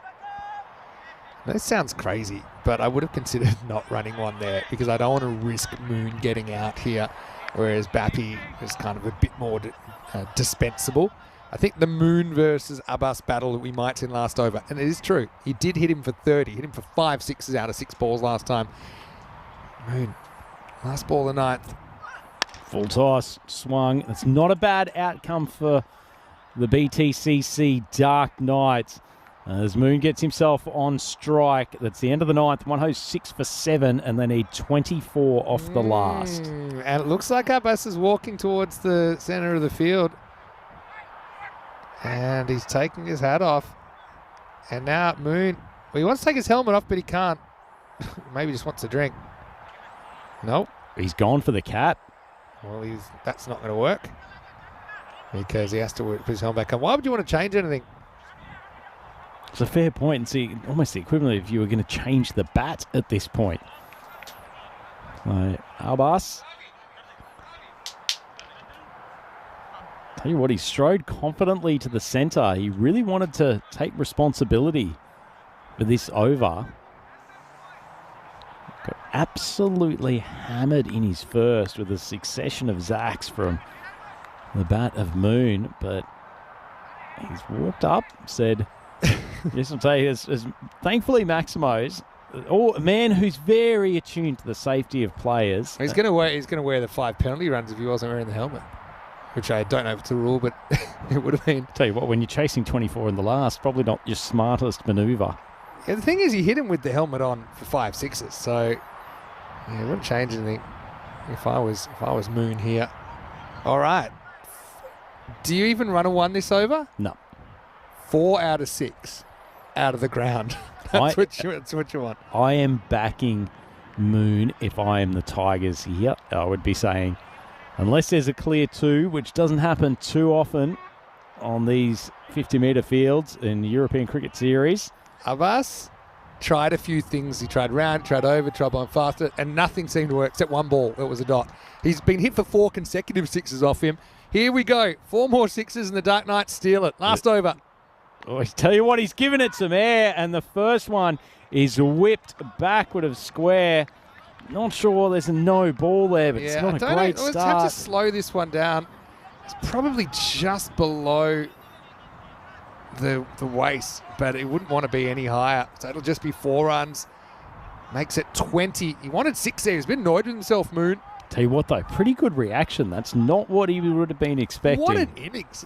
Seeing when he came out. 20 off 5. Oh, he tries to go big. Has he got good enough contact? And the fielder drops it. Oh. It carries the boundary, I think. Saw it as 6, but he's in the way. So let's have a look what the pictures tell us. It gives it everything, the full moon. Let's have a look. Where does this ball bounce? It's drop, but where does it bounce? Bounce over the line? Yeah, that's gone for 6. Oh, so 10 off the first 2 balls.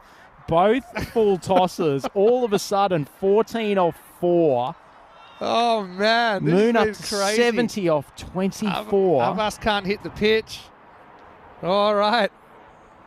Imagine if he bowls a no ball full toss here. He finally gets one to bounce at me. He's got at least a full. Well, he's no way he jumped. He has has so much of his body grounded. When this is it. He has more surface area on the ground compared to any stumping appeal I've ever seen. He doesn't stop the keeper taking the bait. That's the quickest rotation of a moon in human history. What a shot and attempt. All right, we're back. Abbas. Oh, they don't take the run, and Moon's down on his Oh, that was haunches. amazing. So now what's that? It must be 2 balls down. So 2 sixes to tie. That's where we're at. 2 sixes, and we got a golden ball. To be fair to Abbas, pretty good balls the last 2. Well, he knows where he's got to put it. Just got to do it. Surely Moon doesn't have a Moon miracle in him. Maximo or bust? Oh, that was in the slot, and he's annihilated it straight down the ground.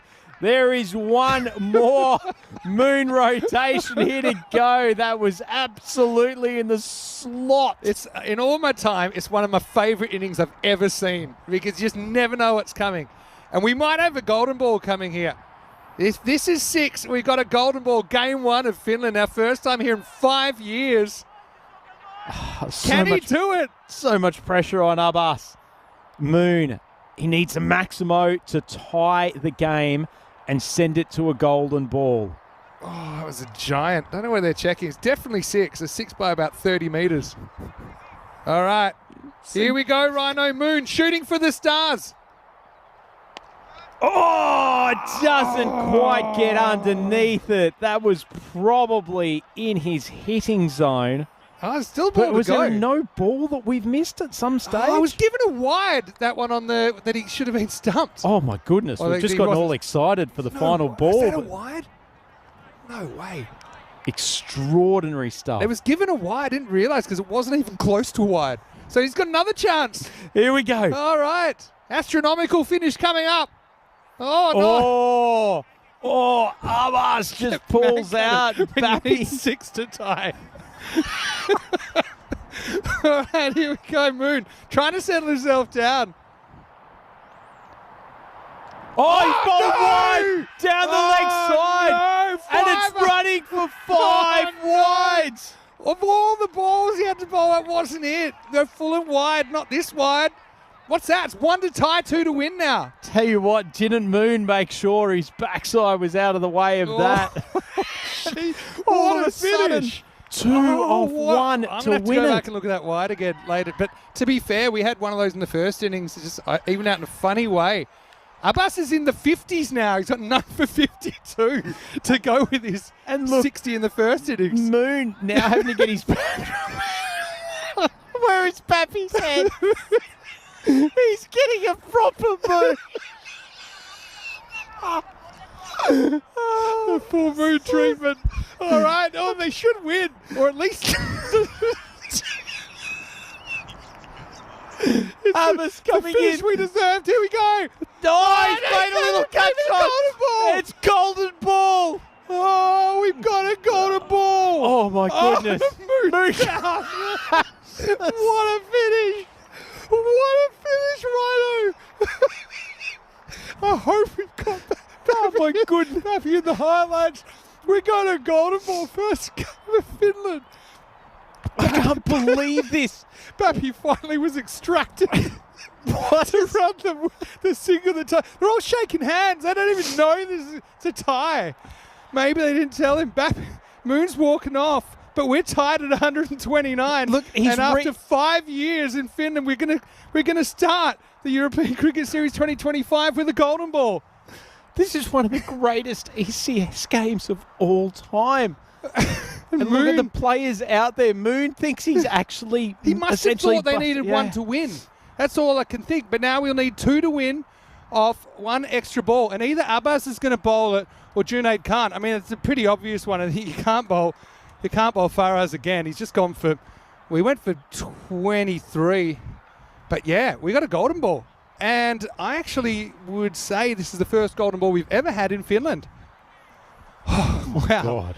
When Bappy had to go the old internals to get Moon ready for the last ball, that's when we lost it. But yeah, this is our 11th golden ball. Oh, well. 11th golden ball of the year. At the moment, it's 6 to the bat, 4 to the ball in 2025. What a game. And that's the thing, he'd never even really looked to... Look at the player from the Tigers trying to explain the golden ball concept to Moon as his head just goes from side to side. He thinks he's essentially messed up on that last ball. Yeah. Bappy just... Because that was probably his best chance to win it there and there. You're against a guy who's just... You're all over him like a rash. But now you're going to have to deal with Junaid Khan coming in and bowling your Thunderbolt. Remember, you've got to face... As a bowling team, you can only use someone that's bowled in the last or the second last over. And, of course, the batting team can use whoever they want that's not out of these two. You definitely choose Moon. Although, if you actually look at the numbers, Bappy was better against Junaid Khan. Although he did get a flying an edge six. Edge for 6. Jeez. Oh, the 5 wides, the minimo. Jeez, it's one of the longer conferences. Moon, I don't know how much moisture there is in him at the moment.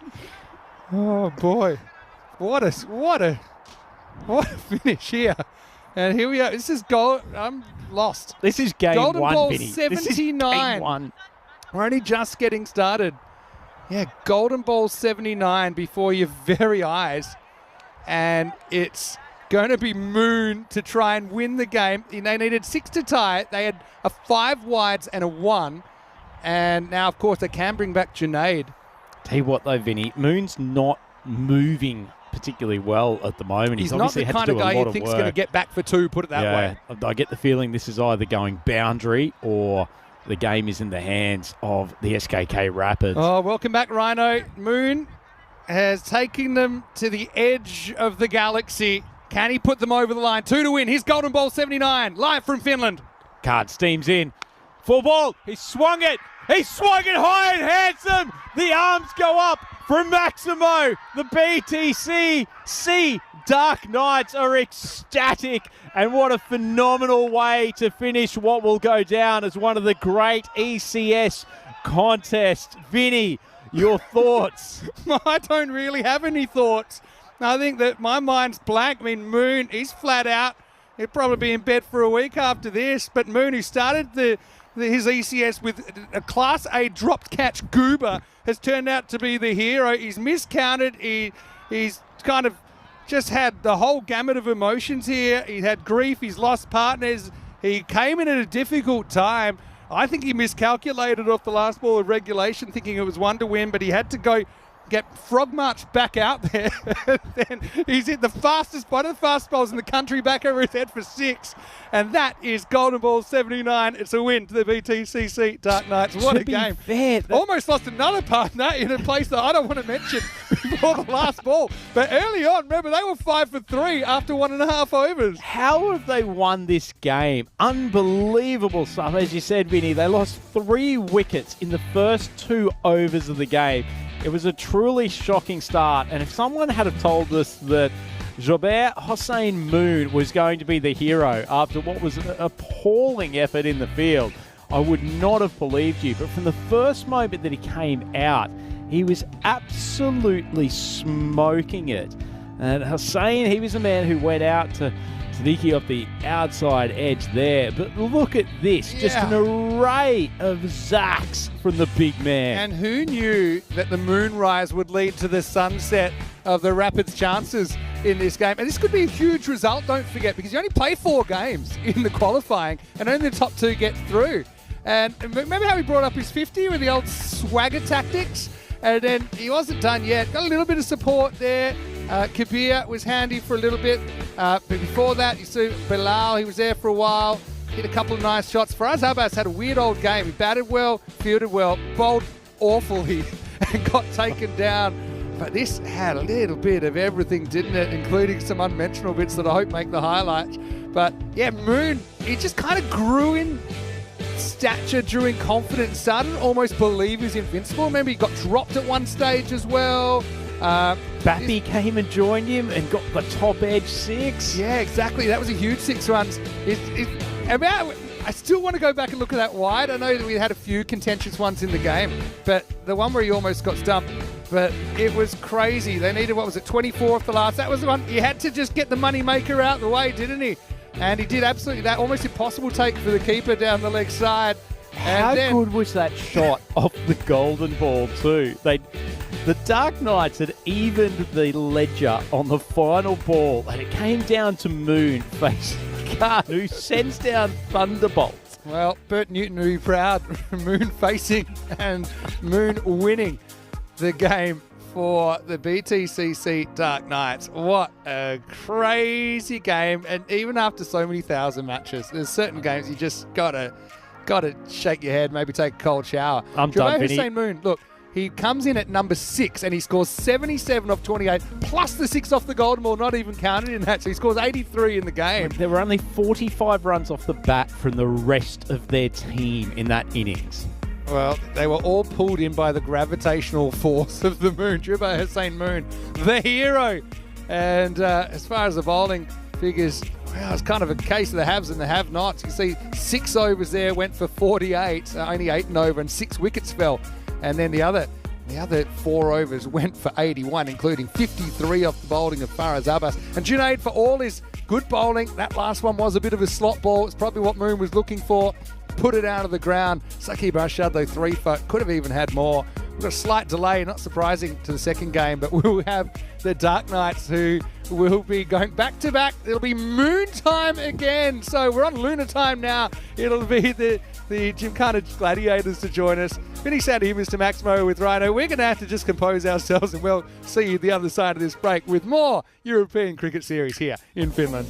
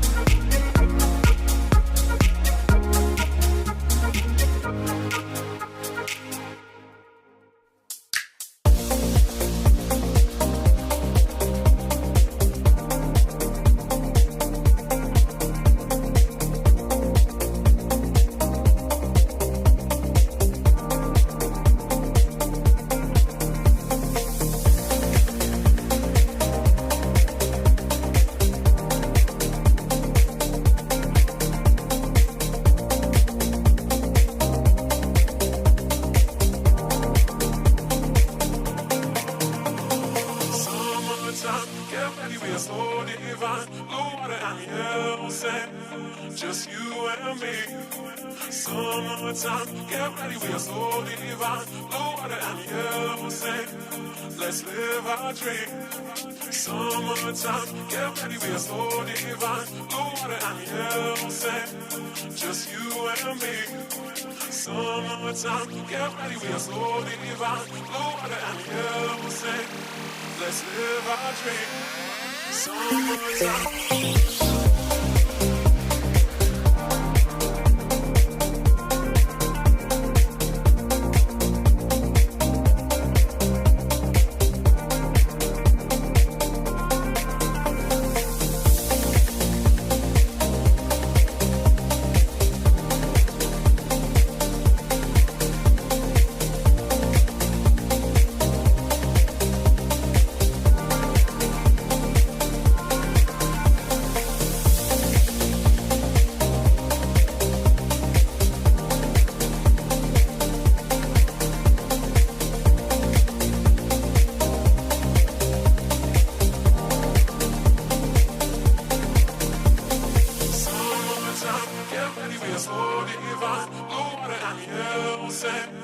Just you and me.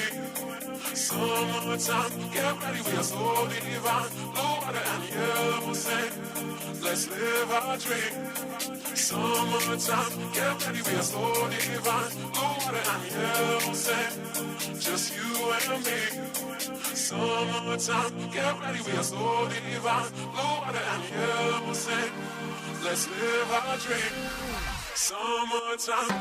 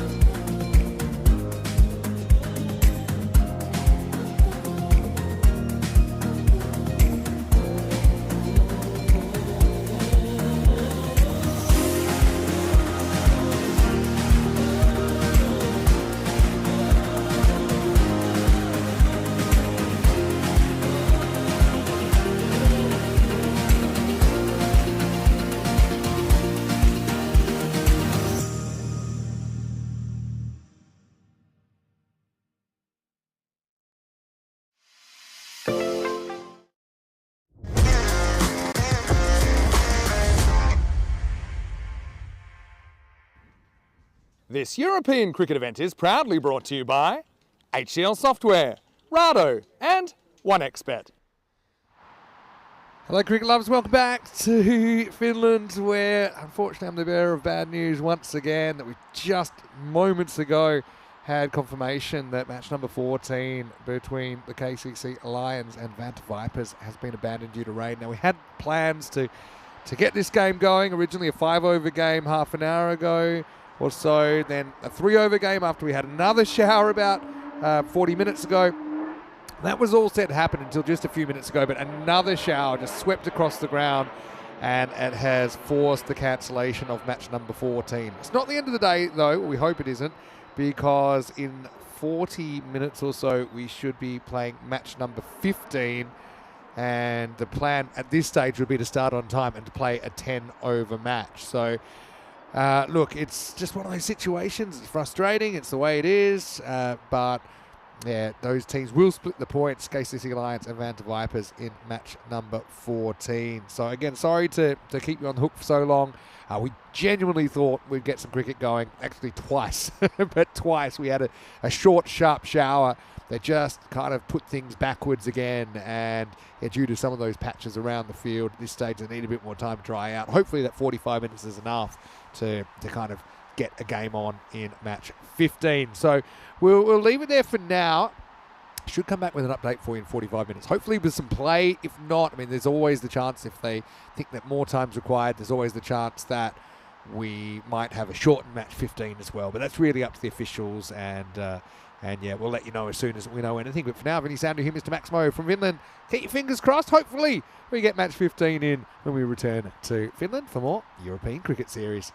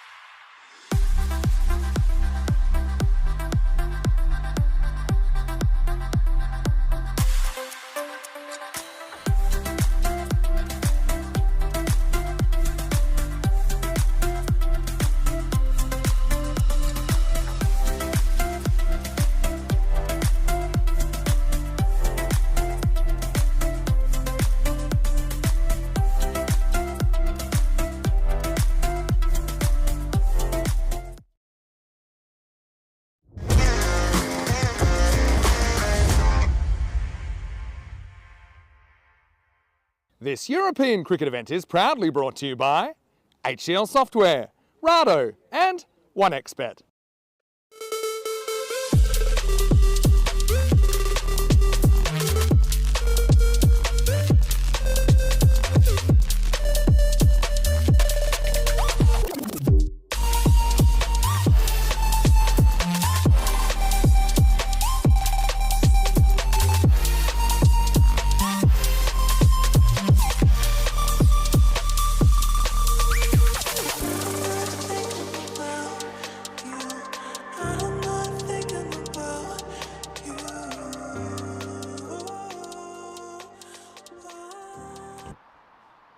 Hello, welcome back. Good news. Ready for some cricket here in match number 15 after we've had plenty of delays. Far too many, if you ask me.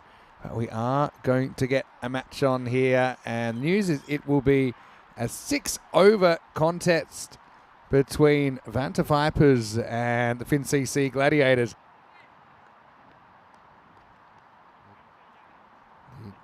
FinCC Gladiators there, a couple of changes. We did see them a little bit early on. Vanta Vipers, they had their first game washed out actually. And so this is going to be the first time we'll actually see them on the park. Vipers winning the toss and electing to bat here in match number 15. Last game of the day. Now, if you're a bit lost, you're probably not the only one. But yeah, we had a start to the day with a 5-over match. Then we did actually have a 10-over match. And then we had a washout, although we did get 12 and a bit overs in that. You can see the percentage is not too far apart here between these two teams, which is a good sign, 6 overs per side. So yeah, we've had a 5-over match, a 10-over match, kind of half a 10-over match or just over that was washed out, and then we've had a complete washout in match 14. But the good news is that we are about to get some cricket, and finally we get to look at the Vanta Vipers. Looking like it should be a pretty tight contest. And obviously, we've been working very hard behind the scenes to get the cricket on. Another guy's been working very hard behind the scenes is my good friend Andrew Ryan. And Rhino, yeah, looking forward to hopefully a pretty tight contest to finish what's, again, been a bit of a frustrating day. But look, at least we will get a resumption. Certainly hope so, Vinny. The weather seems to be holding off for the moment. Thank you to all the viewers for your patience as we tried to get some cricket on this afternoon. Certainly been a slightly wetter day than we'd had forecast earlier today. But good that match 5 looks like we should get through it in its entirety. And a key contest, particularly given some of those abandoned games earlier in the day.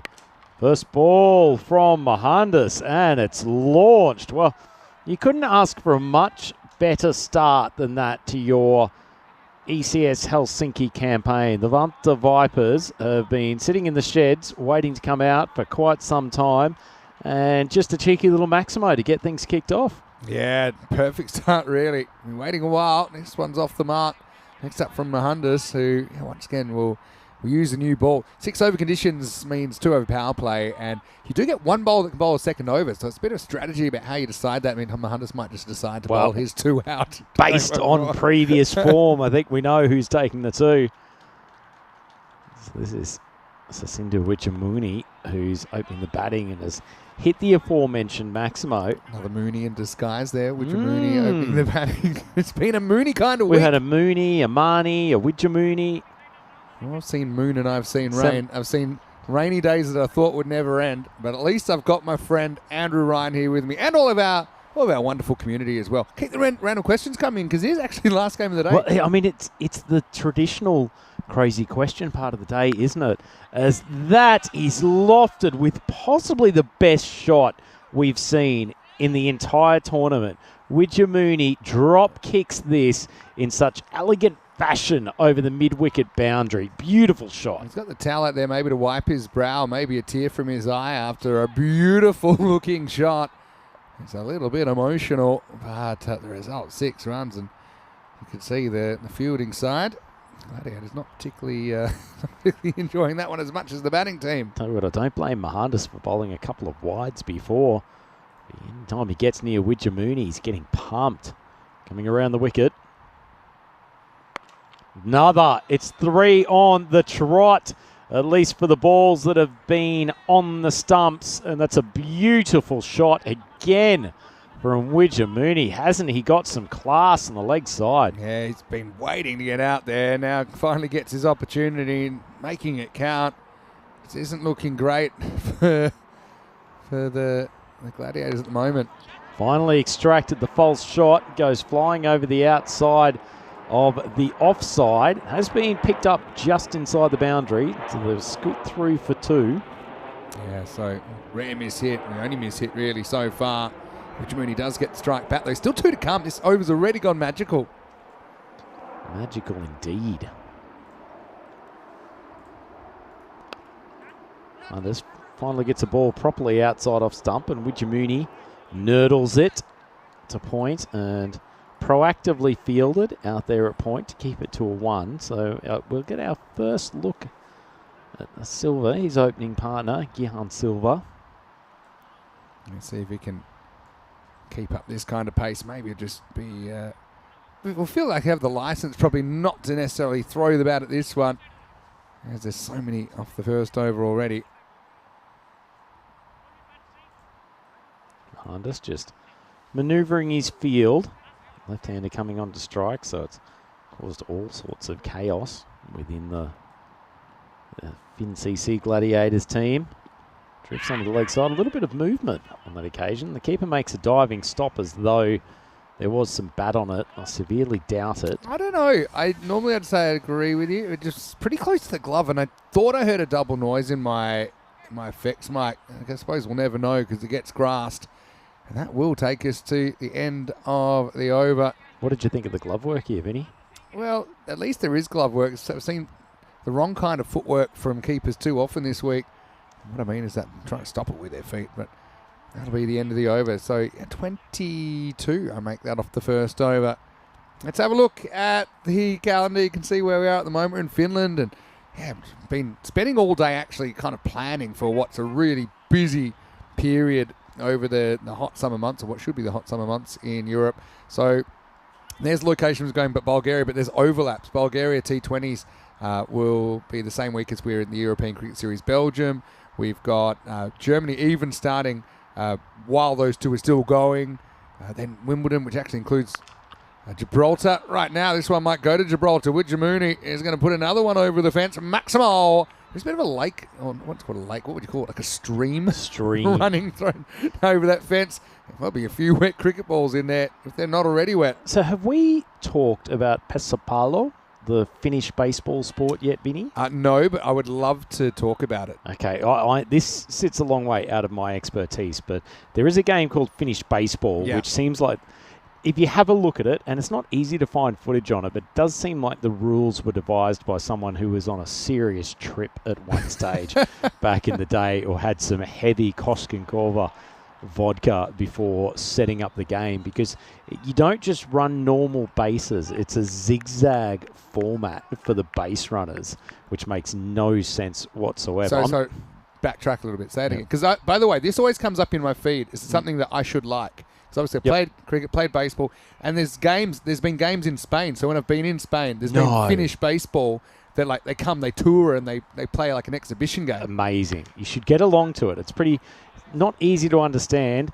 Certainly a bit more complex than Widjamuni's batting, which is just dismantling this FinCC attack. But the reason I brought Pesapalo up at that stage was because one of the brilliant things about it is, even at the professional level, it's played on fields that are quite often connected to the open space. And if a ball is hit that is technically fair, just wait as Kumar strolls in and is driven down the ground, pursuing vigorously that single, and Widjamuni will get through. So if there is a fair ball hit, but it ends up in one of the, geographic features around the ground, play continues. So I've seen a game broadcast on Finnish national TV where players had to go into a stream next to the field and retrieve the ball. And in the meantime, play just continues. Wow. That sounds amazing. I liked how you described how they came up with it as well. More runs coming here with Silva swashbuckling that one behind point, and that'll be 4. He's finally off the mark. Well, Silver's had to watch Uichamuni up the other end, thrash the bowling to all parts of the field, finally gets his own opportunity. I think the thing about finding the ball in the water, I think I have seen that before as well. It's incredibly funny to watch. There's also, there's a Romanian game called Oina. You've heard of that as well? I've not heard of Oina. Oina's got a few quirks like that as well. It seems like you have to run what seems like a marathon after hitting the ball there. But I think in Oina, you throw the ball to yourself and hit it. Oh, that's a pretty good ball from Kumar. But I think that shares the thing that you can hit it into just like a river, and then everyone's the whole fielding team's trying to fish it out. Early cricket was like that. Early cricket, there was long grass, and that's why the lost ball rule or law was around for a long time, which said that the fielders can declare lost ball, and you just get 6, and that was to stop people running more than 6. Wow. Yeah, and I that was actually still in did the not laws. know that. That was in the laws till about 15, 20 years ago. Well, don't have to worry about running 6 on this occasion as Wijamuni continues his one-man rampage against the FinCC Gladiators. Hammers yet another Maximo. Kumar's gone for 22, which is just one run more successful than his teammate, and the Vanta Vipers 46 for none after 2. All right, there's a look at the table, and you can see that the Gladiators and the Vipers, they come into this with just a no result under their belt. So, yeah, FinCC, they had washouts in different circumstances. Vipers didn't actually get on the field. The Gladiators were part of that game, in game 13, that was washed out just before the third over finished. They were probably advantaged by that washout, weren't they? Maybe. It was pretty close to 50-50 in my mind. Okay, I've just seen the base paths in Finnish baseball. I've got a video on it, and I don't play the sound up, but it does seem pretty insane. It is nuts. Why would you even think about... I'm sure there is a good reason for it as at a park. But if you're running to first and someone's running home, can you crash into each other? There's enough space on the field. But and who's pitching? That's a shocking ball.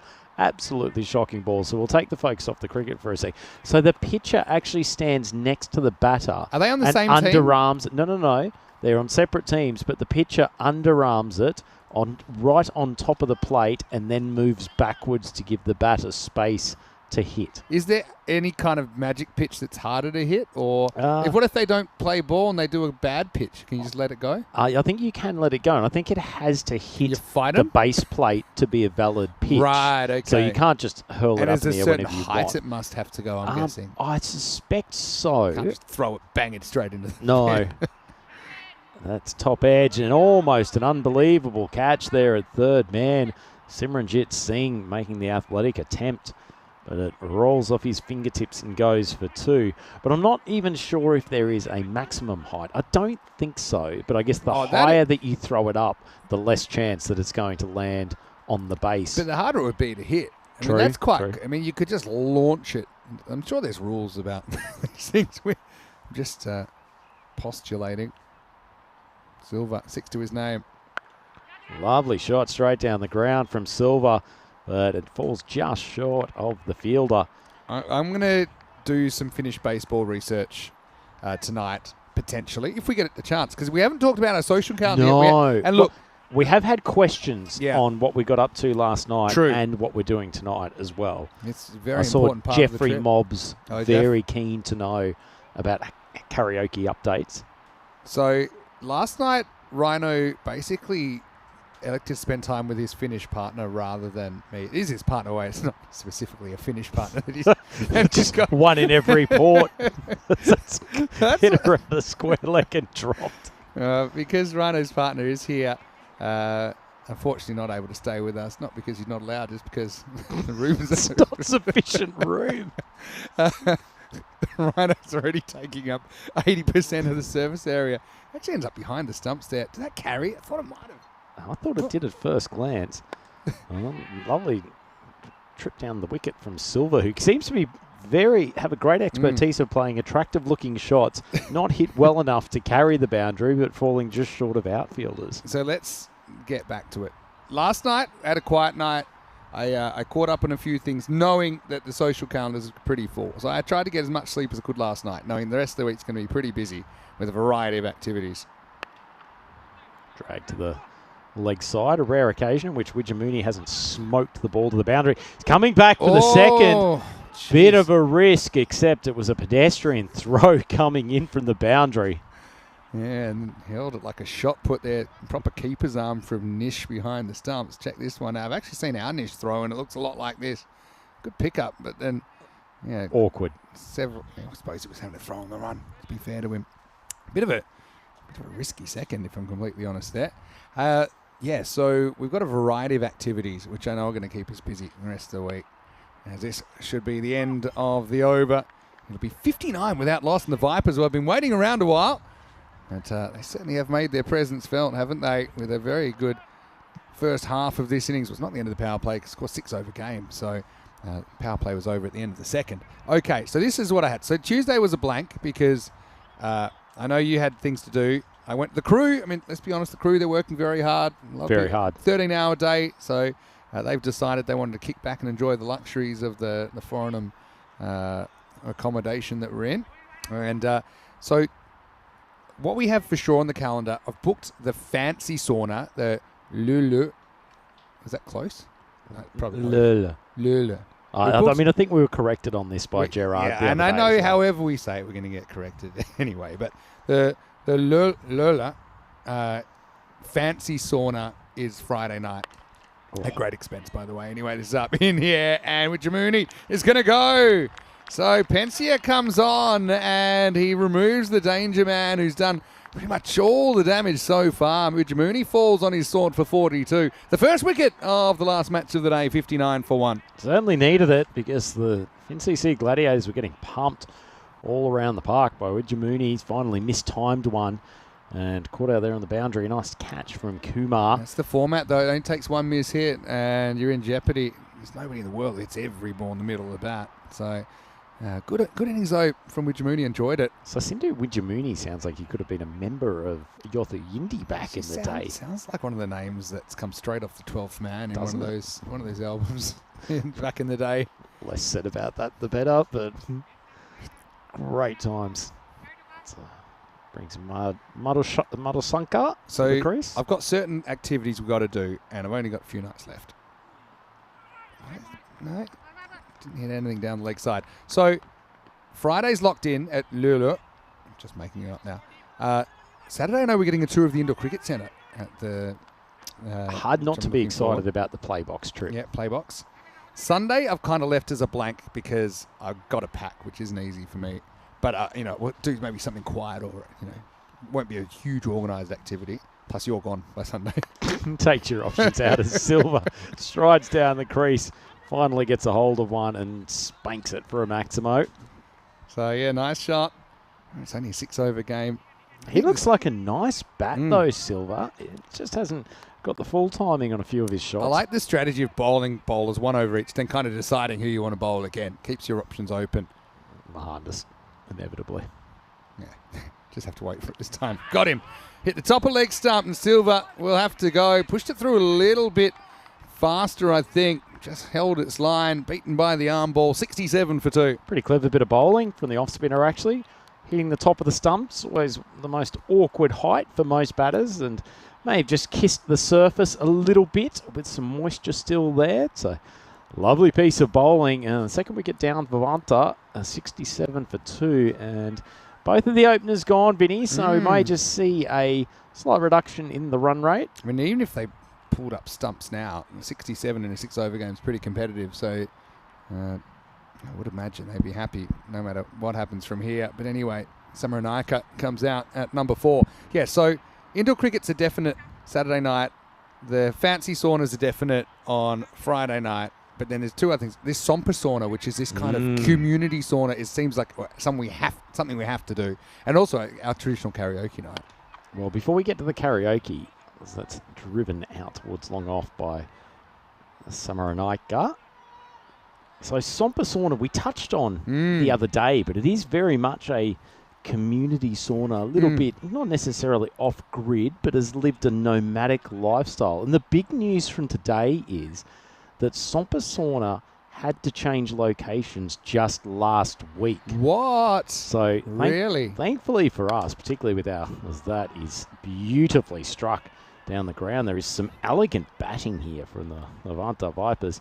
But the news came out that they've had to change location. And fortunately who's for us, forcing this change? The police? no, Vandals? It's more so they seem to get temporary licenses for constructions on areas that are, I think previous venues, for instance, have eventually been turned into apartment blocks. And so they've had to shift once construction has started. So that seems to be the story. But so Sompa Sauna has got a new venue. And so there's only 2 saunas currently in operation. And the message from the website is bring your own firewood and sauna water. Which you and I... water.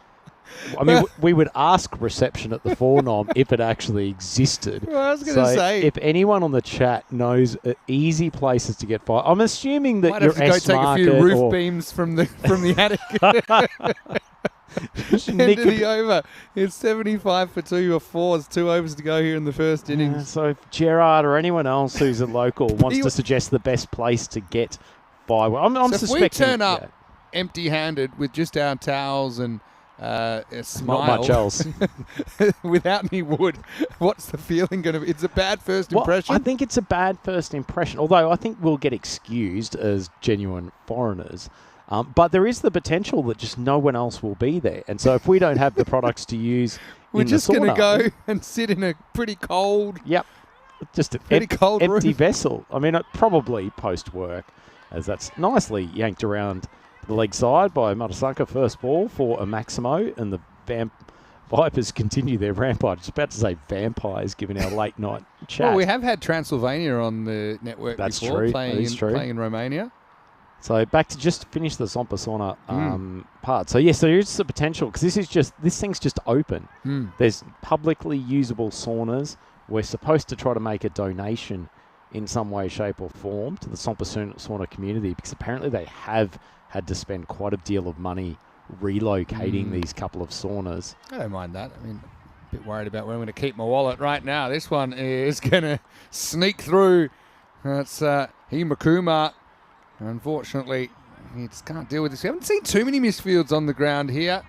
But this one, I suppose that second bounce, just an awkward amount in front of him, and he couldn't just. Over goes the fielder, and the ball goes for 4. The first time someone hasn't kept their legs together. The field today, nicely left by Matasanka. As Adabaka pumps it down the leg side, he swiftly made a change to bowl around the wicket. Well, Jared Brady said, just going back to the Finnish baseball, the women catch better than our men in the cricket, he says, as they're very good. Took him a whole game to understand it when he was watching the women's. But, yeah, it says it's definitely a good sport to watch. Huge. Absolutely belted by Matasanka. That's a gigantic Maximo. Brilliant strike. Yeah, again, fairly high bat grip. Gets that bat speed through and just plays it on length. Hammers it out of the ground. Jesus, it's going to be a tough ask for the Gladiators in the second half of this one. That is an interesting bowling action. It's a full toss that is pumped pretty high, put down by one of our, probably the 12th man. I'm pretty sure you can keep that vest on for a while after that if there is an injury. He'll be saying, you know what? Give us your views on that delivery, Having said Vinny. that, well, look, I mean, there's no secret. Adapaka is flying a bit close to the sun sometimes with his delivery, but I suppose they'll have a look at it. But yeah, if I was Matasanka at the moment, I'd be saying, umpire, let him keep going. If he's happy to give me full toss, yeah, true material that I could work with. All right, so I'm quite excited by the social calendar and this idea of this mystery sauna. That's popped up. Fielders converging. 50-50 chance here that they'll take the catch. Uh-oh. Up, there we go. One of the fingers has gone down. Yeah, let's have a look. I mean, it really should have been caught. Right. Fielders around the corner. Maybe not the specialists. Had a second bite at it as well. I think he was already kind of stunned by the blow on the end of the finger on the right hand. It will be a single. Step down the wicket. Well, trying to give as much catching practice as possible. It's not working, though, as unfortunately Gaurav Pensar, who bowled a couple good over earlier, drops what he should have taken. And that's the end of a tough over from Adabaka. He goes for 40 off 2. And in a 6-over contest, 102 for 2. 5 overs down. It's a pretty good score. Having a look at what we'll come back to tomorrow, assuming we survive the Sompassauna tonight, we'll come back to Group B matches and hopefully an uninterrupted day's play with 5 games scheduled. KCC Lions versus the Gladiators first up, but each of the teams will play 2 more games, and then we have to make the cut. I feel like we're just getting to know Group B, but that's how fast this tournament moves with the BTCC Dark Knights and Hadley's Empire 11 waiting for the 2 top teams of Group B on finals day. Join us same time, nice and early, 6:15 AM GMT, 8:15 in Central Europe and 11:45 in India. If you are in Finland, that's 9:15 because Finland's actually an hour ahead of Central Europe. And they're certainly ahead when it comes to the sunlight stakes at this time of the year as well. Okay, so Sompassauna, that's a lock. We've got to go. It's a mystery. We'll find whatever's there. Yeah, we'll find out.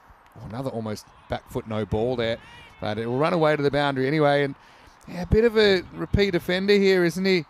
This is Himu coming on. But I don't know if we can show this one where his back foot lands when he bowls it or just before he bowls it.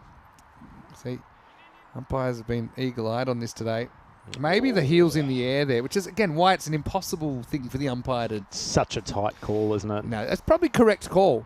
But the point is, how can you see if his heel's on the ground or not from the umpire's angle?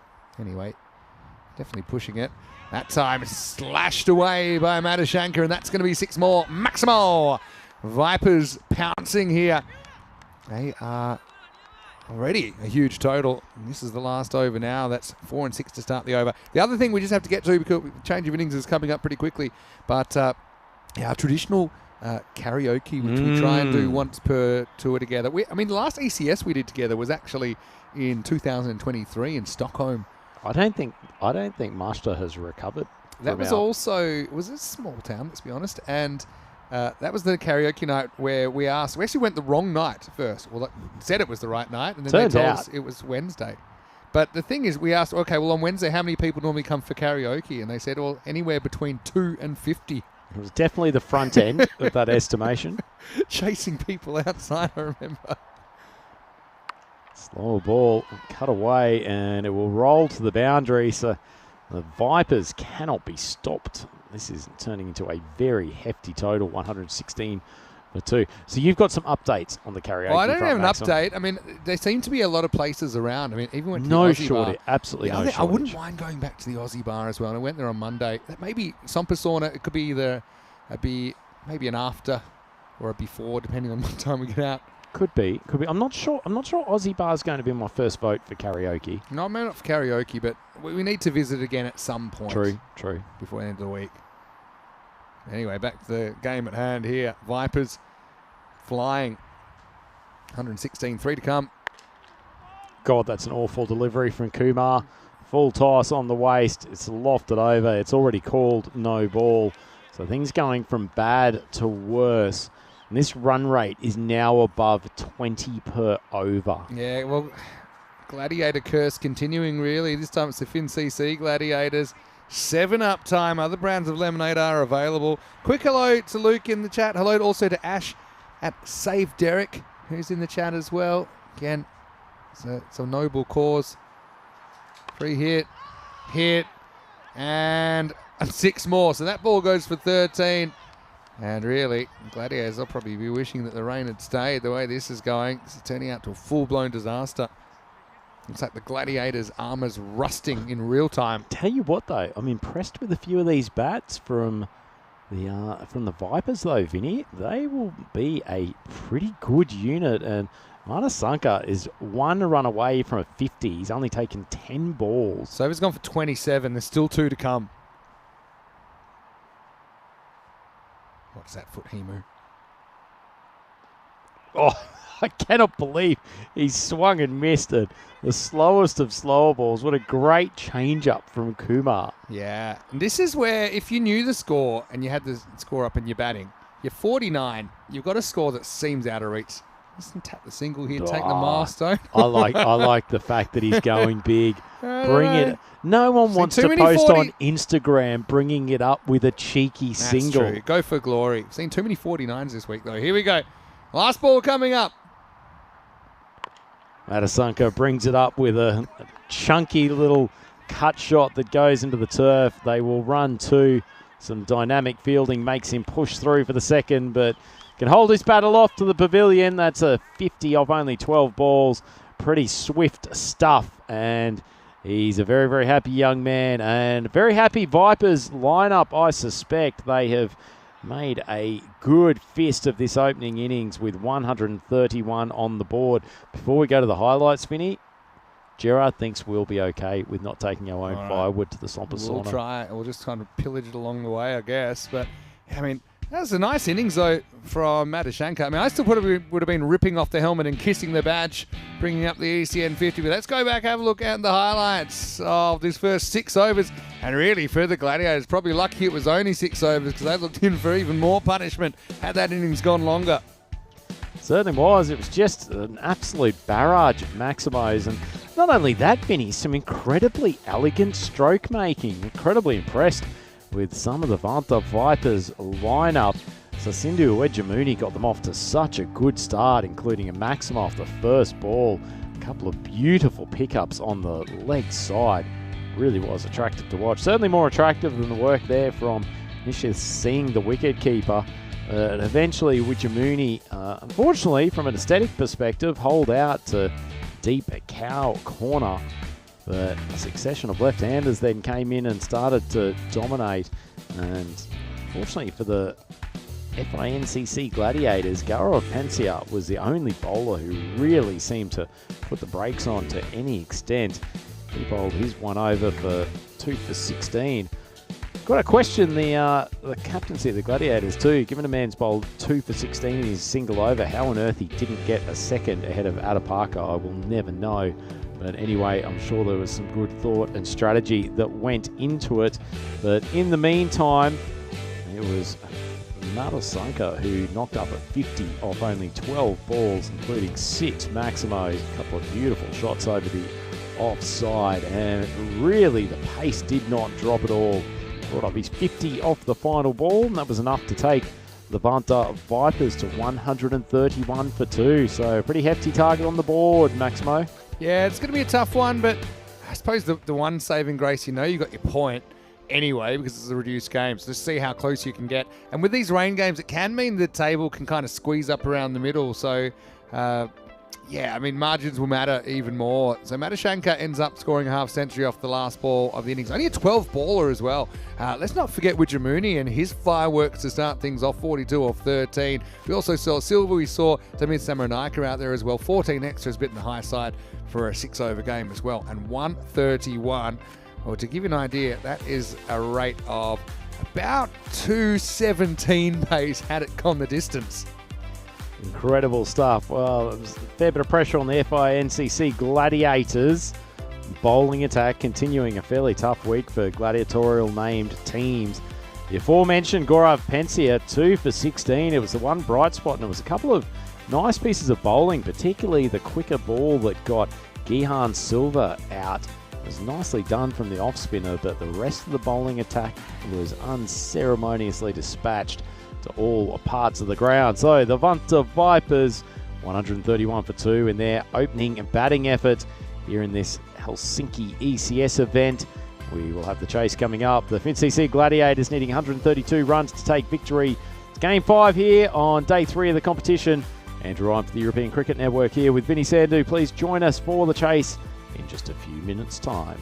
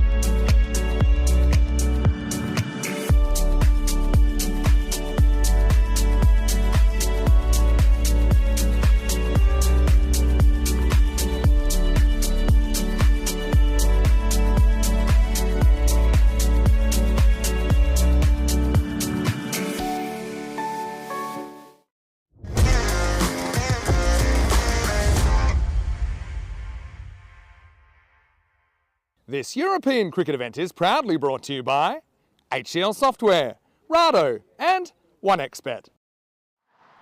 European cricket fans, welcome back to the Kerava National Cricket Ground here in Helsinki.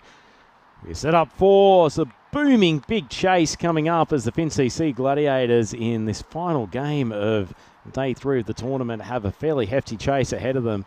It's been reduced to a 6-over-a-side game, and the Vanta Vipers in their first stretch out here at the tournament have put on a mighty 131 for 2 off their 6 overs. So there's the playing conditions up on screen.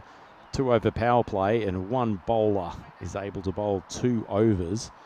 Unfortunately for the FinCC Gladiators, their 2-over bowler, Adapaka, went for 40. The rest of the team also got pumped aside from Gaurav Pensia with 2 for 16. But the Vanta Vipers are powered by Matasanka, 51 not out off only 12 balls, and Wijamuni, who opened the innings with some elegance, scored 42 off 13. So it is a tough chase in front of the Gladiators. Good chance for us to see the Vipers bowling attack in action. And it doesn't look like that man Matasanka will take up the attack. The first over, as we said, this has been reduced to a 6-over game. And this is not something you see every day. A bowler taking one of the 30-over circle discs and using it for his run-up marker. Waiting for the umpire to notice what he's done and suggest that he replaces it back. And for any cricket fans, it's extraordinary to see. I guess we're down one less 30-metre circle marker, but how things roll in T10 cricket for the ECS. So Matasanka steaming in, first ball.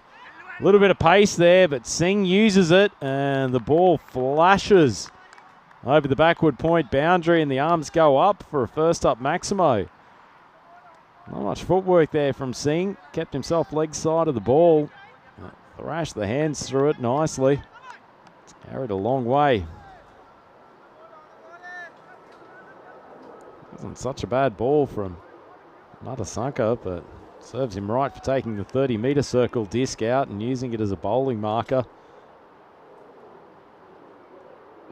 Gladiators needing to go at tick over 21 runs per over. Slow ball, driven, and it beats the field and goes for a 4.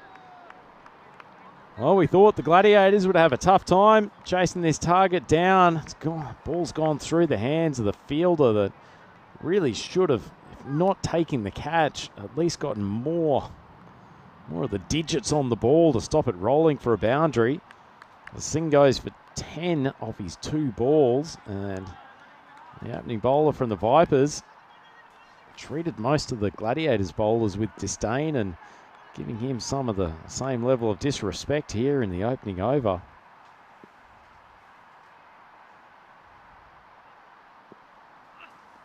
Another slower ball.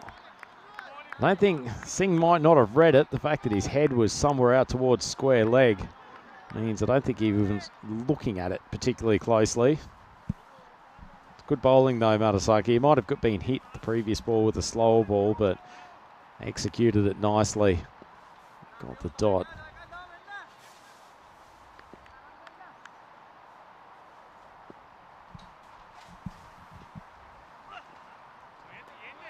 A slight change of pace. The ball just dying as it gets towards the wicket keeper. Actually does a good job. That's Manoj. He's got the gloves for the Vanta Vipers. Would have been a few nervous players out there for the Vipers, seeing first couple of balls go to the boundary, but looks like a quality all-round player, Matasanka.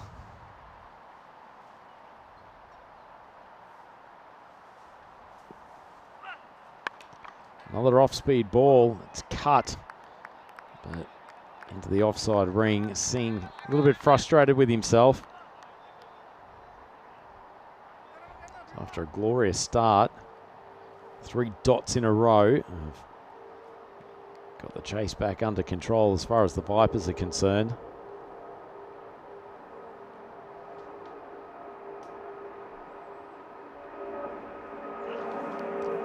Another lofty swing. The ball is racing down towards the finest of fine leg boundaries. Big inside edge from Singh. And so that boundary off the final ball, I wouldn't say that they're on top of this chase, but it certainly keeps them in the hunt. 14 off the first over, all coming off the bat of Singh, who has got Anand. Out there is his opening partner. Been a little while since the first golden ball that we had this week, which was in game 1 on day 1. Magnificent win for the BTC Dark Knights. It'll take some effort from the Gladiators batting lineup to even give us a sniff of a golden ball. An equation, 118 runs off 30 balls, certainly not in their favour at the moment. Even so much that the Vipers have gone truly alpha and have put a slip in. Well, they had for a moment, disappointingly. He's been moved around to stand on the 45, sitting on the 30-metre circle. It's Priyan De Silva taking up the attack, second ball, so second over, I should say. Very stutter step run up.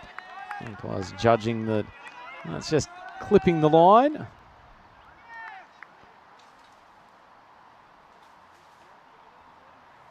Remember, wider judge based on whether or not the ball has taken any part of the line at the intersection of the popping crease.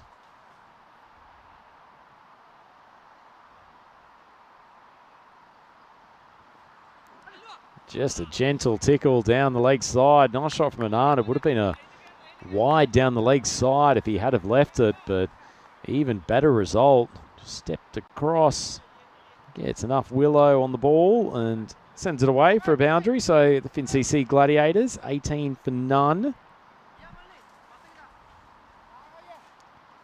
Not sure whether he always has a stutter step run up to Silva, but he certainly seems to be a little bit uncomfortable with the running at the moment. There's still a little moisture around from the rain we've had earlier today, although the weather now is tremendous in comparison to what we have experienced the last 2 days. Ball's wide of off stump, cut away, and the runs continue to flow. Another boundary. Gladiators, 22 for none. Still a long way to go, but runs coming thick and fast, if not always under complete control. The way things are going,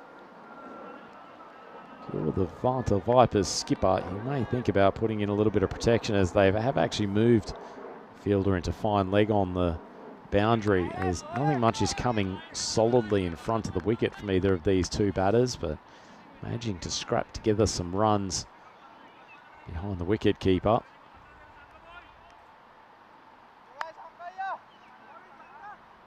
Two balls to go in this second. Reminder, it's a 6-over game only. The man from fine leg is now being moved up inside the circle. He's still pretty fine on the 30 metres. Full toss. Hammered. Smacked away to the leg side from Maximo. Well, that's exactly what the Gladiators needed. Silver's been a little bit untidy in this over. The first time he's drastically overpitched, though. Not a good delivery whatsoever. I'm sure that will be reviewed for no ball. Fairly high. Haven't got the side on replay to check it in detail. Did feel like one of those balls that was above waist height when he struck it. Umpires just still holding play while they're waiting for the call, so carry on, gentlemen. Wide ball outside off stump. Something resembling a cut shot from Anand, but he can't make contact, and so that's the end of the second. And the FinCC Gladiators now 28 for none. So a pair of 14s, not a bad start in the overall scheme of things, just When you're chasing a target of 132 off 6 overs, you really need to be in the 20s from the get-go. And a man who is always ready, but I will question whether he has seen anything in his time like this, Mr. Maximo, the opening bowler, picking up one of the 30-metre circle discs and using it as his bowling marker. Have you seen this before? Well, I haven't seen it like that, but I do know there are quite a few places that use... Oh, no, now he's tripped it's the over revenge it. of the disc. The disc is making its mark. Oh, Karunaratne. I love a replay here. It's the revenge of the disc. Isn't that one of the Star Wars movies? It should be the sequel. Wow, okay. Well, I'll come back to that in a second. How has that not taken the stumps? The But I was first ball from say, Karunaratne. There's quite a few places where they'll use the same markers for the circle as the bowling marker, but generally there is one designated one. You don't just go as opposed to just going and picking it up. To pick one of them up. Some of them have different colours, etc. Extraordinary stuff. Left armour pumps it slightly short of a length. It's just pulled around, and wouldn't say it's the quickest single that Singh has taken, but he's managed to get through safely. Yeah, so not too long to go. I think it's tough old finish to the day. This is why, you know, a lot of these games, when the turnover is the bonus point, creates a bit of interest in a chase like this. But really, it's just about reducing the margin. Pretty close, just as the line. But it gives us more time to, maybe plan our week in Finland together, the time we do get. I do hear the weather. The term Spain-like was mentioned to me. Hopefully not Spain-like during that Not Empire sure which part of ECL Spain campaign anyone's talking about. Well, that's swung over to the leg side. Head in the hands for the bowler. It's fired in for just the one. Yeah, so tomorrow the forecast is pretty good. 9 to 18. So maximum of 18, and I'm not seeing any rain in the forecast. By the way, Bulgaria is 31 degrees today. That's where we're going next week. Well, a hefty swing across the line from Singh. So that's the good news. Tomorrow, no rain on the forecast. Here's some moderate news. Friday, 35% chance of rain. Saturday, 50, and Sunday, 60. But the good news is also the temperature's going up. 18, 19, 20. So we may be being belted by showers. We'll just be slightly more comfortable. Would we be able to commentate from a sauna? I suspect so. That's not the greatest leave as Karunaratne pushes it. Hashtag respect.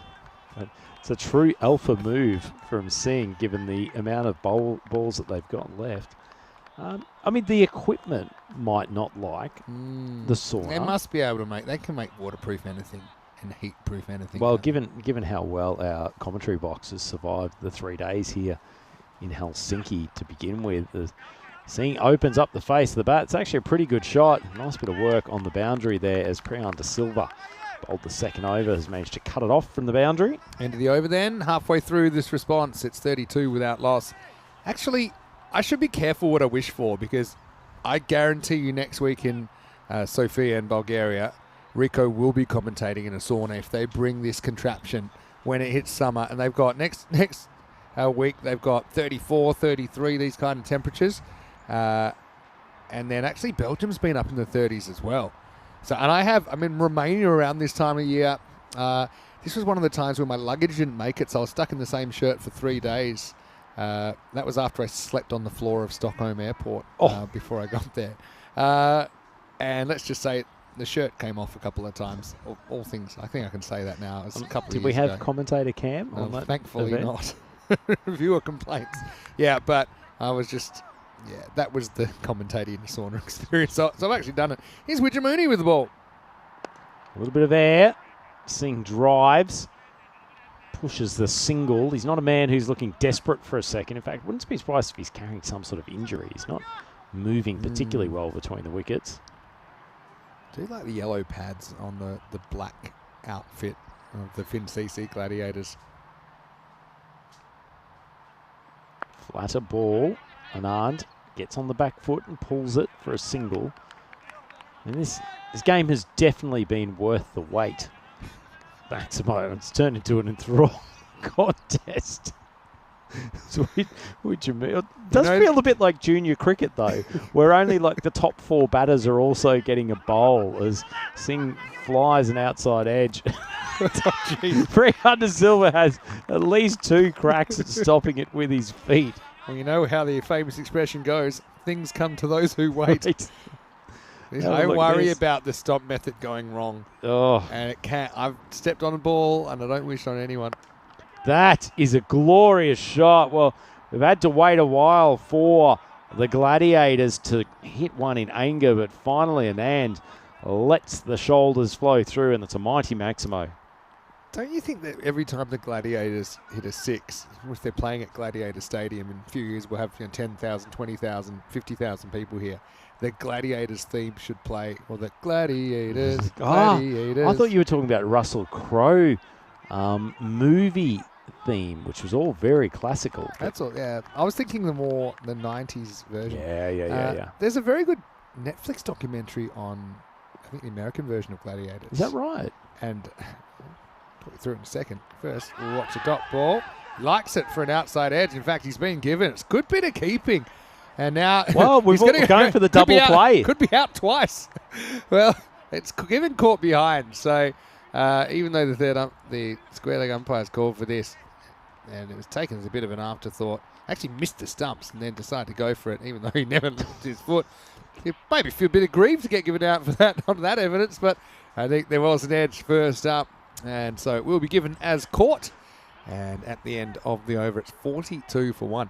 Yeah, so American Gladiators, I can't remember what it's called, someone can tell me, on Netflix, and I've seen a fair bit of it.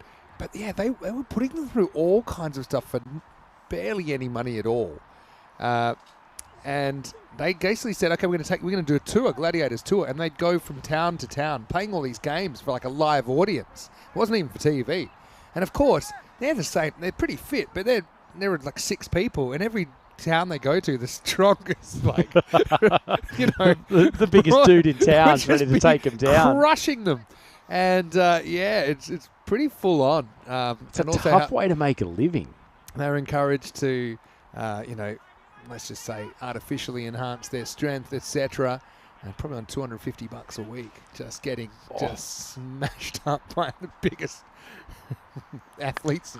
Oh, well, that's going to be up in the air and bouncing just short of Matasanka there. Do you reckon the Gladiators crew were discussing the American version of Sompa Sauna as a thing to do on a Wednesday night? They probably could have used it. Yeah, it was called Muscles and Mayhem, an unauthorized story of American gladiators. I love a good unauthorized story as Chowdhury smacks it to cover. There's no run. Finally, someone from outside the key group is getting a crack here as Nirashan being brought on for the 5th over. Close shot. Australian Test team. Good call. Chowdhury smacks it straight down the ground. So good shot. As the Gladiators, why don't we set them a target here, Vinny? Get to halfway to the imaginary target. Yep. Okay, I'm going to ask. I feel we need something to talk about. I'm going to use artificial intelligence to set a target. Okay, I'm giving them 66 because the target's 132, and Chowdhury is doing his best to take them there. That ball's lofted, not quite as much velocity down the ground as he would have wanted, but Nirashan doing a decent job with the ball here. So the actual target is 84 off 8 balls. I want them to score 18 in 8 balls. All right. Well, after this ball, I'm going to set a target. It's an ordinary delivery, but it's cut down into point. And they won't take the single, so it now becomes the Rhino target of 18 off 7 balls. Just for anyone listening at home, this has absolutely no relevance to the end standings, but I feel like we've got to do something. That's a beautiful outside edge, and that will help them get to the midpoint target a little bit easier. Flies away for a boundary, and that leaves them 1 over. And to get my revised target of 66, they will require 14 runs, which I'm sure everyone at home will be absolutely glued to their seats to see if they can chase down this imaginary objective. Okay, can I be honest with what I said? I said I'm commentating a cricket game, 6-over match. Batting team is 52 for 1, of 5 overs, chasing 132 target. They won't win, but what's a good target for them to score last over? And you know, it always gives you a nice response. It's like, nice. Sounds like you're in one of those commentary shifts where the drama has well and truly left the building. Fact. Absolute fact. Well, I don't know. There's always some drama left. I'm not saying we can't provide entertainment. It's probably just jeopardy and drama. Okay, I'm gonna do something even more fun. Mm-hmm. I'm gonna let ChatGPT commentate this last over. Maximo putting his career on the line. That is a nice bit of keeping as Samarayaika. That's a short ball down the offside. Chowdhury. Okay, he swings and misses. The keeper's whipped off the bails. They're going upstairs. That was a big heave outside off, and for a moment there, he lost his footing. Not true. Stumping appeal on the cards. Has he dragged that back foot? Pause for replay check. Oh, tight one. Looks like the toe might just be grounded, and yes, not out is the call. How has ChatGPT determined that? It just said it. It knows. Well, does ChatGPT know that Chowdhury's finally smoked one over the boundary? A much-needed Maximo for the Gladiators. 74 off 4 required. Short one, and that's been hooked away, all the way for 6. He was ready for it, rocked back and sent it sailing over deep backward square. That's the response you want after a shaky first ball. Eyes lit up, got into position early and gave it the full treatment. Clean as you like. Jeez, maybe ChatGPT can actually replace us. I can finally retire, Rhino. Can you ask them to do it in the style of Corey Rutgers for the next ball? Samarayaika. Off-speed ball, just driven straight down to long off, and they'll just take the single. Come on, Maxi. I'm asking. I had to give it a double response. All right. Corey Rutgers energy. Full this time, driven straight down the ground to long off. Just a single. That is so Corey at this time of the day. Nothing coming. ChatGPT maybe really knows the commentary box. I've asked for ball 4, swing and a miss in the style of Rico Full. Oh, he swung hard, but he's got absolutely nothing on it. Fresh air. That one's through to the keeper. No run. He was looking for another 6 in the over, but instead he's just done some gardening out there. That was a huge swing. Almost lost his balance. And the bowler, well, he won't wind that 1 minute. A non-topper ball. And even the outfielders not putting in too much effort at the moment. They're conserving their energy for what will be a massive day of T10 cricket tomorrow. Tried to go big again, but that's just a mistime push. Pops up safely into the covers, and they'll trot through for a very unremarkable single. Love it. Unremarkable single we might use. Well, the keeper could have brought some quality to that last over, but unfortunately, Manoj has fumbled the ball, and the FinCC Gladiators will escape without another wicket falling. Ball 6, he charges down, swings, misses, and the keeper fumbles. Oh, he had him. That should have been the stumping to close the innings, but the chance goes begging. All action, no result on the final ball. They'll end up with just a dot, and the bowler gets away with one there. All right, would you like a quick summary to wrap up the innings as a whole? Yes, please. And now, I love random last game. All right, so they finish on 60 for 1. Well short of the target, but a couple of big hits in that final over gave them something to take away. In the end, a chase that never really got going, and the bowling side cruises to a comfortable win. They needed a miracle. They got a cameo, 66 for 1 at the close. And the only thing in danger was the boundary rope when those sixes came flying late in the innings. But it was never close. A one-sided affair from start to finish. Rhino, take the first half, because I've got the second half of the highlights. Let me just type it into the artificial intelligence. Well, before our new colleague. Before Maximo GPT takes over. Oh, mate, you might be running out of time because our highlights package is about as short as the odds were of the Vanta Vipers losing that game. That was a comprehensive victory as they have kept the FinCC Gladiators to only 60 for 1 in their pursuit of a ginormous 132-run target. Abhinav Anand, he batted actually pretty well in the end, 29 off 15. Chowdhury struggled to get going, as did Singh aside from early boundaries. Have you got something for us, Maximo? Oh, no, just the Croom's comment said ChatGPT and Corey style. I'm out. But I have asked him for a match summary for commentary. Yeah, Vantage Vipers have absolutely dominated this contest, posting a mammoth 131 for 2 in their 6 overs. It proved far too much for the Finland CC Gladiators, who crawled to 60 for 1. 10 and overs a crawl, falling short by 71 runs. Matashanka was brutal at the top with 51 of just 12 balls, clearing the ropes with ease, well supported by Wijamuni, who cracked 42 off 13. And Wijamuni backed up his batting with the ball, conceding just 10 runs from his over and picking up a wicket. And Penshia, pick of the Gladiators bowlers with 2 for 16, but it was little consolation. Maybe I'm reading, but I feel like I'm reading a script. I have done this. Obviously, everything we do here is unscripted. Otherwise, you need a lot of paper. But yeah, I think we need to try. We can't be that far off just letting it watch the game and give you the commentary in whoever style you like. Give me 50% of the what you're paying me to do nothing, and then we'll be in business. But anyway, Ryan, it has been a fun end to the day, I suppose, but it was a frustrating day with the rain delays. In the end, we got 4 games started. I think we got 3 results in the end. And Vantage Vipers, obviously, they missed out on playing in the 4th match of the day, but they certainly made their presence felt in the last game of the day.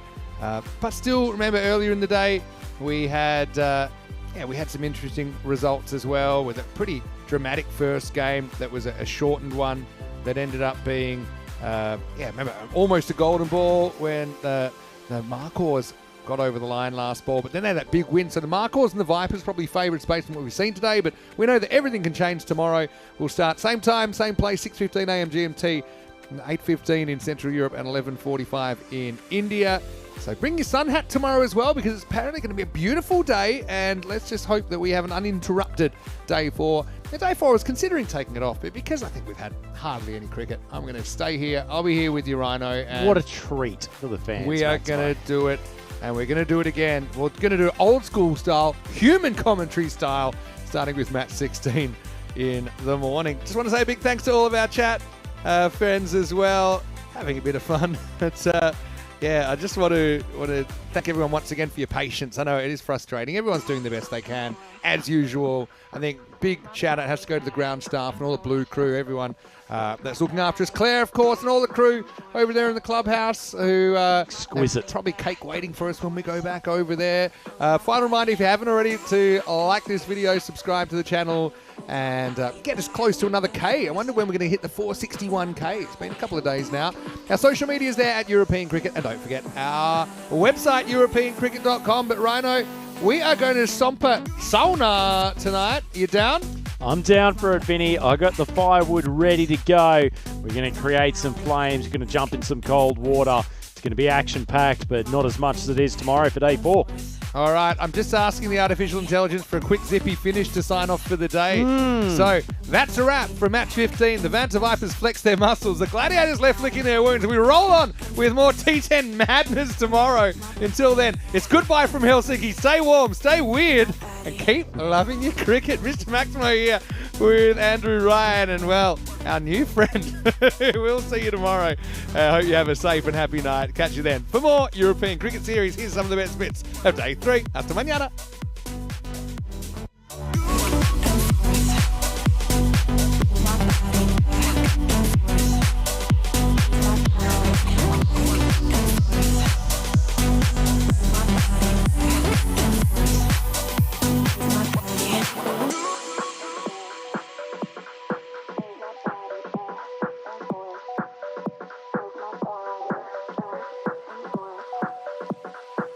My body,